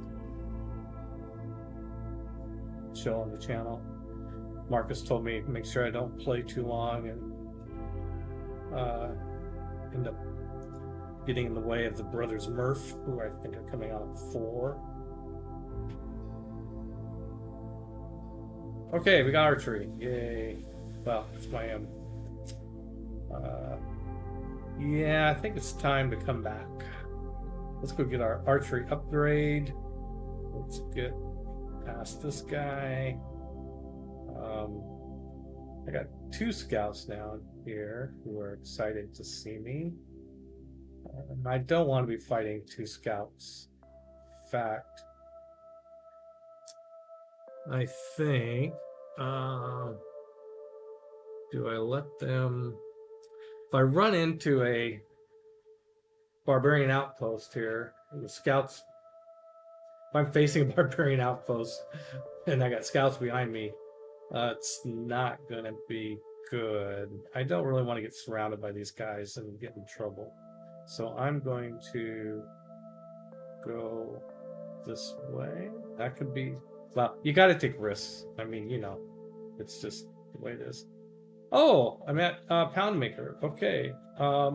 Yes, let there be peace between us. I agree. It's an honor to meet you. We would love to sample your hospitality. Okay, there's Poundmaker. Let's decree. And we're going to send a delegation. And friends. See if we can be friends. It's good to wish to be friends with the Cree, but my people are not ready. Not now. Okay. Okay. His agenda is Iron Confederacy. Tries to form multiple alliances and respects those who do likewise. Dislikes those with few alliances. Okay, so we can't do alliances right now. You need a particular civic to do that, but this is a great neighbor for us because they want lots of allies. We want lots of allies. They like people who like lots of allies. We are going to get along just fine.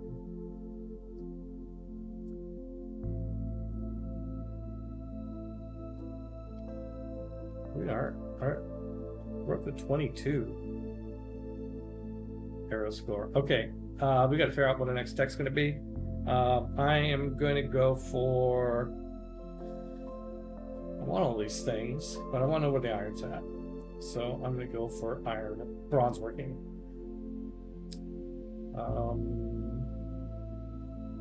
Okay, we're going to go up here. Oh, so your scouts running around the wilderness. The scouting gets increasingly dangerous as time goes on because eventually you start running into more and more powerful barbarian units, and your scout, meanwhile, has not gotten more powerful. And so it's a little skittish. Don't want to be. I think I'm going to go around the other way.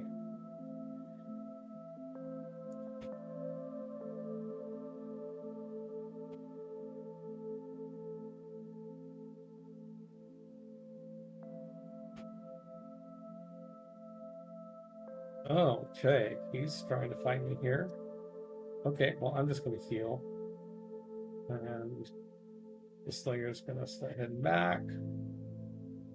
Technically, already started, so heading back. Okay, this guy's going to come down.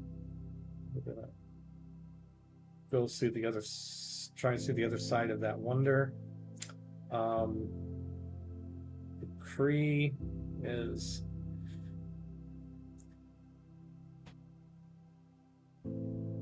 So what I want to do is, well, let's fill in a little bit.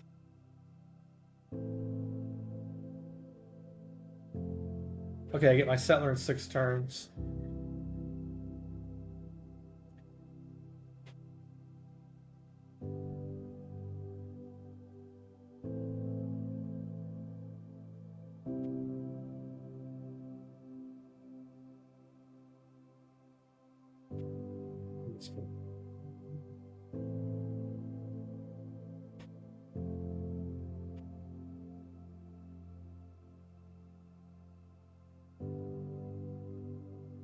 It's exploring. Oh, there's another goodie hut. I'll take it. Looks like this might be a peninsula here. Who knows? Okay.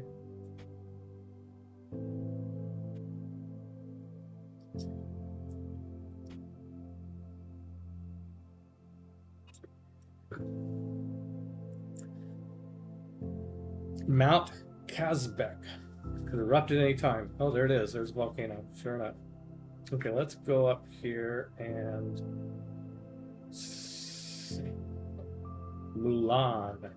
Mulan is pretty cool as a hero. Not one that I want. So, not go up here. See what's there. Okay. We got a civic boost for early empire. And it's not by getting, it wasn't by getting 6 population. That came from the goodie hut as well. Okay.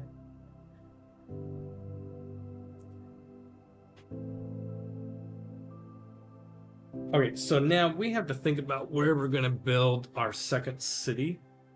Now, we have a lot of space out here. We don't know what's over here to the east of Singapore, but it's possible there's not much. That this, this coastline here just goes up and connects here. It would be nice if all this space is just going to be ours for the taking. There's not going to be any competition. Over here, though, as much as we are going to be great friends with the Cree, we are also going to be competing with them for space. And when you find another civilization in one direction, you want to start settling in that direction so that you're kind of going out and claiming your spot, if you will. You're like, so we are going to we're going to sort of start marshaling forces in that direction to try and claim this valley here and this river. We'd really like to be the masters of it. So I don't think the nice thing about our Canada bonuses is that the tundra is really pretty useful for us and not very useful for others. So we will it could be really useful. So it might be the Cree that have that pantheon that I wanted, the Dance of the Aurora, in which case they're going to be wanting some of the Tunderland. So yeah.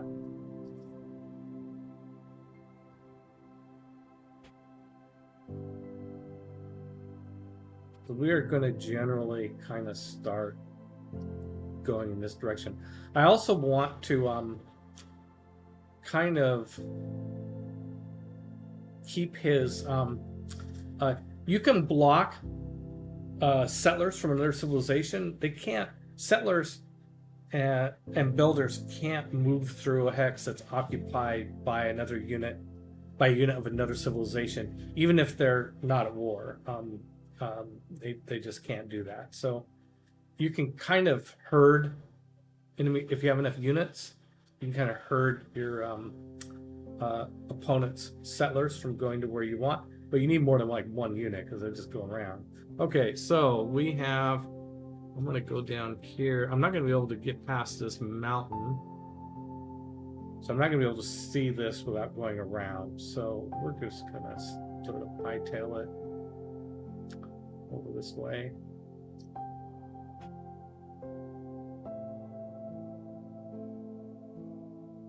Yeah, I'm really hoping that this continent just ends right here. That that the nearest competition that I have for all this territory is India, way up there, and that India is hopefully slow to advance. Well, India has, look how close India and Korea are. They're right on each other's borders now. So we're blessed that we don't have that situation. Okay.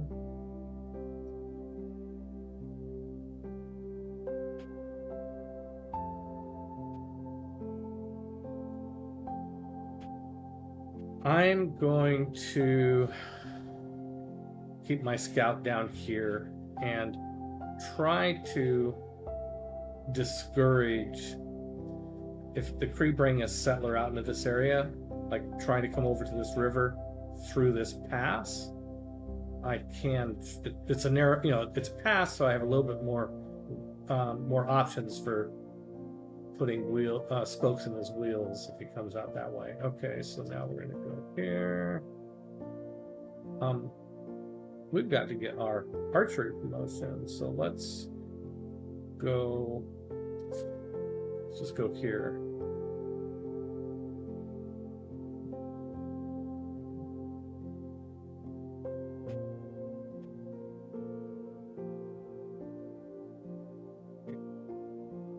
Wow, this mountain range is really in the way. I wonder if Singapore will let me go into their lands. They will. Okay, good.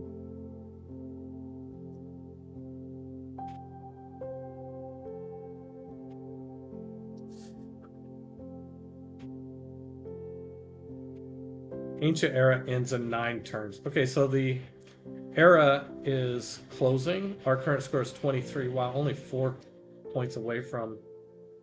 I don't see how to do it in 9 turns. So I'm gonna think about it. Okay, so now back to production. So I finished that settler. I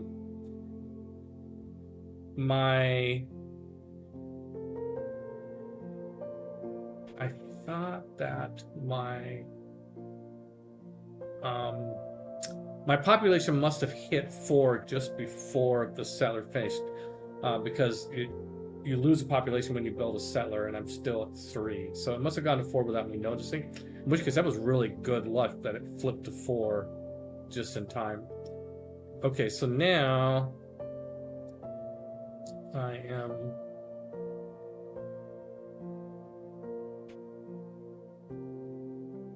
going to, yeah, because I had him locked over here on the wheat, and I lost the population and gained it, and the governor put it back over in here. Yeah, which is, I get that, but I do want to rebuild this population as quickly as possible. So I am going to end up with my Magnus promotion before my next settler. The question is, do I go ahead and build another settler now, or do I need something else? I really need the monument. I'm going to see if I can buy a monument. How much do I need for a monument? 360 gold. I have 330. I will get a monument. I'll be able to buy a monument before too long. I also want a trader. Yeah. Okay, I am going to get my government promotion in 11 turns, and if I build a settler, it's going to take, well, it says 23 turns. It's not going to be that long, but okay, that's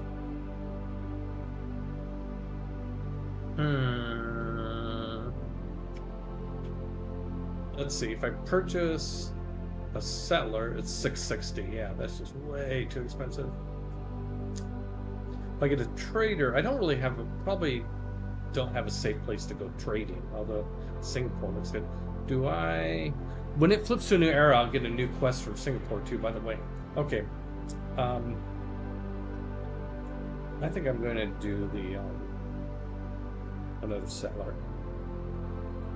and I think I can pretty much spam settlers and buy the other things that I need, especially if I get another duplicate luxury. I did see that there is another truffles over here.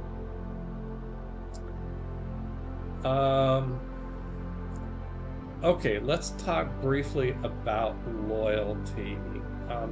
I'm not in love with this mechanic, I gotta admit. There's a stat called loyalty. Every city has a loyalty. In fact, we can see it on our civilization. Right now, if I mouse over Ottawa, I get this pop-up and it shows full loyalty. It says right under the green bar, 100 over 100. Your maximum loyalty is 100, and I'm at 100. And then there has a green up arrow showing that I'm gaining 28 loyalty.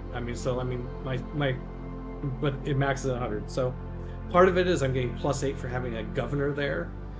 That's really nice. Also, nearby citizens in the capital, the nearby citizens of the capital apply to the capital, which is it's set up so that you pretty much can't lose your capital. Although I did see it happen once. I did see it wasn't me. I ended up getting the capital of Poland in a game because of their loyalty problems. Anyway, so if you're getting pressure from what's +120 Canada, that doesn't make sense. +120. Oh, it maxes at 20. Okay, I really stated that badly. So I'm getting pressure from Canada. Oh, that's me. Okay, done.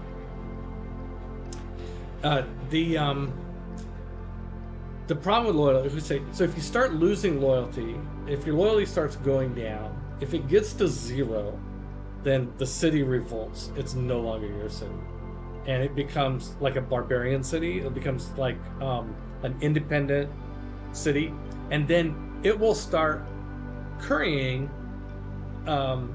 favor from all the different civilizations in the area. It'll be barbarians, it'll be against them, but at the same time, all the civilizations in that area are now building up a separate sort of loyalty tracker with that independent city-state, and whichever one gets to a certain threshold first will have the opportunity of getting that city to join them. So what can happen is you can lose the city to revolt and then have it join another civilization, which is horrible. So you don't want that to happen. And there's different ways to help your city stay loyal. Assigning a governor is the most important one. And you can see here, these numbers that have popped up, these numbers are the loyalty pressure that you will be subjecting yourself to if you build a city in those spots. So we want to, as quickly as possible, sort of establish a line of cities here that are just outside that range, although that range can start creeping in this direction as the Cree expand. So yeah, and we're seeing those numbers because I have my settler selected. So when you click on when you select a settler, it goes into what's called the settler lens, which, by the way, if I select a different unit, all that goes away. But I can get it back also by just going to, whether I have a settler or not, I can at any point go into the settler lens and get that information. I don't need to have a settler out there. Okay, so it's showing me what the loyalty penalties would be for where I would settle. Okay, so good information to have. And it kind of lets you know, oh, there's a city over here somewhere. Well, it's probably another Cree city because there's a Cree city there too. So anyway, we're gonna want to go out and find that city. I'd love to get these olives. I'd love to get both of these olives and this truffle. So I'd like to build a city in here somewhere. Maybe there. Maybe 1, 2, 3, 4. And yeah, we'll see here. We're gonna, let's see, let's go up here, see what we see up there. I'd also like to be exploring all this territory southwest of Ottawa to see what's there, but it's more important that I'm really tracking as much as I can what the Cree are up to. My friends, my future allies, the Cree. Yeah, well, we're gonna see what's there. Okay. Mountains are good. Mountains give nice bonuses. Let's see, can we go into their territory? Yeah, we can. Okay. I'm gonna go here. Well, I'm out of movement, so I can't go right now. Okay, so this guy. Oh, let's upgrade to Archer. Yay, we have our first Archer. Good.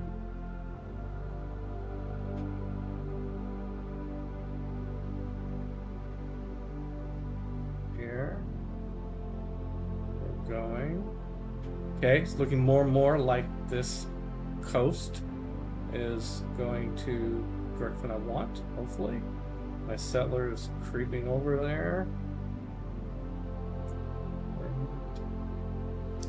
Very curious about these two hexes here. Okay, get up on this ridge line here. Let's see what's on the other side of the valley. Okay, let's go here. Oh, nice. Nice, nice. Okay, so we have a steady line of mountains all the way along here, which means it's impassable. You can't go through mountains. Eventually you can with helicopters, but you can't send military units through mountains. They're just dead impassable. You can eventually build tunnels through mountains, but this is a big barrier to the Cree being able to expand into this area. Now they can obviously go around south, and that's what we're going to look at next. And I'm also very conscious of the fact that there were barbarians around here earlier, and I'm running around with a settler. Settlers are completely helpless in a fight by themselves. So, oh, here we go. I managed to heal back up, and let's just go ahead and kill this guy. Get some more XPs. Oh, I didn't. He's. Oh, is that? He's not the warrior with the +7 promotion. That's the one with the +7. That's right. I built a second warrior. Took him down there. Okay, so this guy, we're gonna go down, and let's see what the coast looks like. Coast is continuing to cooperate in the direction I want. Oh, whales. That's a luxury resource. Be nice to build a city down here sometime. Oh. Gandhi has sent us a delegation. Your delegation is most welcome. Thank you.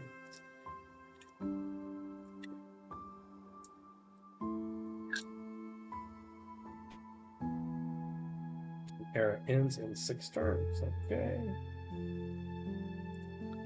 Okay, we're going to go down this way.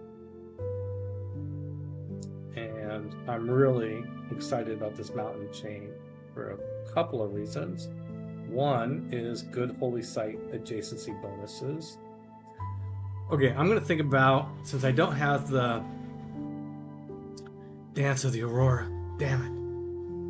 I have to think about adjacency bonuses in kind of the old-fashioned way, which is okay. So you get holy sites get adjacency bonuses from mountains. So any place that there's a lot of mountains is good. That's another reason why I'm so excited about this. By the way, I'm going to see if I can. Yeah, he's going to let me enter his land. That's great. Okay, so he hasn't found the Kree haven't found what's early empire. They don't have it yet either. So in 8 turns, I get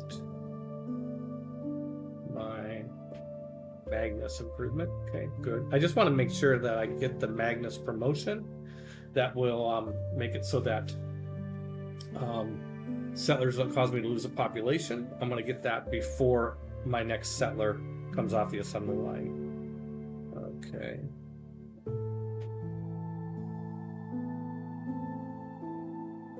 $314 gold. Okay, I think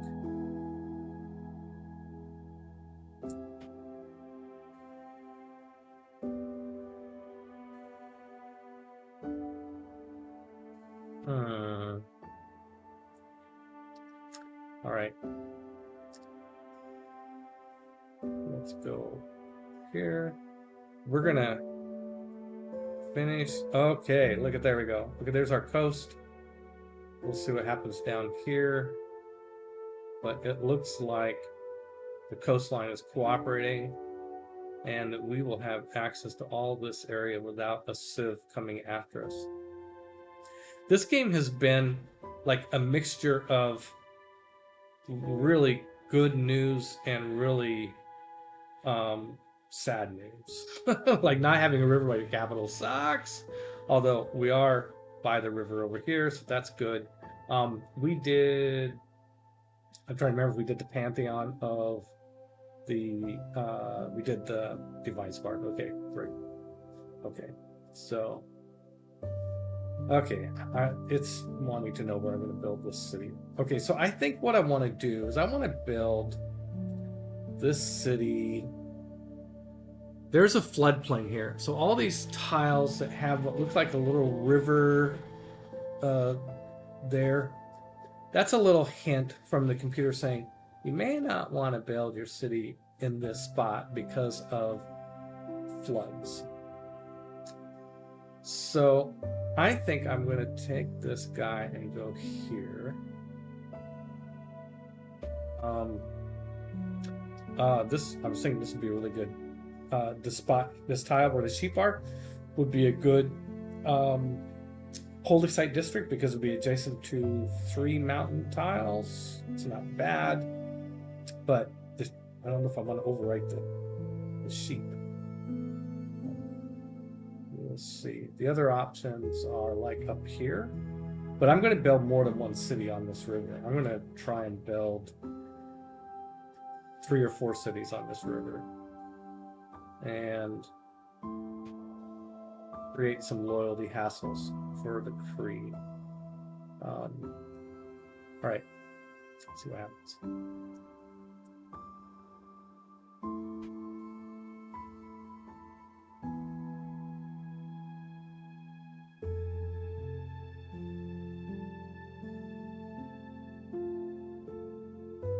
Okay, the warrior killed a barbarian warrior. My warrior did when it attacked me. Okay, that's why I'm down to almost dead again. I think I can go here and finish this guy off. Even though I've got a lot of damage on me, it looks like a safe thing to do. And indeed, the coastline there is good. Okay, we're gonna come down here. And Pound Maker wants to sell me horses. No, thank you. And oh, I got a promotion for this warrior, so this warrior will get that next turn. Good. And well, I think that this is a good place to pause. I think, unless I'm just right on the verge of getting my great profit, not quite, be a few more turns, not many, but you know, one challenge of streaming is sometimes you need to do some really deep thinking, and I really need to do some city planning of where I'm going to build these cities. And so I'm going to say good day for today, and next week when we come back, the map will be exactly, it will be in the same position, but I will have spent some time. One of the things you can do, I'm going to show you this one trick real quick. It's called map tax, and you click on that and you can do city planning and say, okay, well, I'm thinking of building a add tag. I'm going to build a city here, and you can go like that. And then I'm going to build an aqueduct here, and then I'm going to build a holy site, you know, here, whatever. I'm not really going to build these things in this spot. Industrial zone, whatever. You can place these. I better delete them before I think. What was I thinking? You can plan out where your cities are going to be and where the districts are going to be, and that is a discussion we need to have before I go much further. And so we'll do that at the beginning of next session. That'll be a big topic to open up with, is city planning. This is the thing that people love or hate about Civ 6. And I hated it for a long time, and then I eventually realized, you know, this is kind of fun. I think I like this now. I don't necessarily, it doesn't make me say, oh, I like Civ 6 better than Civ 5 because of city planning, but it's gone from a negative to like, I like it. It's fun. But it is, there's a bunch to it. So, all right. Thank you very much for tuning in today. We'll see you next Monday. I'm here every Monday, 9 a.m. Boy, we played for 5 hours.